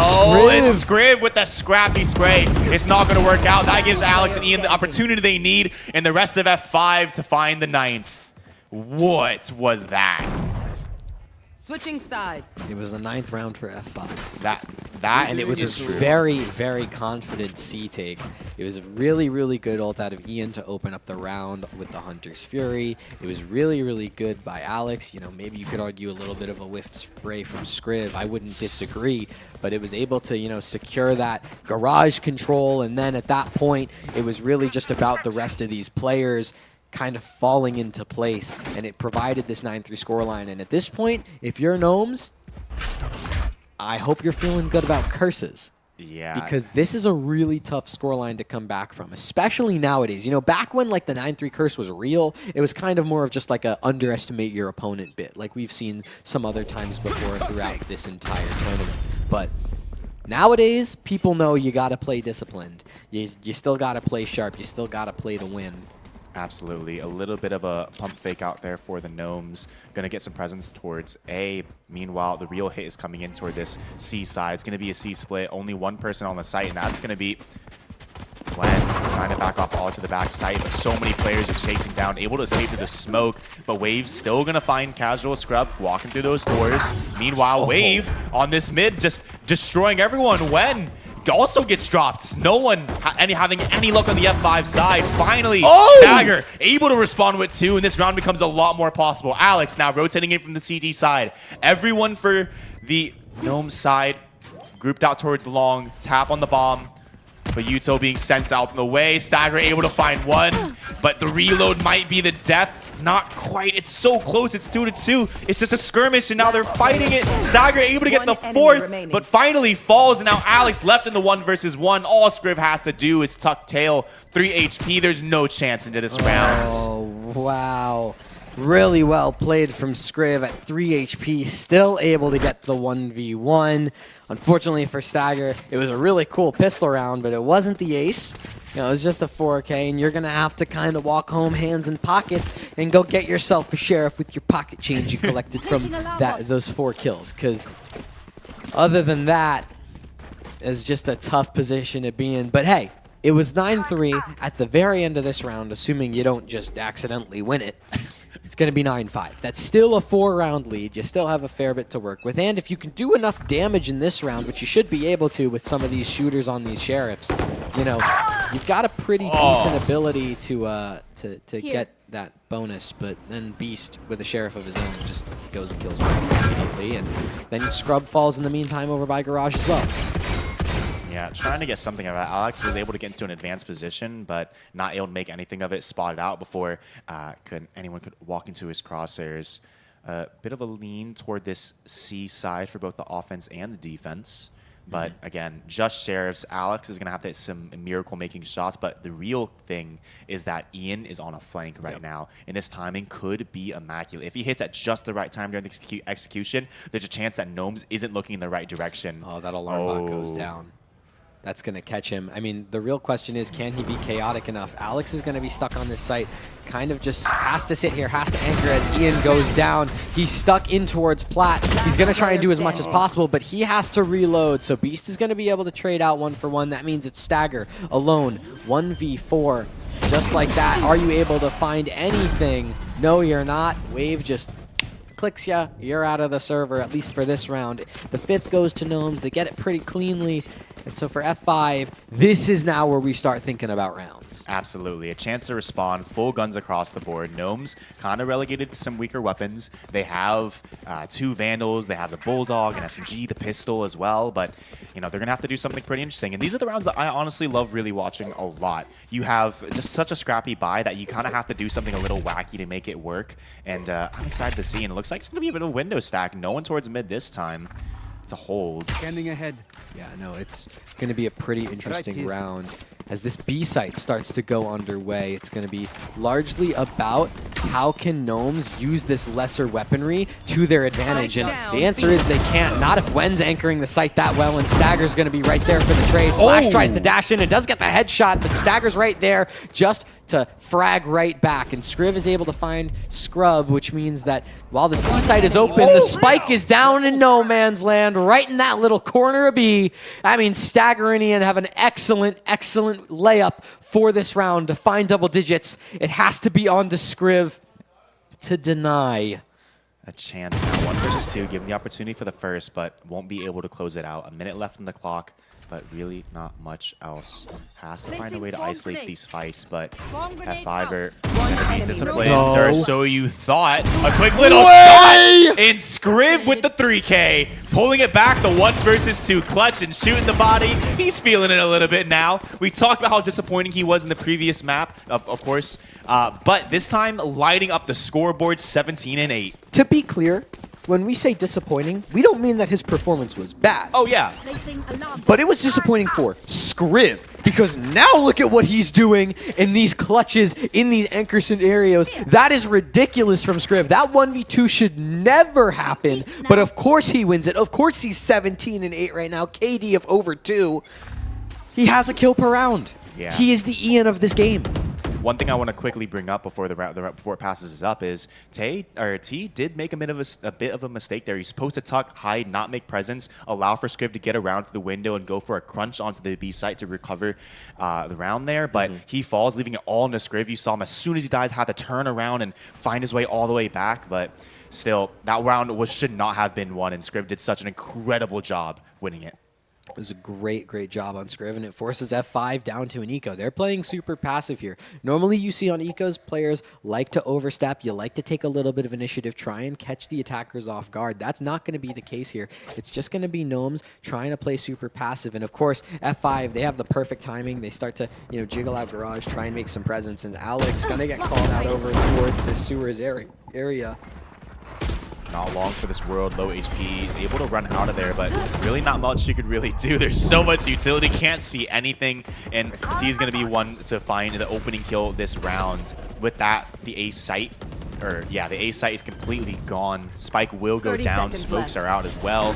Gnomes are having a hard time, but we've seen Ian in this position with this weapon before. So much can be done. Jumps down from the heaven, and can't quite hit the shot. Instead, the superior weapon comes out on top. Yep, T, 3 kills on the round. Criticized him a little bit about overstepping. Well, now it's a flawless. There's no such thing as an overstep when you don't die. So, Gnomes looking good. F5 now on the defense. They've got the ops in their Jets' hands. Alex is willing to pick it up this time, and we've seen some good shots out of him before, but this needs to be the step-up moment because you don't have the 386 ACS carry anymore. You need to be the guy who's going to hit the shot, who's going to make the difference, and you need to provide the opportunity for your teammates to go and stack sites and play together. Absolutely. So let's see what Alex could bring to the table here. It doesn't appear that they're going to be going towards his site, but he will be helping setting up a play, getting a player towards long. In the meantime, though, it's going to be Gnomes to start working up towards the mid, toward this B side. Ian, he's had a hard start so far, 9 and 13, but now an opportunity to start padding that score liner. So I say, it's actually going to be Alex's time to shine potentially as these players group up towards the B side, dodging the smoke, trying to stay out of the drone site. Is spotted anyway. Skriv, stunned, has to fall back as well. It's a bit of a skirmish information battle in this mid-round as both teams try to suss each other out, but Alex is the first to get the spot. That op, the aforementioned, finds the opening kill on the flash. That's the other Jet down. Yeah, that's that dive ability down. No one's dashing onto no sites anytime soon, unless, of course, Ree is in front of that take. So we're going to have to see what the adjustment is from Gnomes. You can see they're headed over towards that A site, but of course that's the setup that Wen has. So he should be able to play off of it, allow some delaying time to get Alex onto this site to try and get him to anchor. But you can see for Gnomes, this was all just a ruse. It was just a silly little game to play. They were going to try and regroup with Skriv, but Scrub finds that kill. And just like that, it's a recommit towards this A site for Gnomes. They're in such a tough position. They have to try and brute force their way here. Surely there's no way. 16 seconds left on the clock. They're just now getting there. It needs to be perfect. When, as long as you get one here, you should be okay. Good for one. Falls back, stays alive. And with that, Alex going for a bit of a shot as well. Low HP on the remaining players. Wave is good for one there. And Wen not going to be the one to jump out the window. Instead, Alex just going to hold. They have plenty of time for this retake, but Beast, we talked about how he was second before, but he's not going to step up this time. Wen's going to be the one to do it. It has to be Wave. Oh my God! What was that? Wave breaking his wrist, flicking all the way around to find his third kill, but unfortunately, it's going to be F5 to find 10. We defend this reality. I got shell shocked. Oh, jeez. Okay, Wave. Pop off, King. F5. Get that round. Thank you, Scrub, for clutching that, because if that was a triple spray transfer like that in this game, I would have lost my mind. But F5, they start to stabilize finally after 4 in a row from Gnomes. They're able to get the round. They're able to get that retake underway. It looks clean. It looks good. But, I mean, you still got a lot of these Gnomes players starting to pick up momentum. Skriv especially does an excellent job, but there's the Ian picking up these frags that we know and love. 2 shots and 1 between the eyes. That's all that matters. Picks up the opening frag for F5. Gnomes slowly might be losing a bit of momentum. Need to regain, but look at this. We have Wave already through B, but Stagger so aware. The lurk through the smoke is possible, and well, Skriv not going to try his luck. Doesn't want to fall to the same fate. Instead, going to wait for his teammates to go on through as well, and Skriv does find one. T with another, and now we're back to a 3-on-3. With no information on the B site, 2 players will have to stay. Oh, when barely just about spotted. It's actually Scrub to get found out, and Wen's gonna miss the shots as Beast swings wide, which means it's all up to Alex in a 1v3. He's racing over to that C site as fast as possible. He's actually looking towards Garage first. There's 40 seconds left on the clock, so there still is a little bit of time to do this. He's trying to see if anyone's gonna overpeak towards the back of the site. Instead, he gets active. He gets that kill onto Skriv, and he pops that Blade Storm. He wants to go for this. He wants to be the one to find 11. He takes that op, but he goes down with it because Beast, unmoving towards that Garage link, never gets checked. It's just a little bit of a too crazy of an off angle. Obviously, there's no way for Alex to know, but he actually could have beat all the players from Gnomes onto that line, onto C. Could have gone the long angle, peek down its long, find those opening kills. Requisite Beast was not aggressive in the Garage as he anticipated, but of course, how can you know that? We have the X-Ray, we have the main map, we could see that all. But just a what-if moment for Alex there, and as someone who's been stepping up a whole lot into this series, someone who kind of criticized in the past and previous games for really not doing as much in the duelists, he's really showing his colors here. No, for sure. I mean, this is the Alex that we've been wanting to see for basically this entire series, for this entire tournament. This is the Alex we needed, you know, in that game against Overloaded. This is the Alex that we needed in a lot of these games, and I'm glad that we're starting to see it now because F5 have done a phenomenal job in this map, right? It hasn't just been the Ian show. This has been a group effort from everyone where everyone has had their individual moments, but in the same way, Gnomes is doing a very similar job. And so this needs to be, on the side of F5, a group step up. This cannot just be, oh, who's going to carry the Ian torch? No, this needs to be everyone across the board on F5 stepping up, because when you've got Skriv going 20 and 10 on the other side, I mean, listen, this cannot just be the battle of who can carry the hardest. Yeah, you need to see these players step up, and honestly, it's pretty unfortunate. We're seeing Ian. It's kind of a fall from grace. I mean, you would expect to see at this point, you know, a couple more kills, but he's at the bottom of the scoreboard for his team. So that's not what we want to be seeing, unfortunately. But a well-deserved tactical pause. We will go into a technical pause. But F5 right now, they must be feeling the pressure. They are 3 rounds away from finding themselves in grand finals. Gnomes really not grands. Sorry, just playoffs. It's a round of 12. Just playoffs. In terms of playoffs, that's like the exact opposite of a grand finals. Is a round of 12. But well, finding themselves in the playoffs for tomorrow, that is obviously a key, something that every team wants to do, right? They don't want to go home. Gnomes, of course, in a similar position, they have plenty of momentum into this half so far. They could easily bring this back 10-10 and close out this map quite easily, but the question is if they're going to be able to do that. Are they going to be able to find a little bit of gas in the tank? And that's what this pause might make really tough for that tech pause. Right? Yeah, especially because you can't talk. You can't talk. You have to literally just sit there. And for F5 in this match, which has just been so grueling, and you're coming off the back of losing 5 out of the last 6 rounds, I mean, you're gonna start feeling that kind of draining feeling, the loss of momentum, the loss of joy and whimsy and fun and silliness that you had when you were up 9-3. So for the side of Gnomes, I actually feel like this might only help them, even though, you know, yes, they're the team that's currently winning a bunch of rounds and that could slow the momentum down. I actually feel like for F5, it might make that feeling worse. So this tech pause is going to be testing the mental fortitude of these players. If I had to guess, something tells me that the fairies made someone deaf again. I don't know on which team, but that's my assumption. I'm assuming that someone's gone deaf again. Well, potentially. We'll have to wait and see. But of course, guys, we're going to try to get this sorted as soon as possible. I think, you know, just kind of we've got our best sleuths on the case, our best detectives on the case. Unfortunately, both of the currently playing teams are, I believe, stuck in some private rooms. So no, they're just not visible from here, unfortunately. Same difference, though. Okay. You know, can't quite see them. All right. Yeah, but they don't want to be seen. Right now, they just want to get those last couple rounds out the way. Oh, it looks like... Are we Yeah, we're back. Oh, we're back. My gosh, the pressure is back on again. Ladies and gentlemen, at 5 are 13, or rather 3 rounds away from knocking out Gnomes, sending them home, and find themselves in playoffs tomorrow. Send them back to the front yard. Oh, but here in Florida, absolutely not. Yeah, with the amount of rain we're getting? It's raining and it's still 100 degrees outside. I know, right? So, just like that, F5 taking a little bit of an eco.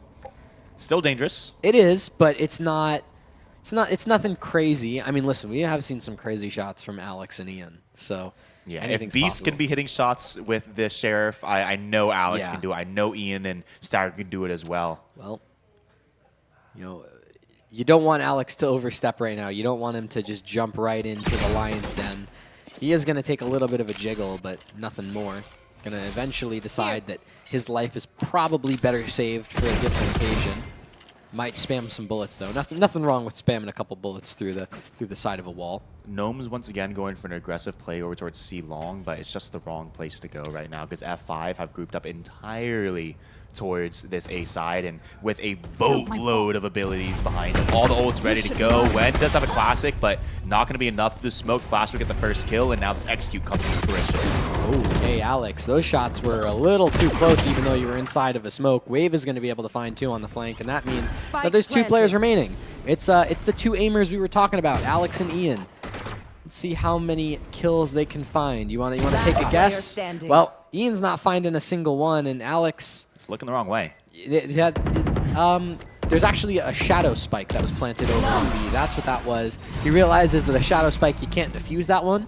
So you move over towards A, and then Flash was just way too advanced. Yeah, first you saw a shadow, then you saw a Flash, and before you know it, Gnomes have caught up 9-10 already. That beautiful lead, that 9-3 that we talked about for F5, well, it's pretty much disintegrated at this point. Here. It's gone. Just like that, never to be seen again. Well, that's not true. We could see a 4-round lead, assuming F5 choose to flawless the rest of this, but something tells me this game is going to be a little bit closer than that. So still those all-important defensive rounds yet to be found for F5 besides the first. Flash and Ian trade away as they both go 2 for 1. It's a 3-on-4 for the F5 crew as the rotations start to come in. The F side, the F5 side, not able to capitalize on their investments there, unfortunately, pushing into that mid-fight. But 3 people were waiting in that window. They swung out and got a lot more than they expected. But in this case, Gnomes are going to take the opportunity, work their way towards A instead. Oh, it could get spotted out. It's a common spot, so it's going to be spammed on through. Nevertheless, the ult will go through, will force Gnomes all the way back. Or at least so you think. We'll stick the plant. As it's destroyed. Flash with a good defense. Wen falls, and now it's a 2 versus 4. The lineup potential, but simply not enough. Casual Scrub left alone in the 1-on-4. Yeah, Scrub in a 1-on-4. This is just not looking... It's not looking great. I'm not going to lie. You know, he has a lot to work with here, but... Yeah, no, just 1 bullet to the head from Flash. 4 kills on the round for the Jet player for Gnomes, and we're at double digits all, huh? Yeah, 10-10, that lead for F5 completely gone at this point. And, well, their money's not too great either. Look at that. They're going to have to be down to pistols once more, down to SMGs. The options are completely limited. But, of course, as I say that, they also, they utilized that KJ ult as well and really didn't get anything out of it. It's a little disappointing, and Gnomes still have a couple ults to work with as well as we come into the twilight hours of this this game. Yeah. Well, and that's just it. I mean, those ults online for F5. There's only a couple remaining, right? You do have Stagger with that Rolling Thunder that you could use on a retake. That was a danger. That's insane. That flashes at 145, and that's a headshot from Alex. That's ridiculous. He's able to find that. That's a headshot, too. I mean, it absolutely makes no sense. I was going to say, Scrub had an opportunity there and did spot out the spike, so we'll fall back with that and into the 4 versus 4 now. Looking to test their chances with Alex once more, but could potentially be feeling it could be a little bit dangerous. Oh, this is for sure dangerous, especially with the way that some of these guys have been shooting. Wen's a little activated. Alex dinked down to 16 HP. Things are looking pretty solid. It's going to be Gnomes running onto this A site. They're trying to swarm. If Scriv isn't careful, he could get his head taken clean off by that Sheriff, but there are some bullets getting sprayed about. He's going to get blinded up as Scriv peeks in. He will eventually take down Alex despite a couple Sheriff shots here and there. Wen over towards Heaven has to back away as Stagger's immediately speeded up on this flank. It's a 4v3. There's still 3 Sheriffs online. Make it just 2. Make it just Ian. 1v4 with a Sheriff. The pressure is on in this exact moment. Ooh. You find the first, you're flashed, and you can't find the second. Gnomes, just like that, F5's lead vaporized to bits. They found 11. Surely there is no way. If you're F5, you're wondering what's going on. You have lost 8 of the last 9 rounds, and it seems like everything you're doing is the wrong choice. A bit of an opportunity this time, though. Alex does have the op in hand, and it was a little disappointing to see Alex hit such a clean shot, get the dink on the one player, snipe another player out of the air with the deagle, but unable to get the round out of it. Mm-hmm. Yeah, no, it was really funny as Wen hits the dink, and then Alex just goes and hits the same dink. I was like, oh, okay. All right. Yeah. Nothing you can do about that one, Flash. You're out of this round. Ooh. So aggressive from Alex here. Really aggressive. Wants to try and take the risk. Has to try and take the risk. You feel like you need to. Your team is down in rounds. You're going to go through the smoke with the op. You missed the shot. You have to back away. You have to try and just regroup with your team and just rely and hope that Ian can come alive in these last couple rounds of regulation. Now that Gnomes are aware that the op for Alex is toward this A side, they immediately back on up, of course, though Scriv does have an op of his own. Looking to go out for this long C pick, potentially waiting for the team to regroup. Wen is toward this window, able to rotate in to support need be, but a pretty passive C setup as you might normally expect. All 5 players, however, for Gnomes going to be storming up this long side. Yeah, but Scrub is here, and Scrub's been good throughout this entire series, but unfortunately not really willing to go and hard anchor the site, wants to just play back, wants to play for the retake, especially considering you have that Cosmic Divide, which you can use to stop any sort of C-long play. You have full garage control. No one on the side of Gnomes is willing to venture in towards that side of C. A Rolling Thunder, though, to push in from Beast. It's a dueling Rolling Thunder. Both breach ults expended as Ian finds 2, and T finds 1 from garage. He has to back up. 23 HP on the Sova for Gnomes. All of this being done. He finds 3. It's a 2v3. Make it a 1v3. Make it nothing. Gnomes find their way to map point. They're looking to try and take us to map 3, Techni. There is no way that T gets 3 there. There's absolutely no chance. They jump through the smoke. It's so chaotic. And F5 just throw that round away. F5, again, 1 round this half. Gnomes, they were down 6 rounds. It was 9-3 for F5. What's going on? I'm at a loss. This is F5 needs these next 2 rounds just to guarantee OT. Like this is needed from them. They need to play aggro. They need to try and disrupt this flow state that a lot of these Gnomes players have, but it's just not coming to them. Alex has all this space in mid, and that's going to be huge to try and allow some of these extremities to feel a bit more freed and pushed up. But with just a Guardian, he could get swarmed down here really easy. You can see he's looking to back up immediately off the back of the drone. He's not really going to spot anyone, and that spam isn't going to find anything either. Yeah. Gnomes, however, will find a bit of mid-control. No one now holding it, so an opportunity for them to begin taking, as I imagine they will. T now poking out through the window, and company ready to push out through this grass side. Instead, however, they begin to shift their way over to C.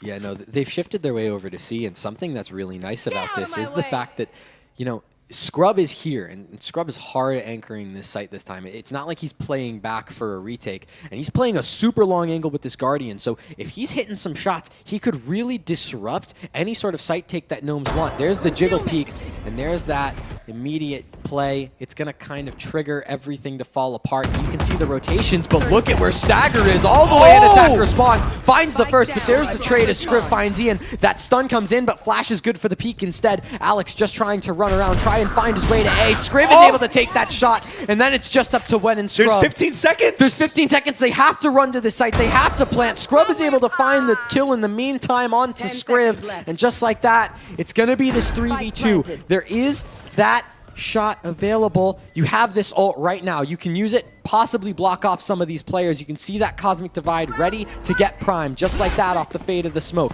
There's that Aftershock just to buy a little bit of time, but there's the run in, the drop down from Flash. The blind doesn't matter. Casual scrub finds the third kill in the round, and now only a fourth required. Dance around the box, but it's the knife from Flash to close it on out. 13 to 10, F5 crumbles. Well, that's one way for this map to end. Okay. Oh my gosh. Huh. F5. That is so incredibly disappointing, but you know what? Let's not talk about that. Let's talk about the tenacity of the Gnomes to push through that 9-3 loss. You said it at the halftime. You said 9-3 is not what it used to be. It is very hard to come back from that. And they clawed their way back round by round by round. It was a 13-10. Yes, it was 13-10, and they had a phenomenal attacking half. It almost felt like the defense from F5 felt like it always struggled to get going. It really felt like they had difficulty taking space, and something that I think a lot of teams have been doing on Haven recently that F5 really struggled with was this idea of just anchoring down the site and trying to actually play to get one and get out, right? We didn't really see that. We would often see times where Scrub over on C is like, yeah, we'll just play retake. And it's like, you can't really do that anymore unless you've got a ton of ultimates saved up. And sure, you had a ton of ultimates saved up, but they didn't get used. You didn't have the opportunity to use them. Things didn't work out that way. So you have to kind of look at that as one of those things where it's like, okay, the defense definitely needs a little bit of work. But in terms of the offense, I mean, listen, Skriv back on those lurks, doing God's work. Absolutely. Absolutely. I mean, he was doing everything. He was clutching. He was doing lurks. He was getting insane timings. He was giving calls to the team to be like, hey guys, I have a ton of space. Let's just dip back. You know, let's come over to me. I have all this space. Take. Well, off the back of that, ladies and gentlemen, we are going to map number 3. F5 Esports and Gnomes now fighting for their tournament lives, fighting to see Sunday, and only one map separates them from glory tomorrow or a plane ticket home. We'll see you just in a little break for map number 3.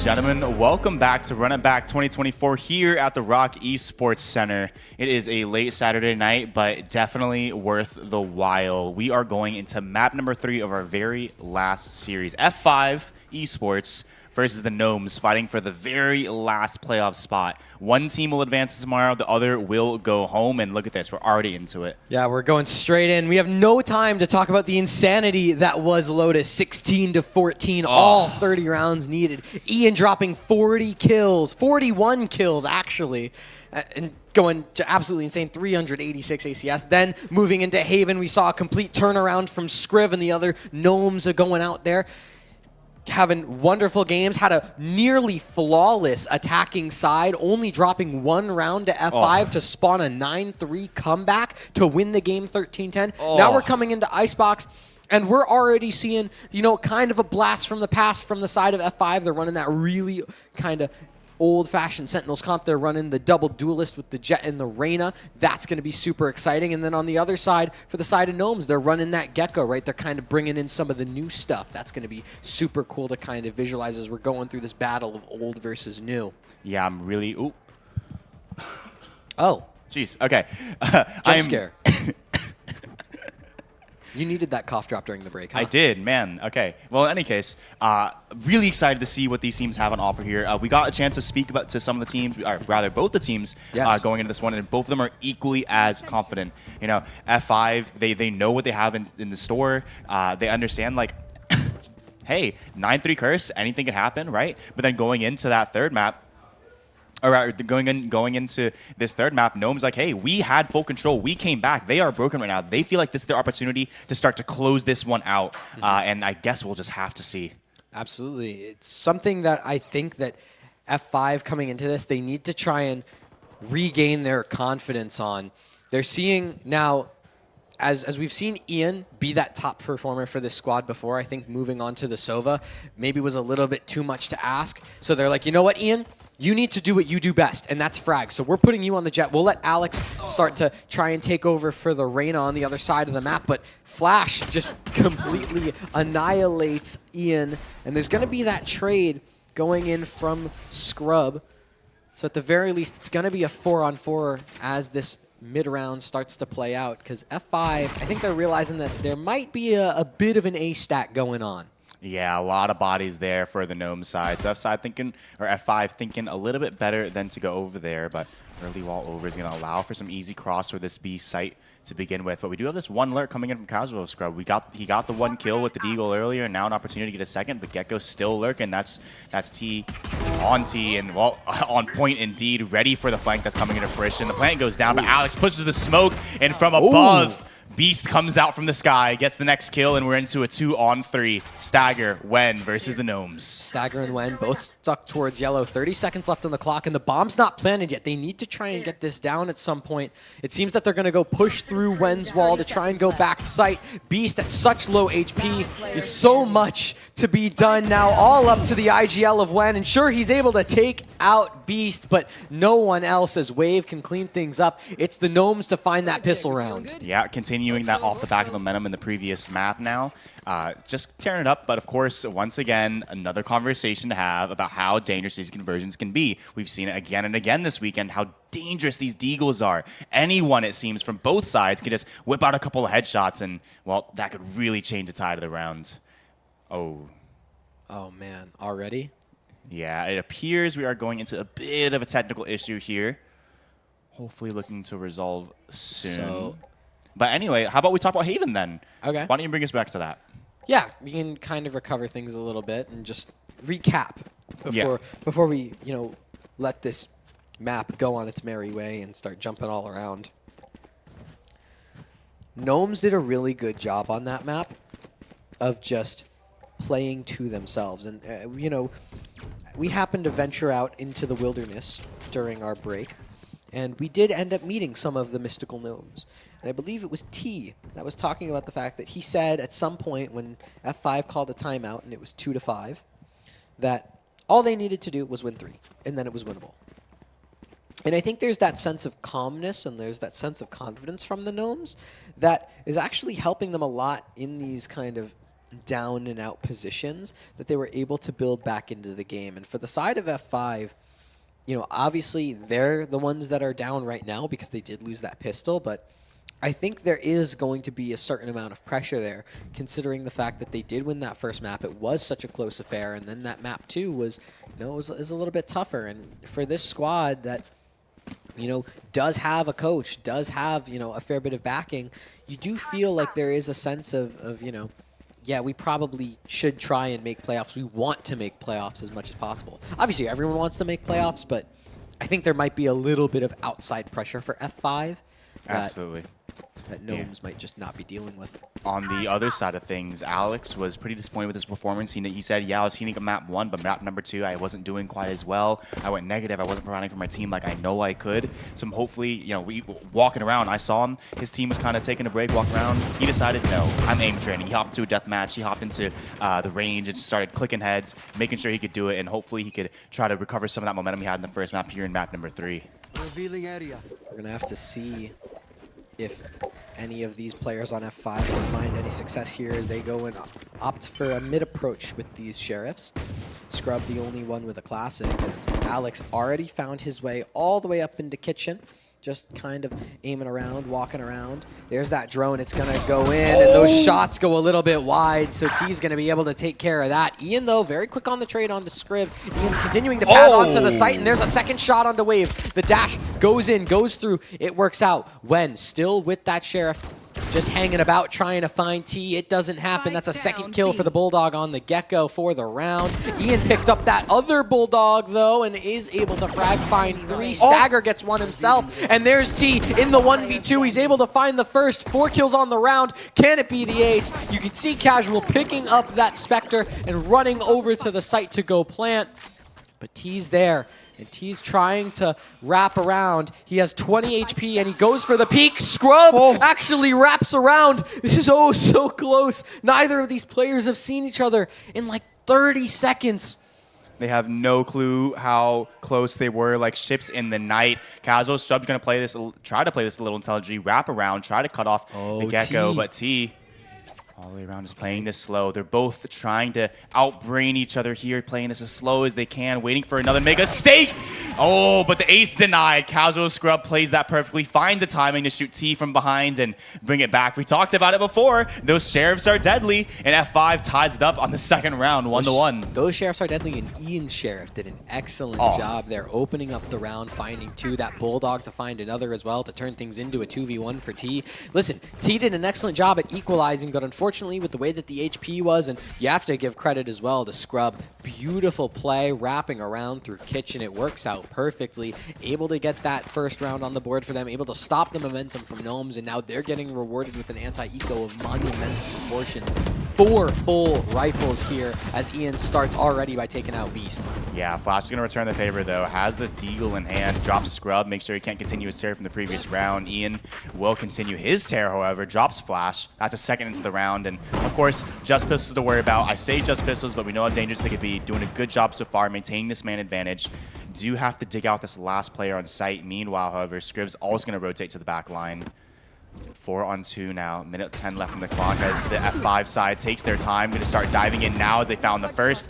Knows where the second is, and it's a bit of a dangerous spray there, but closed out nonetheless. Wave now left alone in the 1 versus 4 without much to do.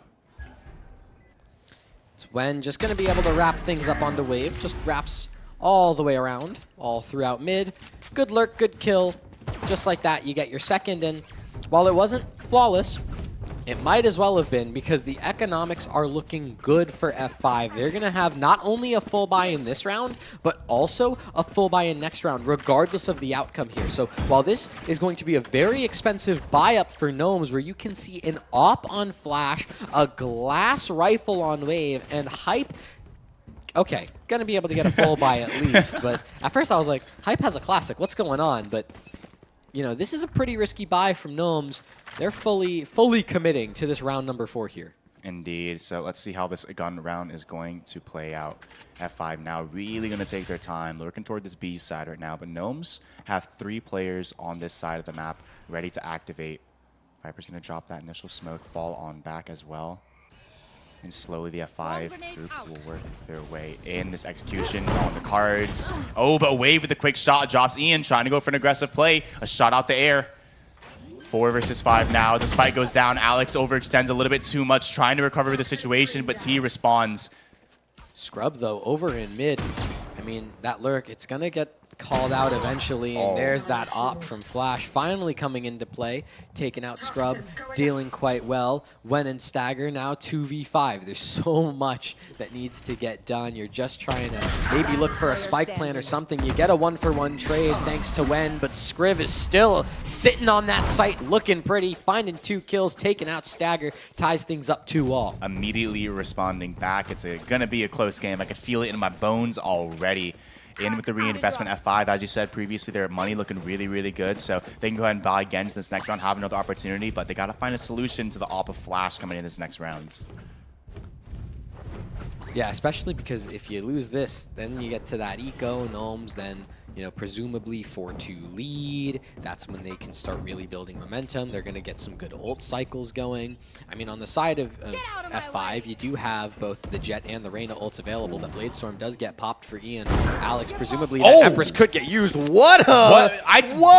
Blink and you miss it. Ian drops Flash, the op, the aforementioned dropped, and now the execution begins. The rest of the F5 boys start to flood their way in. Slowly waiting behind this Viper smoke, but it's going to be Scriv and company that have to hold. They start to pair their defense. Oh, yeah, but the detain. Both They're Alex stuck, and Scriv, detained. they don't realize it, and they try just a second too late. Scriv drops, and it's trades back and forth, but Alex finds the advantage. It's now up to Wave on the Viper in the 1 versus 3. Has the flank, but the timing might just elude him as the plant goes down. No, they're all looking towards CT. Eventually, Win might get a little wary, but the op shot goes a little wide from Ian. So Wave's still going to be able to take things into a 1v2. That op continuing to hold, and there's the peak from Ian. Yeah, this might be the Ian that we remember from Lotus, isn't it? Yeah, feeling a little disappointed with his performance in the previous game. Gonna get some quick shots, even steals back the operator for a moment there and gets the kills. So great start so far. Again, 2-3 right now, and the Gnomes don't have a ton of cash to deal with. Flash does have knives though, so that's gonna be able to scrape them through this next round with a full buy. Yeah, I think it was because the knives are going to get used. That you've seen both of these squads have full buys in these last couple of rounds, so just showing that even though it's, you know, just a haha go kill weapon, like it does find team impact. And Ian and Alex showing that they've got team impact, 1 and 2ing their way up to the site. Sure, Wave is able to trade out, but it's still a 3-on-4. F5 still have that player advantage. Stagger now being able to find that pick. Can try and go for those tags with the Hunter's Fury, but it doesn't work. Instead, it's going to be Alex finding Beast over through that toxic screen, and now it's just Scriv, 1v4. Amazing. You have so much to do, but amazing performance in the previous map, but surely not much to be done here. Yeah, good for one on the Alex, but Scrub, the other KJ, swings out and finds the 4th for F5, slowly stabilizing now. So the Force Buy Wars are over. Gnomes, in theory, only really have half investment into this coming round here. F5, again, with the full buy, obviously off the back of winning the round. But we have to be careful here. These things can be dangerous. As always, Wave does have the pit ready to go. That will likely be used in the coming rounds. Excited to see where they're going to use that one, but for now, we'll just have to wait and see. yeah, they might try and save it for retake in this round. For F5, though, you do have that lockdown that can get used over towards A. That's a really, really crucial ult, especially for this A site, which can be, you know, quite easy to both take and retake. You can use it as an opportunity to either get the site for free, like they're going to do right now, or to retake. They've opted for the former. As you can see, most of these Gnomes players, yeah, they want to try and commit to this. T goes through the wall and will end up dying to the hands of Ian. Alex and Beast are both trading out alongside Stagger. It's now Scriv and Wave, the only 2 remaining players for the side of Gnomes, both with Sheriffs in hand. They have a lot of damage to do, but Alex has a lot of bullets left to shoot alongside Wen. So F5, that's a 5th for them. This is, safe to say, a team upgrade compared to where we were last map. Absolutely. F5, again, completely disappointed with their performance in the previous map. So this time really coming out in, with a huge punch in the start of the round. 2-5 to start with, and a pretty strong showing. Everyone looking a lot more confident in what they're doing coming into these rounds to start. Alex playing very, very aggressively, but also able a little bit to be calculated. Immediately gets the first kill, backs out before Scrub could get the trade. The timing was a little bit rough there, but still able to get the kill and secure that round. Well, it's full guns out every single way. Wave is going to jump onto the top of 410 to use that Viper's Pit. Sends it all about, and Flash actually able to find one as well over in mid. So that's a huge pickup for Gnomes. They have that man advantage and that Viper. All those smokes for F5 gone off the board. They're going to have to try and brute force their way into the A site. Yeah, taking their time here, though. Going to go nice and slow, recognizing the disadvantage. Now they just have to wait for a mistake from the Gnome side of things. T pushing up now. Doesn't realize that Casual is all the way in the back, but Casual likewise doesn't recognize. Caught in the open, but T whips the shot. What? Alex jumps into the pit, finds Wave, finds Scriv, and with that, the A site has been busted open. The aforementioned advantage completely shattered now, and as Alex continues his tear, a third in the round, that simply leaves T alone. The aforementioned flank, and they know where he's coming from.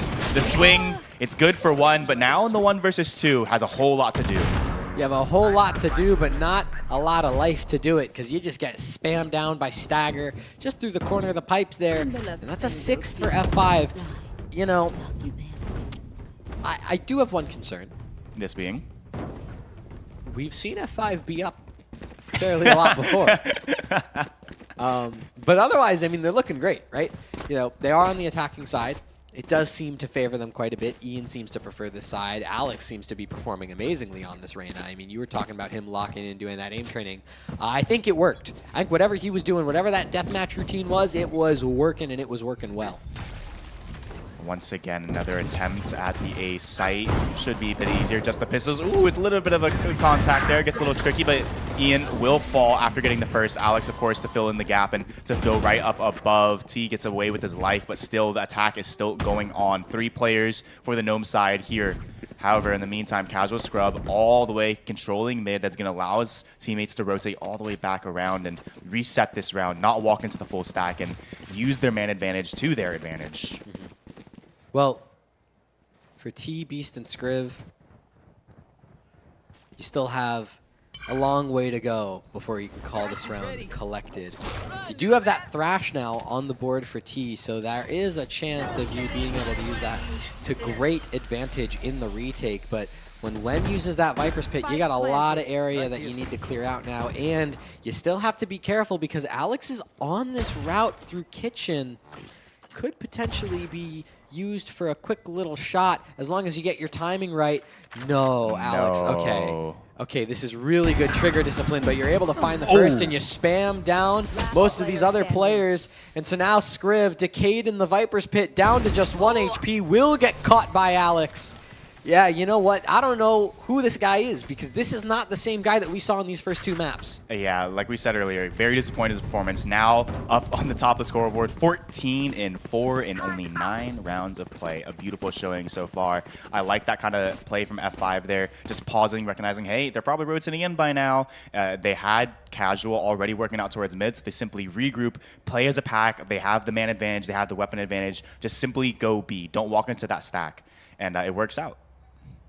So well, in fact, that the Gnomes are like, whoa, timeout. Yeah, let's maybe let's stop the momentum a bit because F5 have guaranteed a lead at the half. The best that Gnomes can do at this point is 7-5 to their disadvantage, right? The best they can do is trail by 2 rounds for the rest of this half, and that's assuming that they use the rest of these ults to the best of their abilities. Yes, T still has that Thrash, and yes, Beast still has that Hunter's Fury, but that doesn't mean they'll always find value. You have to try and make sure that you're using these ultimates in the best possible position so you can find value.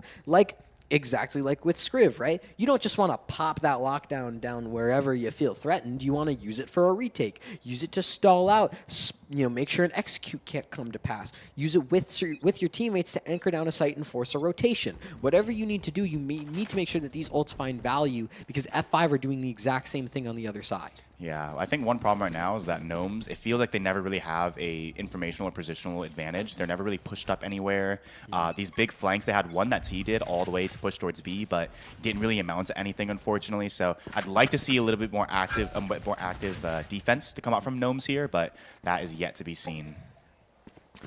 Instead, we see, you know, a pretty standard B to mid split default coming out from F5. Nice little practice play, but Beast and Wave are sitting there holding pretty as Stagger and Alex are taken out of the round. The Thrash comes in, Ian detained up, gonna get spammed down by Wave too. Great team play there. It's now just Scrub and Wen, the two players that came in through B long to try and do everything for this team. And Scrub, good for 2, turns things into a 1-on-3 for Wen. This is possible, not probable, but possible. All he needs to do is just spend a little bit of time, try and draw these players out, try and isolate things into these one-on-ones. He was already revealed once. He has to try and push into Snow. He's not looking at Flash, and he gets his head blown clean off. Gnomes are going to be able to find that third, and it's off the back of that Thrash from T. Yeah, a great Thrash from T there, and the timing couldn't have been better. You saw him trying to push into CT there, try to isolate a fight, but that Thrash is simply too big of a threat. Had to turn around and address him.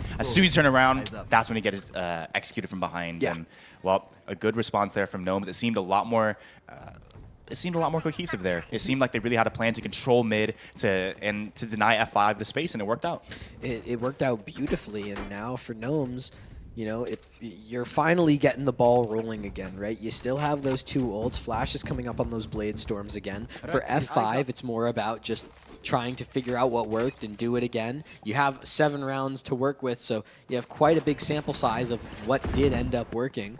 So you can do a lot here, and you know, you just have to hope that whatever you pick is the right answer.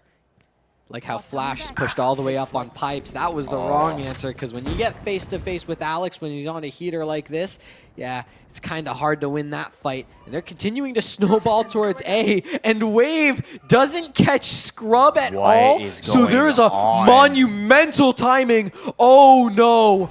They're going to start to rotate, and they're not aware of Wave at all. This could be catastrophic. The knife is out. The reload is there for Ian. There could be a backstab of monumental proportions. They're all weaved in between each other. Everyone is behind one another. Wave gets one casual from behind as well. It's a double flank with a double kill for everyone, but somehow at the end of it, Wave is left alone, shocked and confused how someone got around. A 3K on the cards, but an ace requisite. Alex and Stagger are going to swing out together, but isolates his Wave. Stagger, though, staggers his step and drops Wave before he could tsunami. 3-8 now, and F5 secure their 8th. I have seen too much.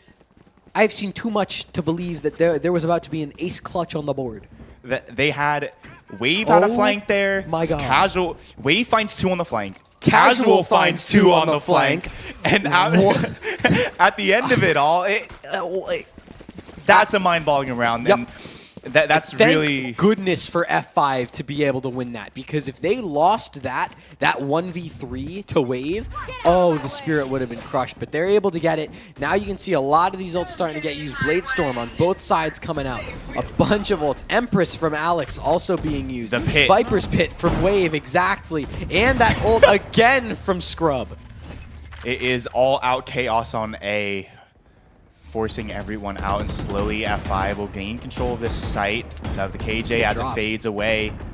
Oh, it is dropping. Yeah, no one detained, so now all 10 players, but it's going to be flashed over up the round. The blind will prevent any further trade. Flash, and what's going on? F5 losing grips on the round, and suddenly the Gnomes have pucked all 5 of the F5 players out of the air and find their 4th without dropping a single player. They flawlessed their way through that round. That's incredible, considering how much chaos there was in A. All the ults being used. F5 seemed to be moving together as a unit, but just beautiful shots from the Gnomes, and everyone was just in the perfect position to avoid being traded and to have their teammate by their side. Beautiful, like, micro IQ from, like, Flash, knowing exactly when to peek and where to hold, so that way he could just shoot a player right in the side of their head and then just back away like nothing ever happened. It was really, really solid play, but now we've swapped halves, we've swapped sides, so F5 is going to be on the defense, and you can see the duo extraordinaire of Alex and Ian over towards that B long area, whereas you have that supportive core of Stagger and Wen over towards A. And I think that's where Gnomes have opted for on this pistol. Yeah, the last pistol round of the day, the last half of the day to determine who's going home and who's going to be in the finals tomorrow, who's going to make it to Sunday. Part of that is decided here. It's going to be a bit of a outside B setup. And Alex is going to be the one taking aggression. Wave, though, is waiting, and Alex, a bit of a messy fight from both players, and they're going to back on out, happy with information, content with that, but little do they know, or now they know, rather, that the Gnomes are working their way over to this A site. Stagger has a lot to do, but it's Wen instead to find the first, clean with the second. Stagger comes on out and drops the Gnomes. The spike is planted, but now with 5 players from the Gnomes collapsing onto the site, F5 collapsing into the site, the Gnomes have a whole lot to do. Wave and Scriv alone in the 2 versus 4. They have that spike planted, though. There's that defuse coming in from Scrub, and Wave is able to take it out until it's halved, but just like that, Ian closes it out. F5 get to 9. And hey, this is a different look of F5, okay? I was kind of scared when it was 8-4. The momentum kind of in Gnomes' hands. Okay. Let's watch the conversion first. That's true. Let's see the conversion, and then we could start talking a little bit more. This is a rock land. This is indeed a rock land. Yeah, no, this is a rock land where nothing is guaranteed. You know, we're going to see Flash just dash out, go do something crazy in mid, and find 2 kills, completely rip open the B site, and then we're going to sit here and we'll be like, what happened? Who could have predicted this? You say that as if it's happened before. No, never happened before. I have no clue what you're talking about. Well, the Gnomes are going to go ahead and send 4 players up towards mid, running through their casual scrub to open up the round. The first of threats, and Ian has a whole lot to do and not able to do any of it. Instead, it's casual. Oh, it's a bit of an awkward dance. Scriv from behind, but on the other side of it, Alex scrubs, make sure things stay in check. It's only Beast left alone, and, well, from the heavens, casual scrub drops down, death from above onto Beast. See, I told you, that has never happened before, where Flash dashes out into mid and gets to... It doesn't happen. It's never happened. This round, this map is so much faster than the previous maps. Yes, it felt, I swear, I blinked and we were like halfway through the map, and then I blinked again and now we're here. Whereas before it was like, I felt like we were on Lotus for like 2 days. So likewise with Haven. Yeah, no, Haven didn't even go to OT. Haven was just a 10-13, you know, just a 10-13. Just a 10-13. Light work, but well, let's Gnomes see. trying to make light work of this bonus from F5 because, you know, if F5 convert this, then that's going to be really tough pickings for the rest of this game. Wave starts things out with a kill into Alex, so that's at least a good look. And Scrub's going to push down real deep, and Scriv almost screws it up. Thankfully, will be able to take out casual Scrub, but Wen finds Flash, so it's a 4v3. Gnomes don't get that 5v3 perfect, you know, start like they wanted. Yeah, but still happy with the man advantage, all things considered, and especially with the information they have. Wave already worked all the way up toward this yellow box on the B side. The rest of the team now are beginning to rotate as well with the spike in hand. The only person to join the remaining Gnomes players on this A side for now is going to be Ian, but few people quite as capable, but the angle from Wave simply too strong, not ready for it. A headshot from the Phantom, and, well, a round all but confirmed. Stagger and Wen in the 2 versus 4. I mean, they're going to go for this. They have the money to go for it. You might as well just try and rip as many rifles out of the Gnomes' hands as possible. That was an interesting lineup for Wen. I think that actually hit its target, so that's kind of cool. Very happy for him. But for Stagger, it's also about farming up these ult points, because we know how impactful these Hunter's Furies can be and how well they can work. So Wen actually just sticking this defuse by the corner. There's no way he just sticks this. There's no way. Oh my gosh. Thank goodness, Wave. You're able to clutch things out. You're able to take the round. Gnomes up to 5. There was less than a second left on that spike, by the way, Wave to defuse. Swinging out, getting the 2 kills, and that little tiny whiff on the first burst there onto the defusing player got me a little bit worried. And you're right, less than a second, that could have been the difference. But fortunately, for the Gnomes at least, able to secure the round. And also, again, this game is going by so fast, it feels. I didn't notice. Wave, almost 20 kills already. Yeah. No, this is... We're back to seeing Wave in a comfort zone, it feels like, whereas for the side of F5, it's actually more the Alex show, if anything. I mean, obviously, Scrub and Ian are doing perfectly fine on as well, just contributing to the overall feel. But Now for Gnomes, this is back to Wave and peak form, and Ian's going to go get taken down by Flash. So, you know, that's another duelist on the board to keep your eyes out for. Is Flash. Ooh, little peek out from Alex. The flick was there. Unfortunately, did not hit. It was not in time, as they would say. Yeah, quite unfortunate. Beast will find casual scrub too. That was a little dirty. Able to extend their man advantage by one more. It's a 5 versus 3 now. With a minute left on the clock, it's going to be F5 that's going to have to hold as the Gnomes regather their resources, hit towards A, and the only solo player here is Stagger. A whole lot of targets to hit at this point in time. And the solo player to the site will call for the rotations, but the question is, if you get anything done in the meantime. The smokes will deny anything, and ooh, not looking the right way. Flash finds a second into the round, looking for the third, and there it is. And now left alone is Wen, coming in from the opposite side of the map, picks up one on the T. That's at least something, right? It's a little consolation frag for Wen. He is still technically able to get more, so I mean, might as well just try and keep playing for exits, keep trying to take out these weapons like that one on Flash. That's gone. That can't really be recovered. So you can just continue to do that, continue to make things costly, continue to farm up some ultimate points as you go and you save that Phantom on the other side of the map. For F5, you know, a little scary, right? You don't want any round at this point is a scary round to lose. We saw a whole lot of saves on Haven. I don't know, man. I don't know anything anymore. Well, good kill onto Flash there. Flash had a 3K into the round, so getting the 4th definitely would have been a massive confidence boost. So kind of denying that before it gets a little too out of control there. Going into this round, though, they will call a timeout as they try to go through their economy, figure out what their plan's going to be with a single rifle.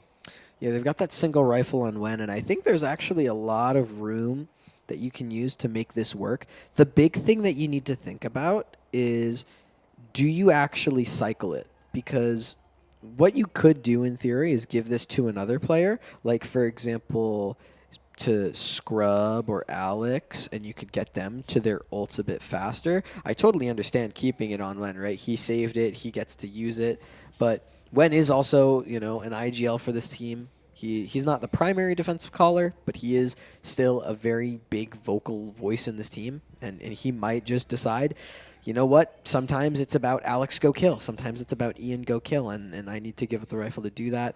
It's probably not going to be the case. Realistically, what this timeout is more to address is for F5 to just kind of, again, think about what they're doing on these site takes, because it's been, throughout Haven and here on Icebox, it's been about Gnomes playing the map really well, and then that way F5 just feels like they have no room to try and defend the site and anchor down. So they're in positions where, like, oh, you know, I don't think we really have the numbers to where I should, you know, do this. I'm going to try and play the numbers. I'm going to try and play not to lose. And that doesn't really work in these positions because Gnomes, if you're playing not to lose, then they're just going to win because you're not playing to win. So absolutely. Alex, as aforementioned, you mentioned it, he brought up, he passed over the rifle to Alex, has armor behind it. Alex has been on a heater this game, so it's appropriate. Looking to get something done with it, and as they stack their way toward this B side, it may actually be the correct call. Utilizing the Thrasher through this one already. Stagger's going to try to get some information, but Wave drops Wen in the meantime. Of course, the F5 already looking to stack this site up, this Viper wall, though, denying any information, denying the fights they want to take for the time being.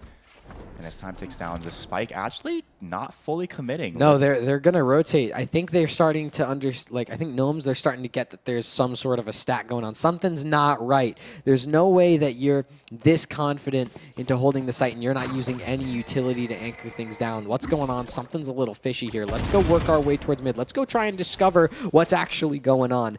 Let's at least fake our way, see if we can draw some rotations away, but F5, they are very committed to this site, and that is a huge pickup because that's that rifle of Alex gone and out of the way. That Viper's Pit is going to come in, and some shots from Stagger.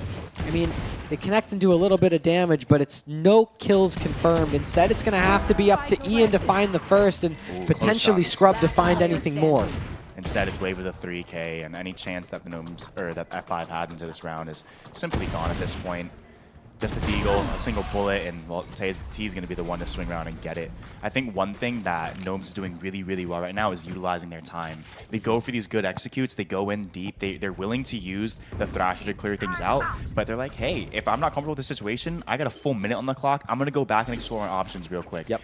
And then that's when F5 started to get a little nervous. They made the mistake. We saw Alex begin to take perhaps an unfavorable fight from the yellow box, loses. That's the only defender on B, that's the only rifle into the round, and then Gnomes simply capitalize and attack, collapsing on the B site. You know what else? You know what word is in options?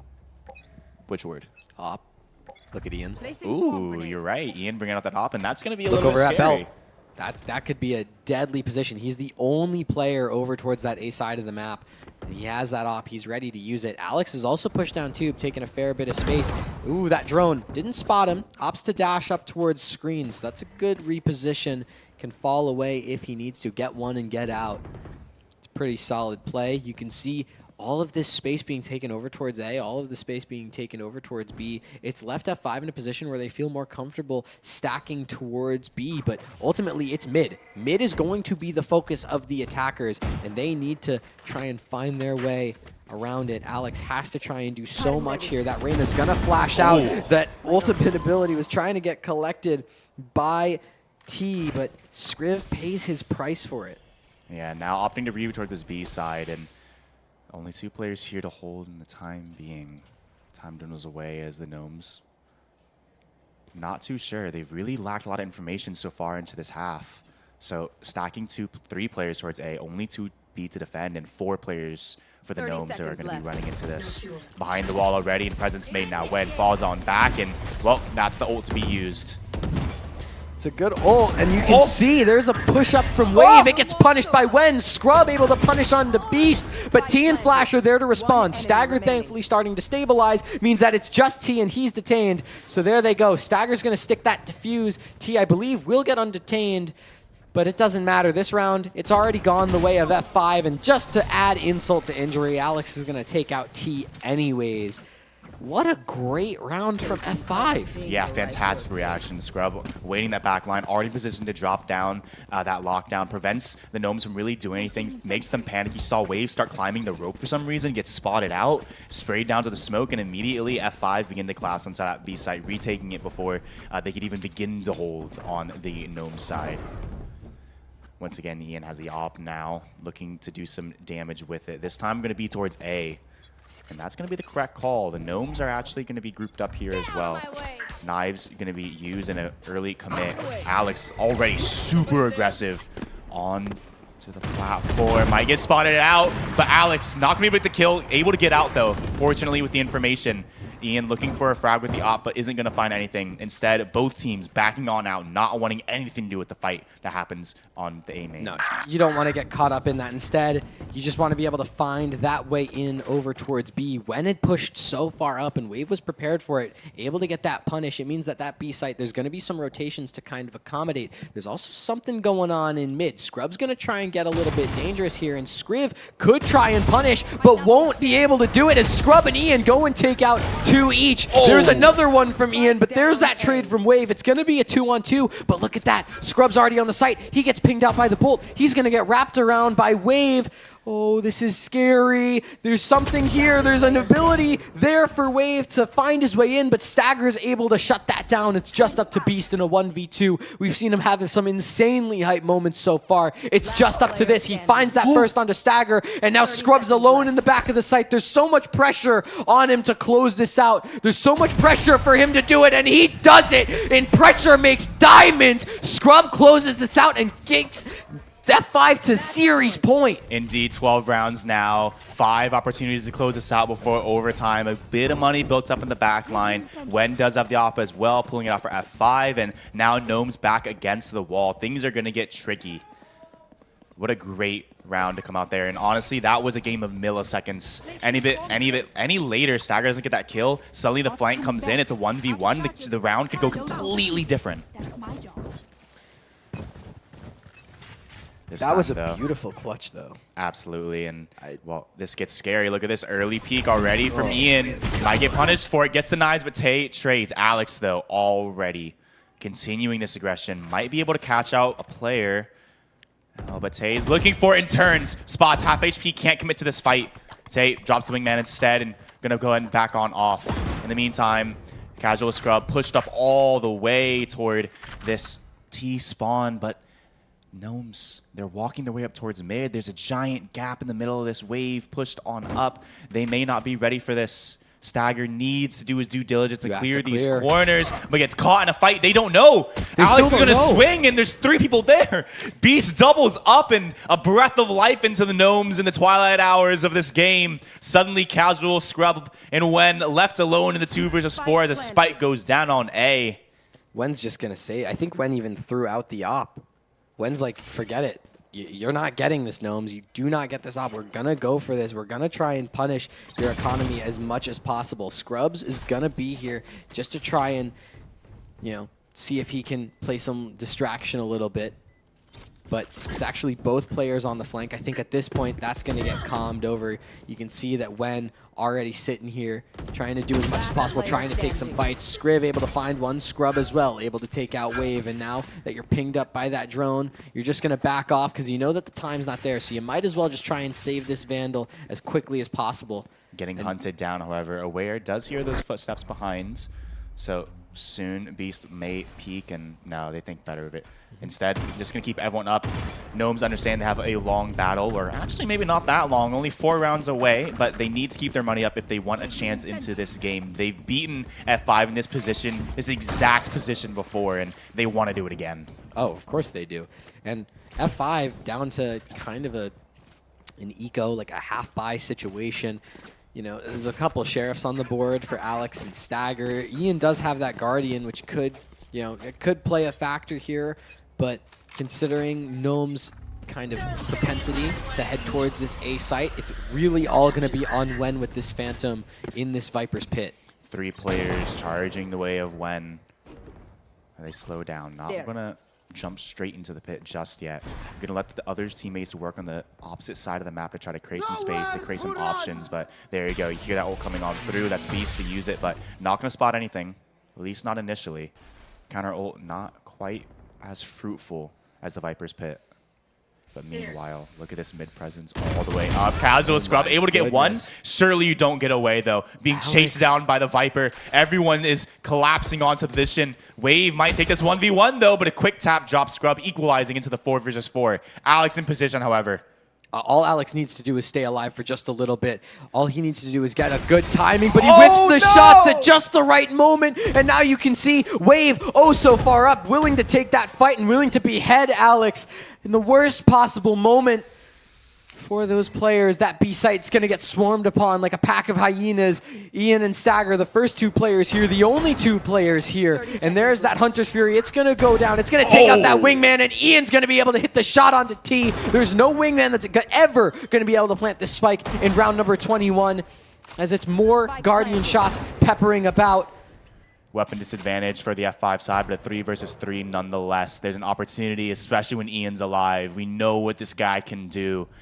The time slowly dwindles away as the defense begins their offense, slowly collapsing onto the site. The drone to lead the way. Wen also going to drop some utility as well. It's Ian, though. Gets shot through the wall by Flash. The opposition, the Jet, finds it, secures the man advantage, and the Decay is not going to be too helpful either. Flash swings out, drops Wen, and now Stagger left alone. Offers himself up for Waves 3K. Gnomes are 3 rounds away from OT. Oh, no. There's a bunch of OT happening, and you know what? If this Gnomes comeback is real, if this is gonna happen, it's coming off the back of Wave. 27-15. This guy is going crazy. This is the form he had on Lotus. This is what the Wave that we were talking about that was only being overshadowed because Ian was just going absolutely ridiculous, like never before seen on Clove. So the fact that this is the Wave that we're getting right now in map 3 of this series, when you're playing for your tournament life, this is huge, and you're only 1 ult point away from getting back that Viper's Pit. But remember, F5 only 1 round away from closing out this game. If they hold this site steadfast, then they can close this out right here, end things, and send Gnomes packing.